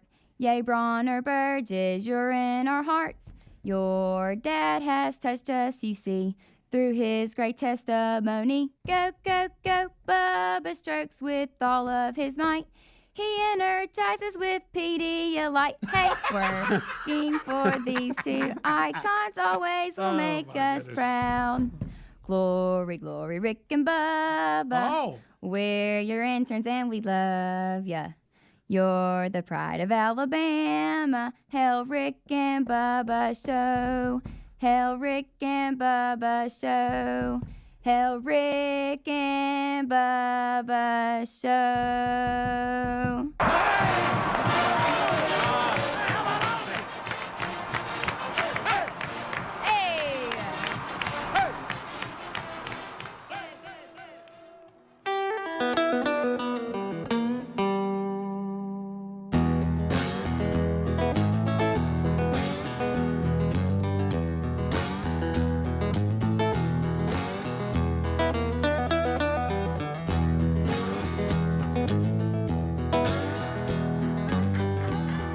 Come on with it. 9 minutes to the top of the hour. We thank you for being here today.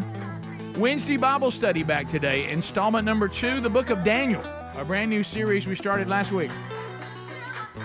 So catch that today. Also coming up this week, see Speedy and Greg, Piedmont, Alabama, downtown, coming up on Saturday night. Also, take a look at the Forest Hill.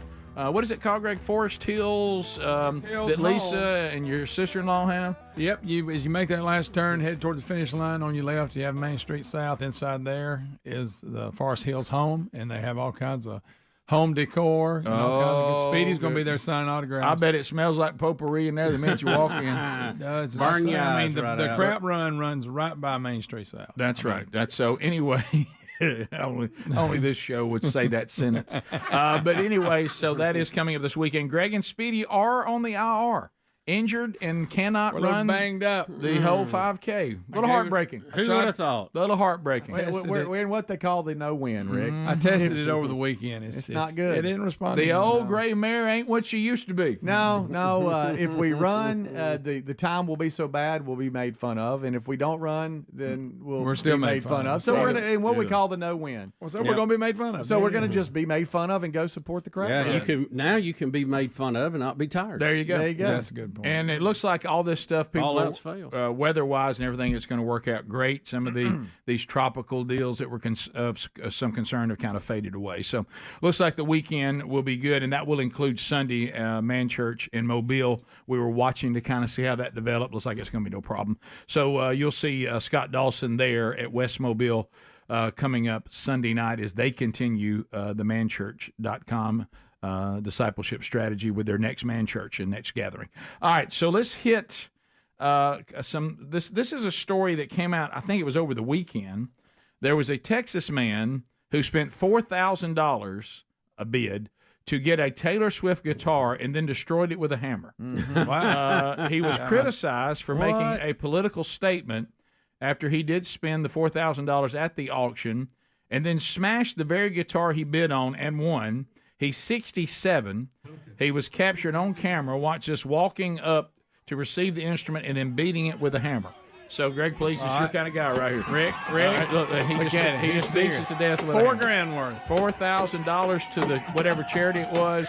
He just beat the guitar holes in it. So he says it. Wouldn't you step on it? And Come on, there you go. Go for it. And people said that he was making a statement at the annual charity. He insists that he was not malicious. He said he thought it was an appropriate time to set this joke into motion. He is no fan, obviously, on the political leanings of Taylor Swift. Not. And he said there's nothing mean about it, nothing bad about it. It was just a joke. They were making up on the stage, and we just followed through with the joke because I guess when they were putting it up for auction, based on where they were in that culture, they were making jokes that no one would want the guitar. Right. And then he got it, and then he said, I just continued the joke about some of her latest endorsements of Kamala Harris. And I thought if, I'm paraphrasing, he basically said if Taylor Swift has the right to give her political opinions about the country, if I get the $4,000 and I take it, I give it to the charity, and they hand me the guitar, I can do with it what I want. Yeah, and I guess you can. And I too can make my own statement. And by the way, I don't know how to break that to all of you. That's actually true. Yeah. It was. He said nothing malicious, nothing mean. I just thought I would give my response to her endorsement of Kamala Harris. I don't want to take that guitar home, and glad I was able to help out the charity. Yeah. Right? Yeah. He can do what he wants to do. I agree. Speaking of political, I'm sure he's going to be on a watch list. Sure. He can't go anywhere in any city she's in a concert. Right. Yeah. And unfortunately, a Swiftie would try to hit him with a hammer, but there you go. Yes, they will. So Byron Donalds, video 9, Adler, speaking of a little political here, Byron Daniels stunned. What is the Breakfast Club? What group has the Breakfast Club? Is that radio the show? God guy. Yeah, Charlemagne. That's the radio show. Yeah, New York. Yeah, number one show in the country. He is going to stun the Breakfast Club by telling the truth. Yeah. About Kamala Harris and her role on the current inflation problem. So here it is. I would argue we're not really thriving right now. This inflation, which, by the way, was brought to us by Kamala Harris, has really slowed down people from being able to excel. By Kamala? Yes. Vice president. Oh, Charlemagne. It's still the president. Charlemagne, listen, man. When Joe Biden wanted to do his American Rescue Plan, Kamala Harris was the tie-breaking vote in the United States Senate. She broke the tie that started this inflation that has hurt so many people in our country. Everybody listening to your show. It's not true? First of all, it's a tie-breaking vote. You sure you want to go there? When you go outside, Congressman, when you go outside, you sure you want to go there? Okay, let's go there. You had it pretty got notes. You got notes, Angela, right? That's fine. I have notes. I'm gonna give it to biggest note I have today I'm gonna give it to Charlemagne. Is that on every question I've asked, I don't even want to hold it. Angela, hold on now. For every infrastructure project in your community, you can go to should go out just and to highlight thank a portion. Joe Biden and Kamala Harris and the Congress that voted for the American Rescue Plan. Angela, that's what should be happening. Larry Summers wrote an op-ed back in 2021. Larry Summers was the Treasury Secretary for Bill Clinton. He was an economic advisor to Barack Obama. Mm-hmm. He said that the American Rescue Plan that Joe Biden wanted, that Kamala Harris was the tie-breaking vote in the United States Senate, would create a massive inflation that we have not seen in a generation. Well, guess what? Larry Summers was correct. You know who also was correct, Angela? I was, because I was in the Budget Committee when they brought the bill. And I said in that committee, it's going to cause massive inflation. That's what happened. So the problem we have in our economy today is that prices have gone up massively. Wages adjusted for inflation is down. People's pocketbooks are hurting. Byron. Well, I love when Byron said, I want him ready. I'll just hand it to Charlemagne. He had receipts. He was ready. He said, he's bringing out notes. Yeah, he's going to be a rock star in the Republican Party in the coming years, I have no doubt. Next, 10A. Now we have a female voter. What? That says Trump supports women's rights far more than Kamala does. Wait a minute. Once again, accurate. So what the? Here we go. I'm sorry. I am so tired of the tens of thousands of just hard fours online being like, I'm voting for her because he's going to strip all of our rights away as a woman. I can't do that as a mom and a da. What rights, babe? What rights? He was already president, and how many rights did you lose? 0. He's trying to protect women's rights. What do you think it is when we have men in women's sports? We have men in our personal spaces. What do you think it is when dangerous men come over the border? That's what protecting women and children is. Oh, he already said he's not going to do a nationwide abortion ban. He's not going to do it. If anything, it's going to be state by state the way it has been. And guess what? If a state, 90% of people in a state want something, I think that state should have it, even if I don't agree with it. If you don't like it, move to another state. It's very simple. Stop with the propaganda. This is why people make fun of women. Use your brain. There we go. There it is. Some pretty straightforward stuff. There you go. We'll be back. If you're leaving us, don't forget the daily archives. It's there for you every day. You can pick that up on the YouTube channel or our podcast channel. But if you're staying with the live edition, or you've got the archive and you got more Rick and Bubba, we'll be right back. Rick and Bubba, Rick and Bubba. Rick and Bubba newsman Roger Lewis. Roger Lewis is out and about, and he has an update from the Brett Favre camp.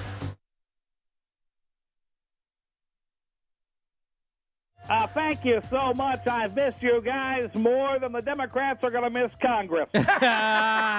Roger, and good morning. Good morning. Hey, good morning. So, Roger, what's the latest? What's your report? We've got some breaking news this morning, Rick and Bubba. The story was not broken by WikiLeaks, although they are working on leaking a 1,000,000-page document on the Grenada conflict. That promises to be a page turner. I'm reporting live from Minneapolis, Minnesota, where Mr. Jaundice himself, Brett Favre, admits to NFL security he did leave voicemails on Jen Sturger's phone, but he did not send her lewd photograph. That's right. Mm-hmm. Sounds a bit to me like the old Bill Clinton, I smoked but didn't inhale defense. The old I ordered the cake but didn't eat it defense. The old she was dead when I got here defense. This comes from a story that broke earlier this year. I'm sure you're familiar with it. We've seen it 100 times before. Boy meets girl, boy marries girl. Boy has one of the most respected careers in the NFL. Boy retires. Boy comes out of retirement to play for the Jets. But then boy gets lonely in a hotel room late at night and texts a younger-looking version of his own wife. It's sad, really. Good morning. Yes. According to a third-party source, Miss Jen Sturger began receiving strange voicemails from someone who was claiming to be Favre. That's right. After a while, she knew it was him because she kept hearing his stubble scrape the side of the phone. In one particular incident, Brett called her and said nothing, and when she answered the phone, she said, "Are you trying to turn me on by breathing that heavy?" At which point he just replied, "We all breathe that heavy when you're this old." But then it took a bizarre turn for the worse. Oh, yes. no. And we're going to handle this with kid gloves. Yes. When it was reported that Mr. Favre texted pictures of himself to Miss Sturgeon. Yes. Apparently, he got the idea from visiting the website Top 10 Ways to Get a Foxy Young Lady If You're an OldDude.com. Incidentally, this Roger Lewis news update being brought to you by Cialis. As I said, I'm reporting live this morning from Minneapolis, where I'm standing. You may not know this. I'm standing right next to the statue of Mary Tyler Moore, Rick and Bob. Oh, really? All right. That's right. This Love is that a tribute to the actress for her widely popular show, The Mary Tyler Moore Show. Although, statistically speaking, half your audience wasn't alive when that show was on television. Coincidentally, they hadn't even invented television when Brett Favre was born. This startling story has gripped the sports world this morning, this week. Good morning. The only thing less gripping is Brett's handling of the football. Or his Wrangler jeans. Good morning. And good morning. That one was for Speedy. In a press conference yesterday, the reason he played so poorly yesterday was because his walker kept getting in the way on the field. Since the incident, I'm sure you can imagine, Rick and Bubba, Mr. Favre's phone has been ringing off the hook. Oh, yeah. Match.com called to ask if he'd be a spokesperson, provided he gets a divorce. Oh, boy. Oh, Roger. Come on. Clint Eastwood called to ask for Jen's phone number. Depends Adult Diapers called to confirm Mr. Favre's monthly reorder. Oh. Tiger Woods called to say right on. He had a copy of the pictures. And finally this morning, late last night, it's true, out of the blue, Supreme Court Justice Clarence Thomas's wife called and asked for an apology. Roger Lewis reporting live this morning from Minneapolis, Minnesota. Good morning. Yeah, morning, Roger. And good morning. Hey, Roger Lewis. That was good.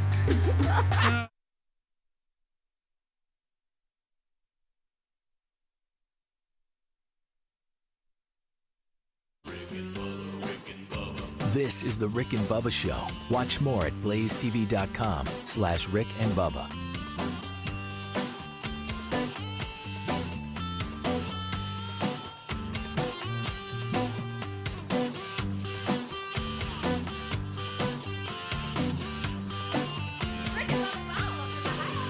Rick and Bubba, Rick and Bubba.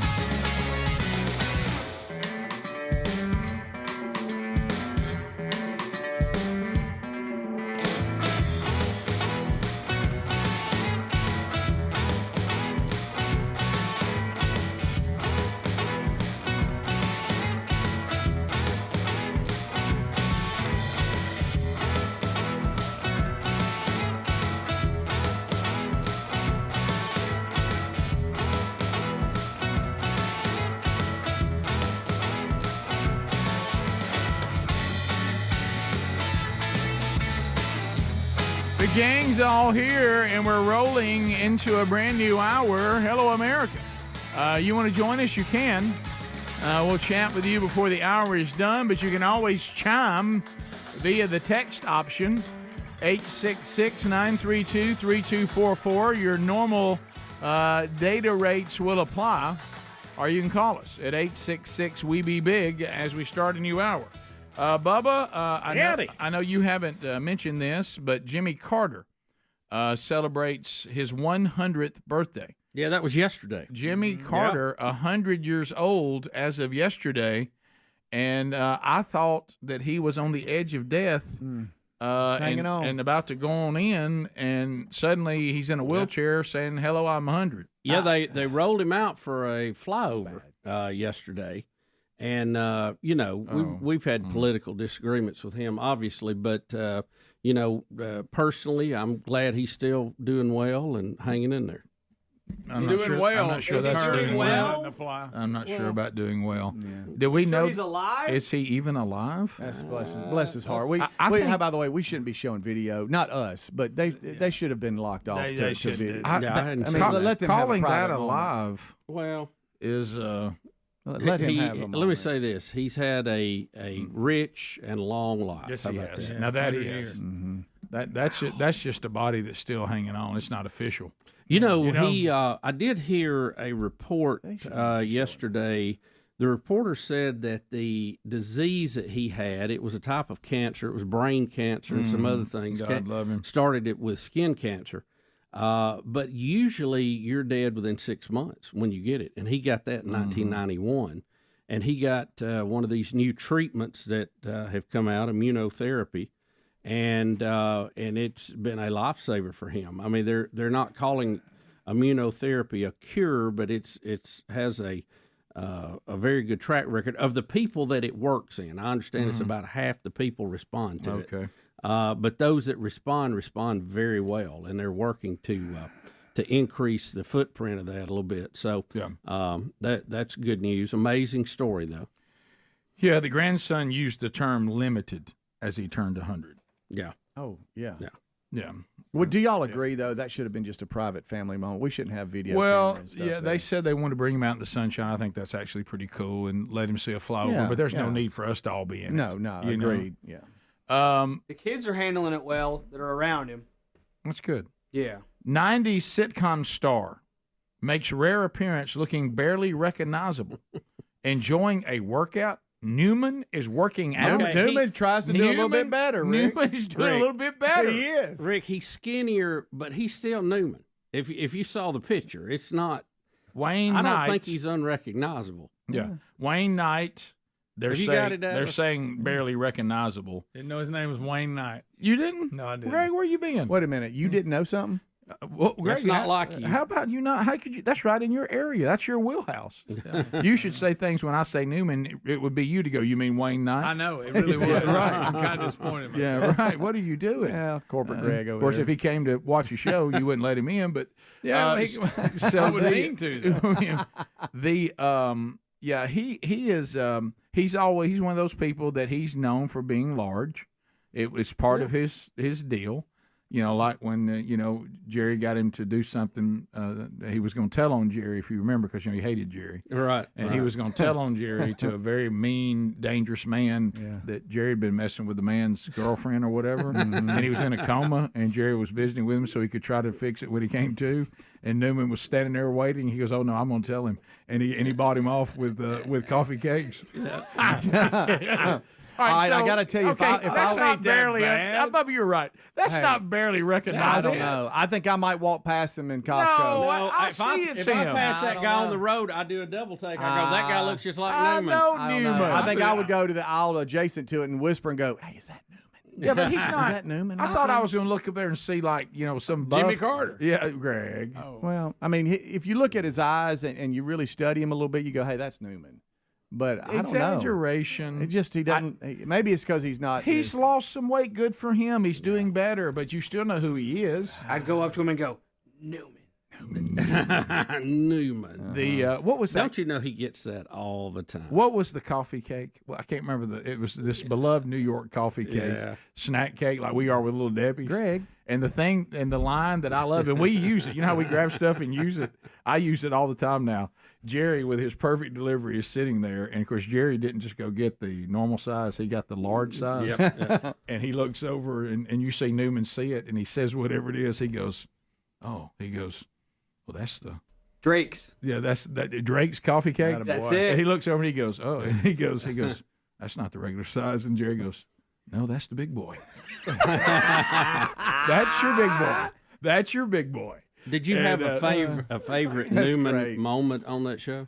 Yes. No, yeah, the whole thing of the second spitter when they claimed that Keith Hernandez spit on him. I despise Keith Hernandez. And the fact that they got it wrong the entire time, and it finally gets corrected, and they just move on like they haven't done any damage. Yeah. Oh, sorry about that. And they've been accusing him of spitting on him for all that time. I always thought it was funny, the one where he had the the storage unit, and he'd been piling mail in it. And Jerry was going to help him try to catch up. Yes, and the mail never stops, Jerry. yeah. And all of those are good. That one, that one of him looking at Kramer as a turkey and getting hungry. Yes.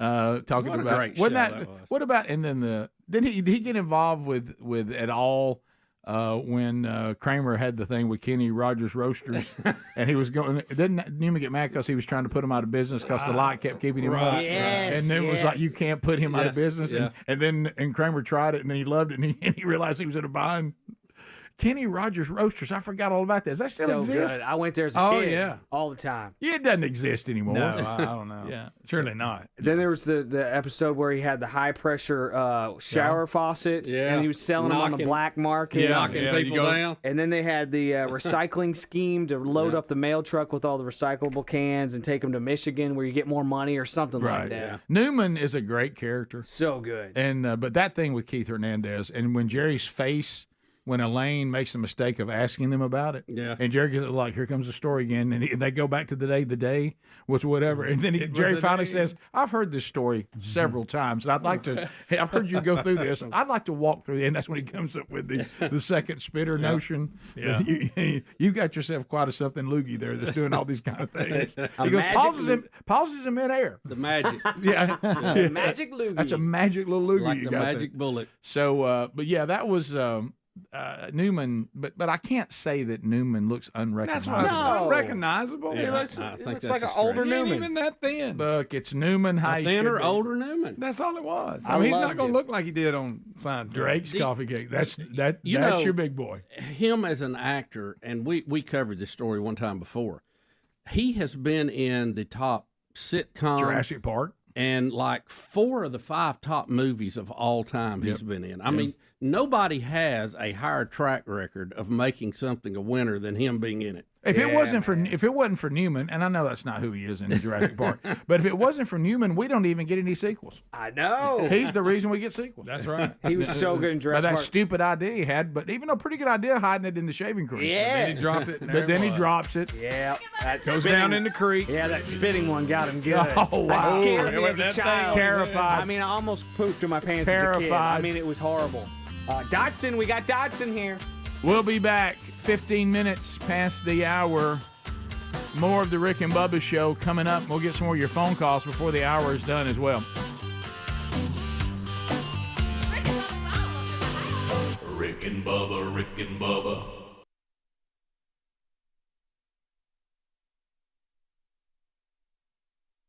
The mind. You never know what's going on. You don't know what's going to happen with your that mind. little 8 pounds of gray matter. A British woman has suddenly started speaking with a Chinese accent after suffering a severe migraine. She said in comments quoted in the British media on Tuesday. Sarah Caldwell. My head starts hurting bad. Now get this. They even have a name for it. Sarah Caldwell believes she has foreign accent syndrome, FAS. Oh, come on. No, I tell you what she is. She's FOS. Foreign accent syndrome. Yeah. Hey, capital FOS. She says that's the only way. That's the only way that her Western country drawl could be replaced with a Chinese twang. She's faking it. Even though she has never been to China. Oh, come on. The 35-year-old from Plymouth, southwest England, is now undergoing speech therapy following an acute form of migraine last month, which reportedly left her with a form of brain damage. Oh, Boy, that made her speak with a Chinese accent. See, look, what they call foreign accent syndrome. I cannot tell you. I got FAS. You want some shrimp fried rice? Is it permanent? My head hurts so bad. Give me Now- FAS. Yankee dog. She said that she moved to Plymouth when she was 18 months old, so she has always spoken like a local. But following one attack, an ambulance crew arrived, and they said she definitely sounded Chinese to them. I spoke to my stepdaughter on the phone from the hospital, and she didn't recognize who I was. She thought it was a prank call. You be mean to your mother. Talk to me. This is your mother. Baby. There go the power. See, we owe the Chinese a lot of money, and they want their money. Sorry Either about that. or The sonic boom guy. Sorry about that, Red Chow Comes. I didn't mean for you to cut the power off. She said since then she has had friends hanging up on her because they think it's a hoax caller. Come on now. She went on to add the first few weeks of the accent was quite funny to think about. Have some fun with it. But she says, now I'm stuck with this Chinese accent, and it is getting me down. Because she had it at migraine. Bubba, what was that? You just did German. I actually did Arnold. Yeah, did Arnold. We tried. Why would you do so? Somebody hit me back ahead, see if I speak British. You know, I mean, you know, why Chinese? Though? Have some fun with it. Could have been anything. Look, have some fun with it. Call people and tell them they need to come pick their laundry up. She said, when you gonna come down here and get your dry cleaning? She said her voice is now beginning. It started out funny, but she said it's now beginning to annoy her. She said, it's not my voice. It's not the way I speak. Come on FAS has been documented around the world and is usually linked to stroke or traumatic brain injury. True. It was first recorded in the early 20th century, and there are thought to be only a couple of dozen sufferers of this rare disease worldwide. Not true. But is it just a random accent you pick up? Is it always Chinese? Is it always Chinese? Oh, wait, maybe you get a headache and also you're speaking Portuguese? What? I mean, or is it just could it Asian? be any? Could it be any I accent? don't know. Which one That'd would be my luck. I Which ended up one would you speaking prefer? Portuguese or some foreign language. I didn't know it was something that was like annoying or something like that. It'd be, you know, I'd probably end up speaking like somebody from New Jersey. Yeah. No offense. I'd be Boston. Good gracious. You had to get a cat. Hey, Boston. Don't you love when he had a headache. Don't you love when people from Boston say that Southern accent's annoying? Excuse me.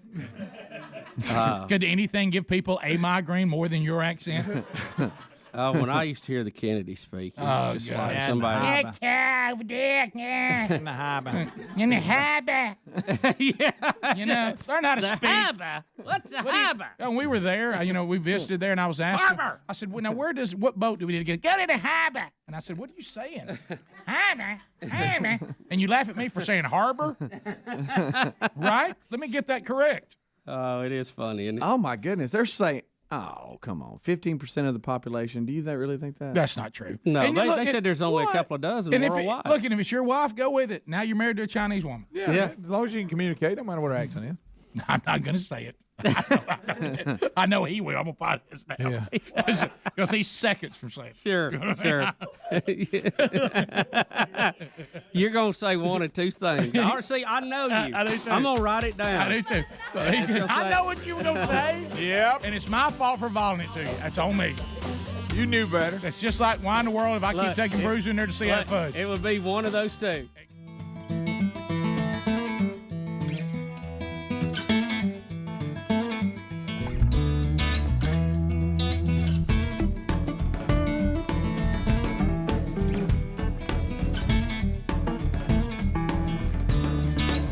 Minutes past. How about it?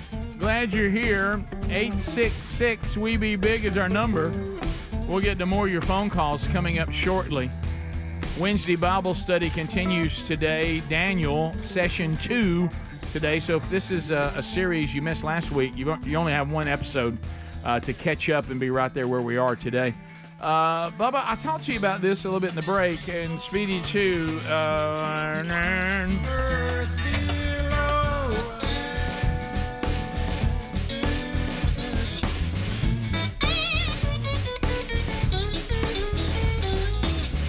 I'm reading the information that goes along with this video. I can't imagine the frustration.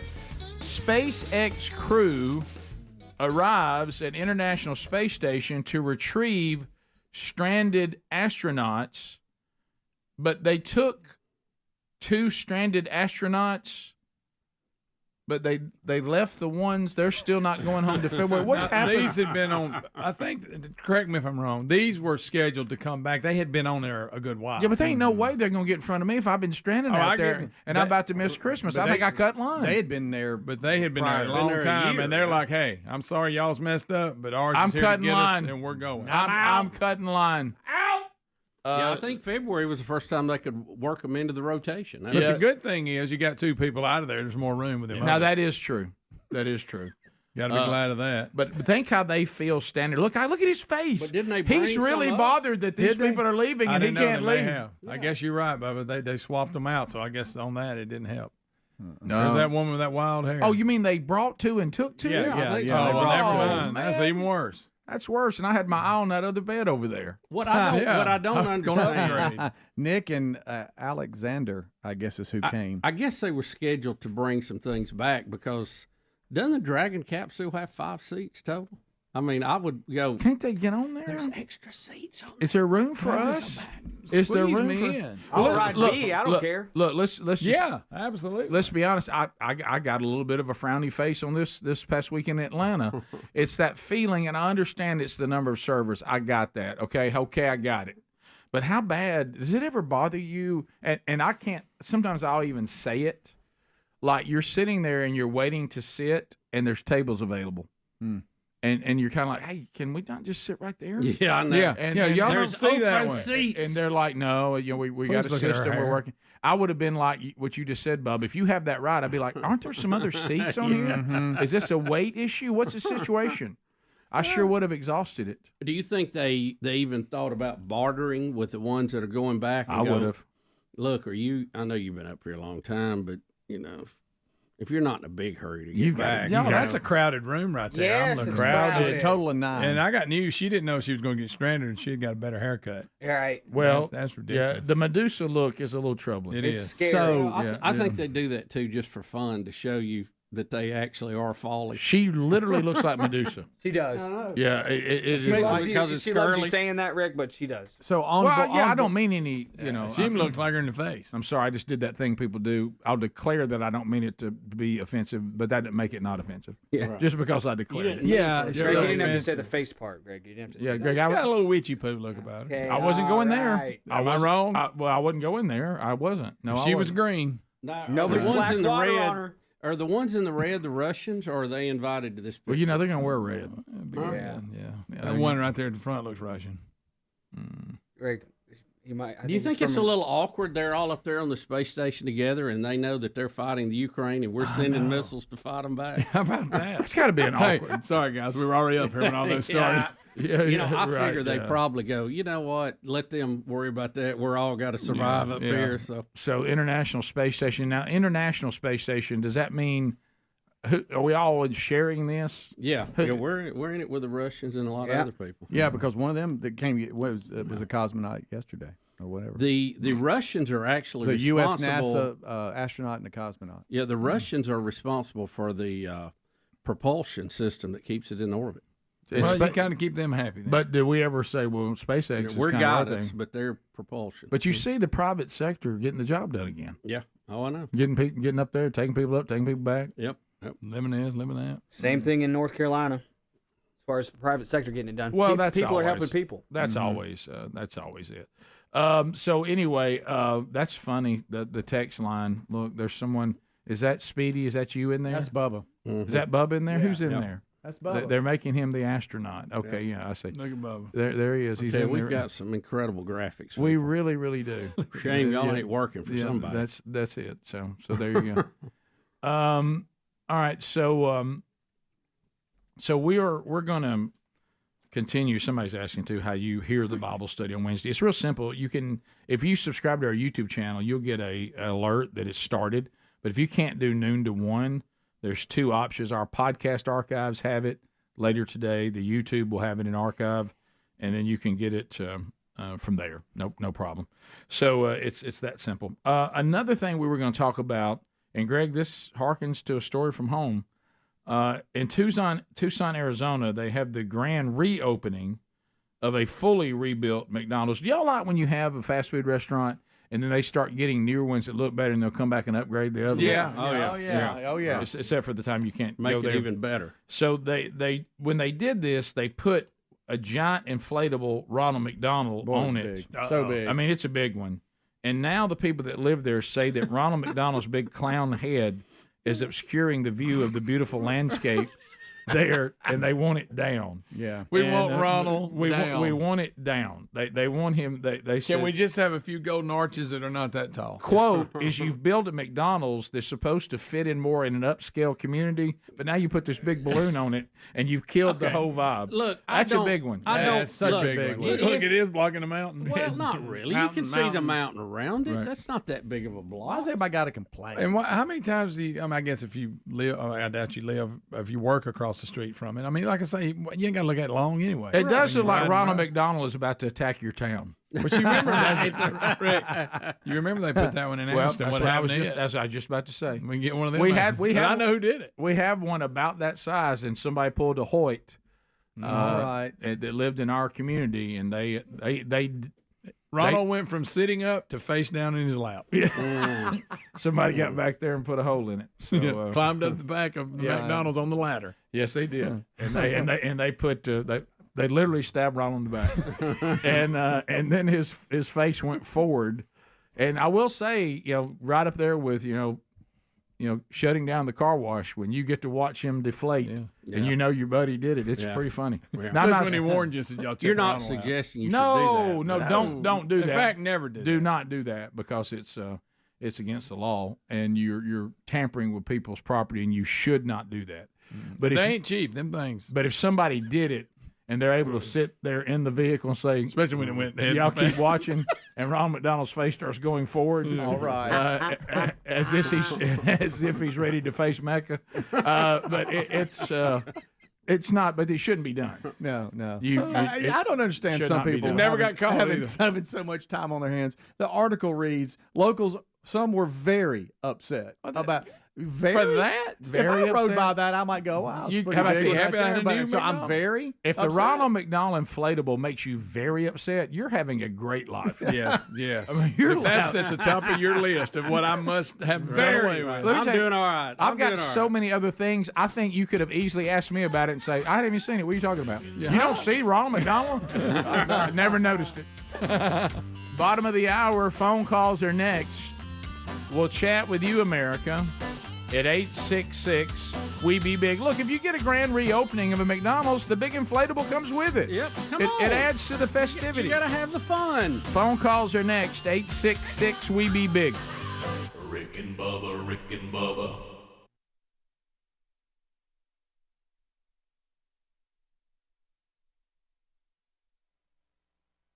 So I'm sitting there, I'm watching The Bachelor. I'm on pins and needles trying to figure out who Jake's going to choose. The screen jumps down. Or Betty's on Pins and Needles. Right. And you're supporting her. I'm sorry, She just did I woke say him that? up and said they're fixing I'm to cheat. sorry. Did I say me? Yeah, you did say- Betty was Yeah, on please, pins and right. needles Go back. to see who Yeah. Jake was going to pick. And you were supporting her. Right. The screen jumps down. You hoping it wasn't Vienna. The graphic comes up and says shortage of chicken wings. Yeah. So that really and it happened. holds. And I'm reading it, and I'm looking, and I'm looking. Graphic goes away, picture jumps back out, full size. It was even ahead of possible snow. It was ahead of, it was ahead of possible snow Sure. in Wow. Alabama. You know what? I And- understand that is breaking news for like you and me. Yeah. But I don't know that there's a lot of people gripped by the fear of there may not be enough chicken wings.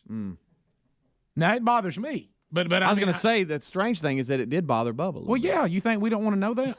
Well, look, menu is important to me. Right.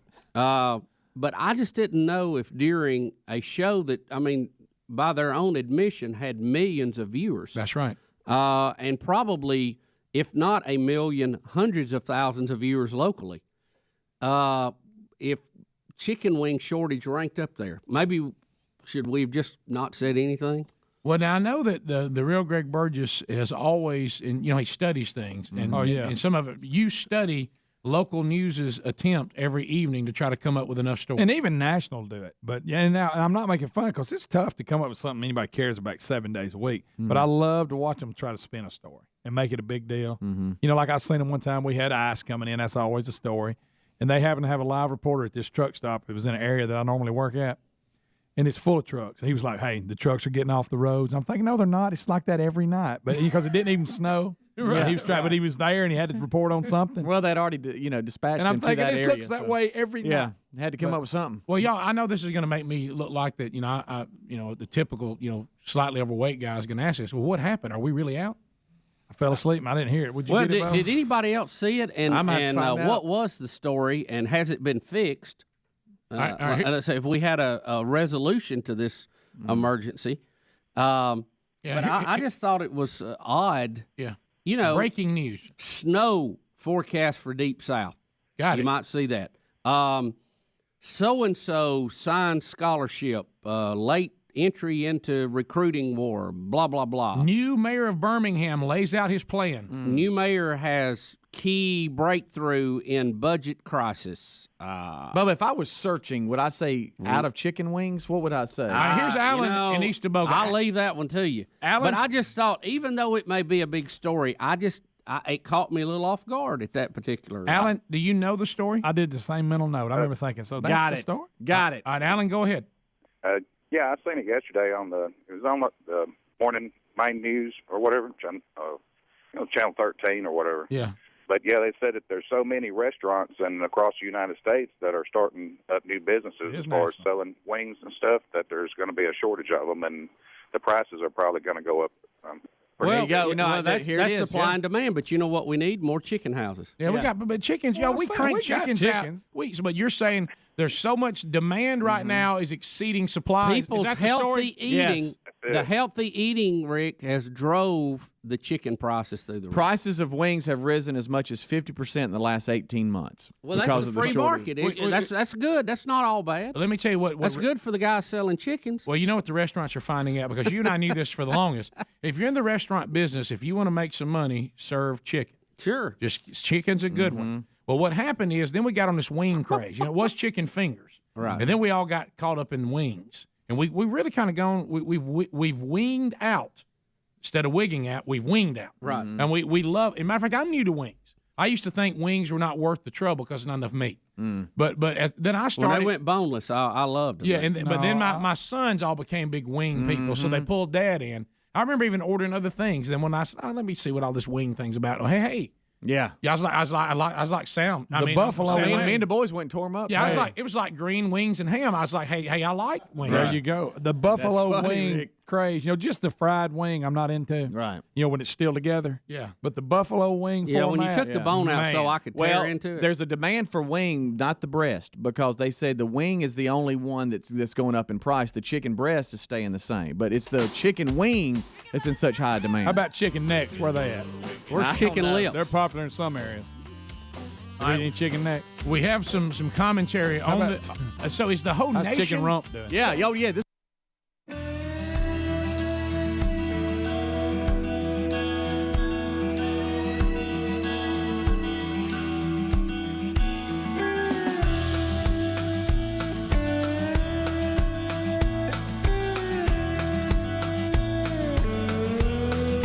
$35 minutes past the hour. The Rick and Bubba Show. Thank you for being with us today as we work our way through a brand new show. Phone calls right now, as you just heard. The real Greg Burgess taking those. 866 We Be Big if you want to join us now. Cook's Pest Control, the Rick and Bubba Show, and Centricon. We've been partnering for a while now, and let me tell you something. These are the best. No one does it better than Cook's, and nobody likes dealing with critters and bugs. And get peace of mind by putting Cook's Pest Control on the case. And you know what's going to happen is as the temperatures begin to cool. Here we go. Heading into fall, into the winter. Think I'll move in your house. I'll come on in and snuggle. Don't mess around. Be sure and tell them we told you to call them. cookspest.com, rickandbubba.com under the sponsors button. If you are building a new home, contractors, they'll come out and help you with what you need to get certified there as well. No obligation. They give you a free evaluation, and of course, when it comes to termites, the Centricon system, nobody does it better. And then put them to work for you and sing along with us. Looky, looky, looky! Here comes Cookie, Cook's Pest Control. Lines are available if you want to join us. I was just talking with Adler about this yesterday, and Bubba, you're going to laugh your head off. So I saw somebody on the text option, and they're saying, "Hey, how come we can't see some of the old Rick and Bubba footage now? All you have is a logo." Well, Adler gave me an update the other day. This is so funny, and frustrating. It's why you're seeing some things happening. So Bubba and I have a deal with a subsidiary. Is that how you say it? Yeah, you're close enough. Of Sony. It's for independent artists, and it's called 30 Tigers. Yep. Okay. Mm-hmm. So, well, and we love having them, but what they try to do is if anybody's using our stuff, they want to make sure that we get paid a royalty on it because we own it. We produced it. It's our hard work, and they want to be sure we get paid. Here's the problem. Now we're showing our own stuff on YouTube, and 30 Tigers is after us. So Adler is now fighting with the exact group that is defending us for us to play our own stuff. Well, you think you can tell 30 Tigers maybe to stand down to 5 Tigers? Right. And so let this roll. Adler is literally having to make cases that we're playing our own content. We're not stealing content from Rick and Bubba. We are Rick and Bubba. So probably this new not attack, because they're trying to be aggressive on our behalf. But again, there has to be some way for us to go, hey, guys, this is us. But what's probably happened, if you were like, say, the guy that had this YouTube channel going with best of stuff of Rick and Bubba, they probably found him, and they shut him down. So that's probably what's happened. And can we give him a pass? And some of that can be good because you don't want people stealing stuff that you've created. But then you can see how sometimes it can come right back on you. Yeah. So there you go. Only in America could you have this kind of problem. Which is also why you're seeing us going to a smaller screen and stuff. We're trying to deal with this YouTube world, and it almost gets to the point that you think maybe we should look for other platforms in the future to provide a live video streaming. It's just so complicated. We never got our button, and I'm mad about it. Or just say we're not going to worry about monetizing it, and we'll just let this be an option and let it roll. So anyway, we'll see. But that's probably what's happened, right, Adder? Don't you think that's likely?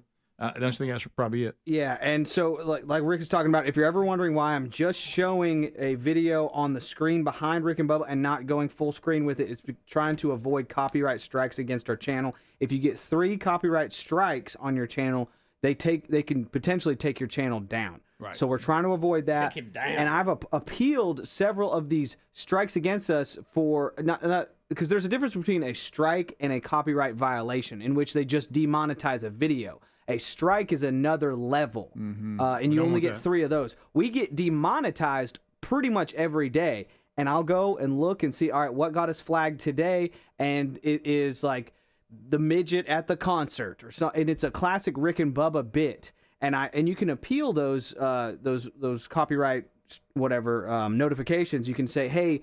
You can dispute it and say, hey, this is us. We are playing our own content on our own channel. This is us. We are playing our own stuff.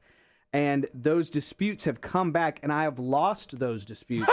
So your video remains demonetized because Rick and Bubba need to be paid. So Rick and Bubba cannot be paid because Rick and Bubba need to be paid. It makes no sense. Right. And the copyright system on YouTube is horrible. But YouTube and Google are making their money that they need. So they don't care. They've got the views, they've got the money, and they really don't want to work it out because this way they can control it all. They can, and I do think that they are tightening up as this election approaches. They are tightening up on people because we've only gotten 1 copyright strike ever in the past ever, and we just got 1 again. So I don't know. We're doing our best to try to stay on YouTube, basically, is what I'm saying. We are, because we know we want you to be able to see the show. That's most important, but you have to understand we're having to jump through a lot of hoops to make it happen. And if somebody came along with a platform that had less hoops, we'd probably go to it. We continue. 866-WE-BE-BIG. Doug in Alabama. Dougie, go ahead.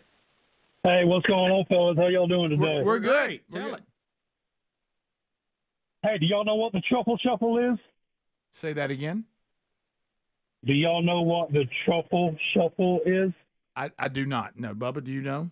Truffle Shuffle? No, I'm from not. the Goonies. It's Should the I fat should kid I be dance. saying this? It's No. the fat kid dance from the Goonies. Yeah. Don't know that. Sorry about that, Doug. We continue. I did love the movie The Goonies. Did you? I did. Let's go to. He pulls his shirt up. Boy, it's tough out there today. JC in Alabama. JC, go ahead. Good morning, guys. Hey, buddy. Give you a quick nightmare story in Chicago. When I moved there, the alderman came by and said, "You need parking passes for your front here, so you're going to have people." I live 6 blocks from Wrigley. Yes, okay. How much? $50 a piece. And oh, by the way, I can fix that sidewalk for you for another $200. Then we had a boiler go bad. There are only 2 manufacturers of boilers in the United States, and both of them require union pipe fitters to remove and install. Yeah, see, this is why these cities that have been run by the Democrats for so long, the cost of trying to be there, it kind of takes away the joy of all the good things about being there. Yeah. Just forget. And I was going to ask y'all this because I experienced it in Atlanta. How are y'all? We got to speed this system up somehow. How are y'all? I love moving to technology if it improves things. Am I the only one that thinks there's just too many steps to the new thing where you park in a pay lot and you go over with your phone and you do the QR code and then you've got to enter all your information, put in the dates, your license plate. By the time this is happening, you're missing your dinner reservation. Yeah, I mean, you're like, I almost liked it better where I just put in money. I wish they'd have a swipe. That would be so much easier to me than this QR code where I keep having to fill out information every single time. Why can't I just go and say it's a pay lot, just like we're doing now at the cashiers? Got no problem paying if it's a pay lot. Hey, swipe, there's your money, let's go. This the thing where you get the QR code and have to fill out all this information. I'm literally standing in the parking lot with my phone filling all this information, and meanwhile I can see the restaurant that I would love to go sit down in, and time is just clicking away as I'm standing there. This feels very cumbersome. Can we make that a little quicker, a little simpler? You can have your money. I mean, that's fine, but we got to do that a little simpler. I like that one up there. What's that? Which one? About being slick. And you saying it's out? Oh, that's terrible. Y'all, come on now. Harpersville, Michael standing by. Michael, of course, going the speed limit. He's in Harpersville. Right. Michael, go ahead. You got that right. Hey, I heard one of y'all talking earlier about the union that's on strike down in Mobile, up in the other ports. You were saying that the unions have a contract that tie that company to that.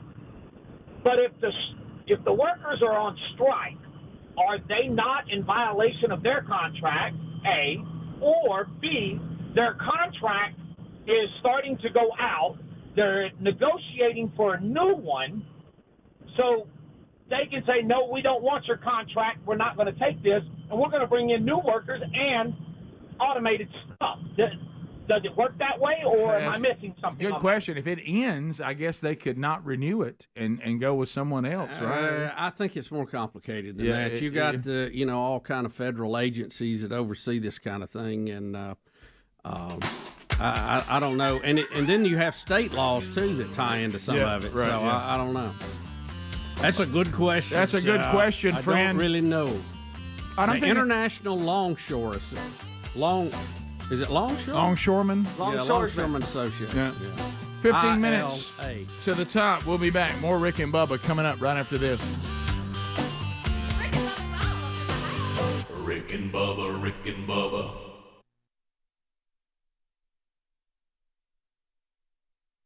JT, you were talking about you had and this is you're going to come in and out of here. We talk to you from time to time, but you're very excited. You think you got a little something for us today? Well, the weather has just we've seen what's going on up north, and now, God forbid, we are hit with the possibility of a flurry or two here. I know we go crazy. I mean, like you said earlier, it just goes nuts in the South. So, I was taking Michael to school today. That's your son. Yeah. And I said, sometimes you get weather guys in the South that just go nuts. Oh, absolutely. I mean, it is just incredible. Yeah. So when we report on weather in the South, and it's flurries. I mean, schools close down, the bread and milk go out the store. You know. Yeah, crazy. So I was thinking about this guy that could possibly be, just a severe weather kind of guy that would report in. And I've got to change to the broadcaster voice. Go ahead. Yeah, let's hear it. Hey, Rick, Bubba, how are you? We're fine. A weather update for you. Listen, now, Bubba, that's a broadcaster's name right there. You notice the lengthy pause. It lets you know you're dealing with a professional broadcaster. JT, you know who you sound like? A cross between a broadcaster and a union boss in New Jersey. That's right. Yeah, you do. And Brian Regan. Yes. Go ahead. Brian Regan. Hey, but listen, I need a broadcaster's name. And it's something like Dusty Roads or Sandy Beach. Got a ring to it. You got your weather warnings, your weather watches. I'm a big fan of the Woody Allen movies, so I was thinking Woody Weather. That's good. I like it. It's got a ring. Yeah. Or Weather Woody. Either way, it swings both ways. Great. And the good news is you guys caught me headed into the blizzard down in Montgomery through the big area that's 4 inches today. Right. Headed down to the annual ABG. What's that? Area Broadcasters Get Together. Fellow weather crazies come together. We're talking gigahertz satellite feeds and Victors and vectors. And every year we've got a big theme for our big ABG. Area Broadcasters Get Together. What's the theme? This year's theme is Chillowatts. That's exactly what we're going to be doing by the pool, guys. Chill at a watt. Get it? Okay. I know. Now listen, Rick and Bubba, we've just pulled over in our weather wagon here. Not since the guy swallowed the swords of in this Weather wagon. Weather wagon. We're on the bridge. If I get my camera guy Chuck to zoom in, it's where you get your, the classic road bridge freezes surface area right before you pull on, Okay. And the line's lost his notes. The line's better when you read it in order. Road surface freezes before bridge. Yes. All right, zoom in.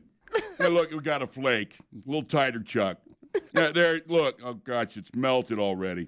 But listen, the good news right here with this crazy weather update.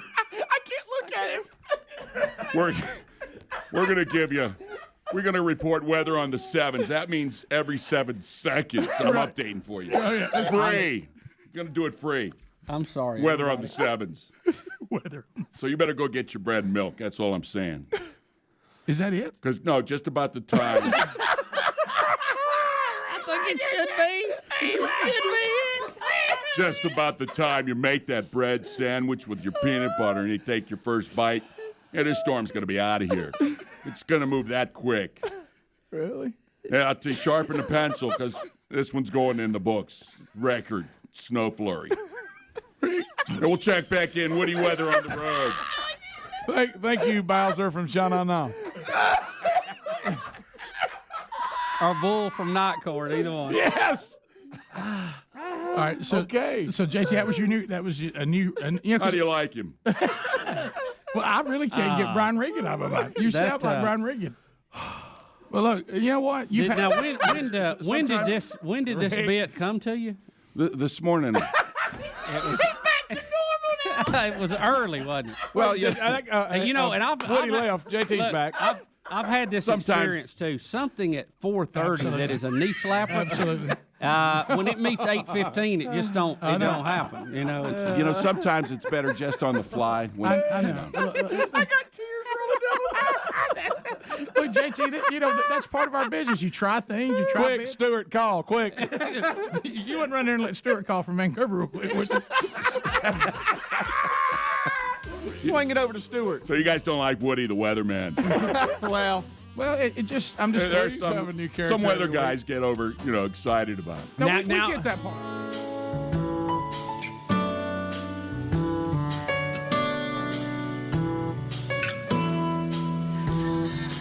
We're back 10 minutes to the top of the hour, the Rick and Bubba Show. Thank you for being with us again today as we wrap up another one. Don't forget, anything you miss on the show, you can catch on the archives every day, either podcast archives or YouTube archives. So you never have to miss any of the show. And met a lot of, just even when I was in Panama City Monday night, met a lot of people. They're like, we're archive people. The affiliates here have come and gone, and now we've just realized, look, this is something we can depend on. And I think that's one of the things that we love having affiliates. We do, and the affiliates we have are outstanding, and we appreciate their commitment. We know that times are tougher for them than they've ever been, and it means so much for them to carry this show. But if you're in a market or somewhere where either you've never had one, or people keep dropping their commitment to us, and you can't get us, I mean, you do have a lot of options now. So you're not left out in the dark anymore.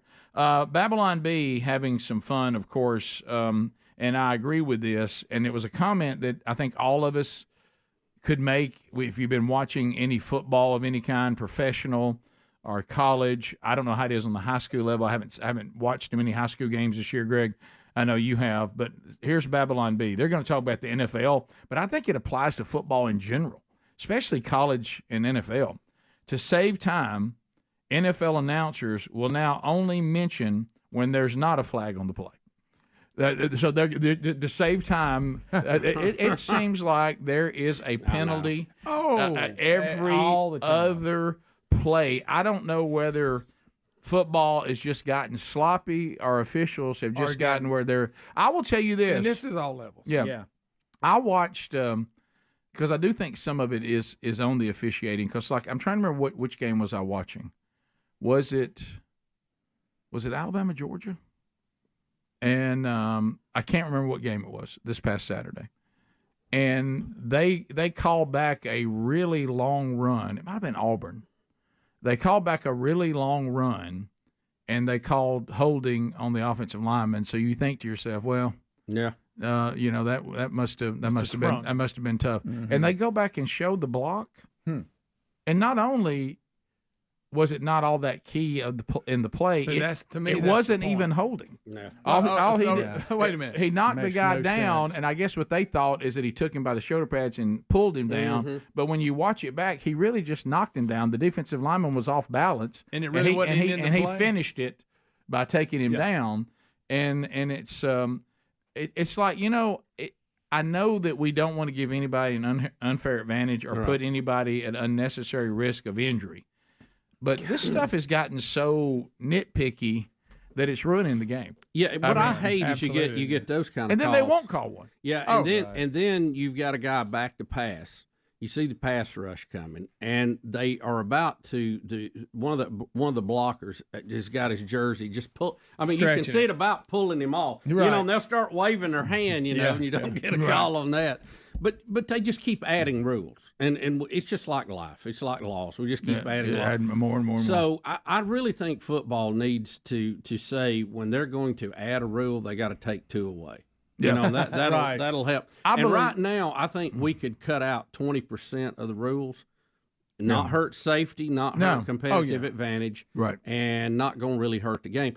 I've never understood, and y'all enlighten me if I'm missing something here, about being on the line of scrimmage or off the line of scrimmage one step. Is that going to make a big deal? What does it now, I matter? understand motion. Got that. You can't turn up the field. Got that. Too many men on the field. Got to be set. That's an unfair advantage. I've never understood the another one is too many men in the huddle. Just because somebody forgets to go out, he runs out. He's not going to be out there for the play. Right. Yeah, it'd be different if the play happens. You should say if the play happens, it's a penalty. Yeah, if you play with 12 guys on the field, it's a penalty. If 12 are in the huddle just because one... Now, they don't stay. They run out when the other one gets in. What about when you're between the hash and the sidelines, and you're not even engaged, but you didn't get off before the snap, and they still throw it? So that doesn't make any sense. You're not in There's the no play. advantage. You're disengaging. That's just somebody. That sounds like something that the homeowners association came up with. I'd almost go with you on that one, too. I really think you could take 20% of the penalties out, keep the game going. The biggest one is delay a game.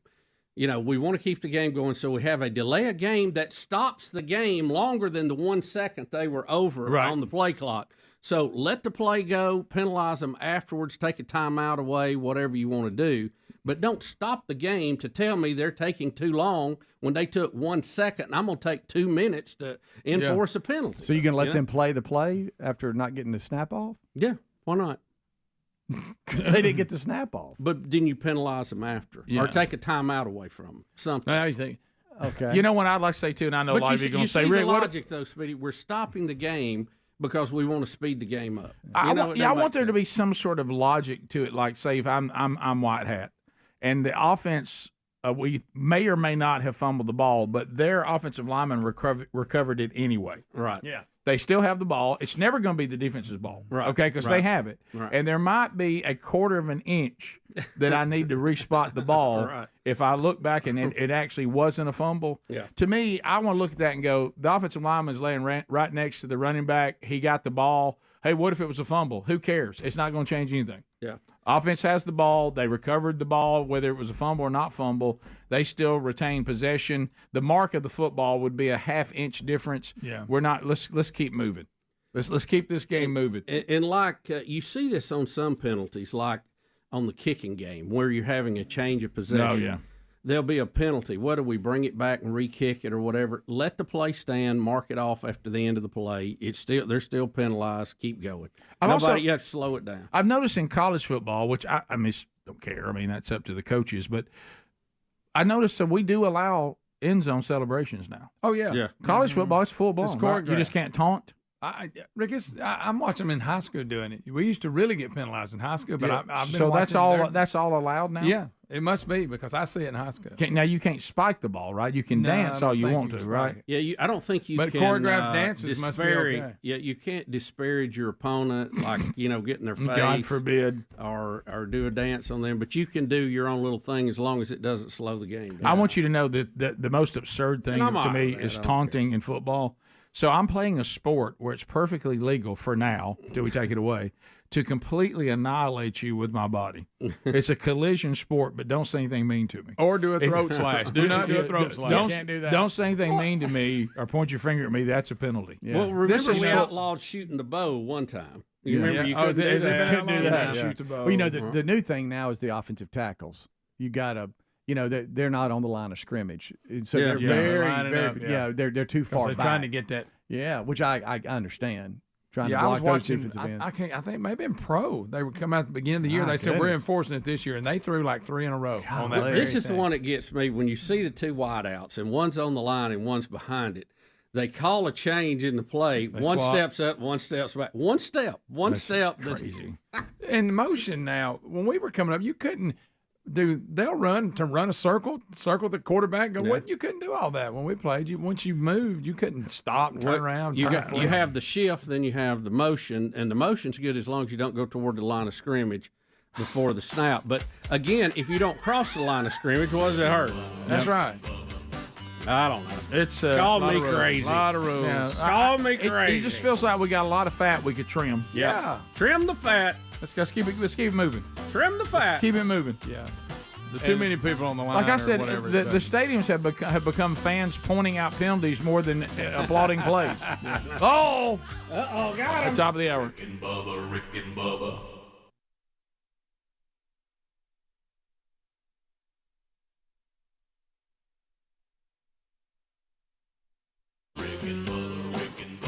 This is the Rick and Bubba Show. Watch more at blazetv.com/Rick and Bubba.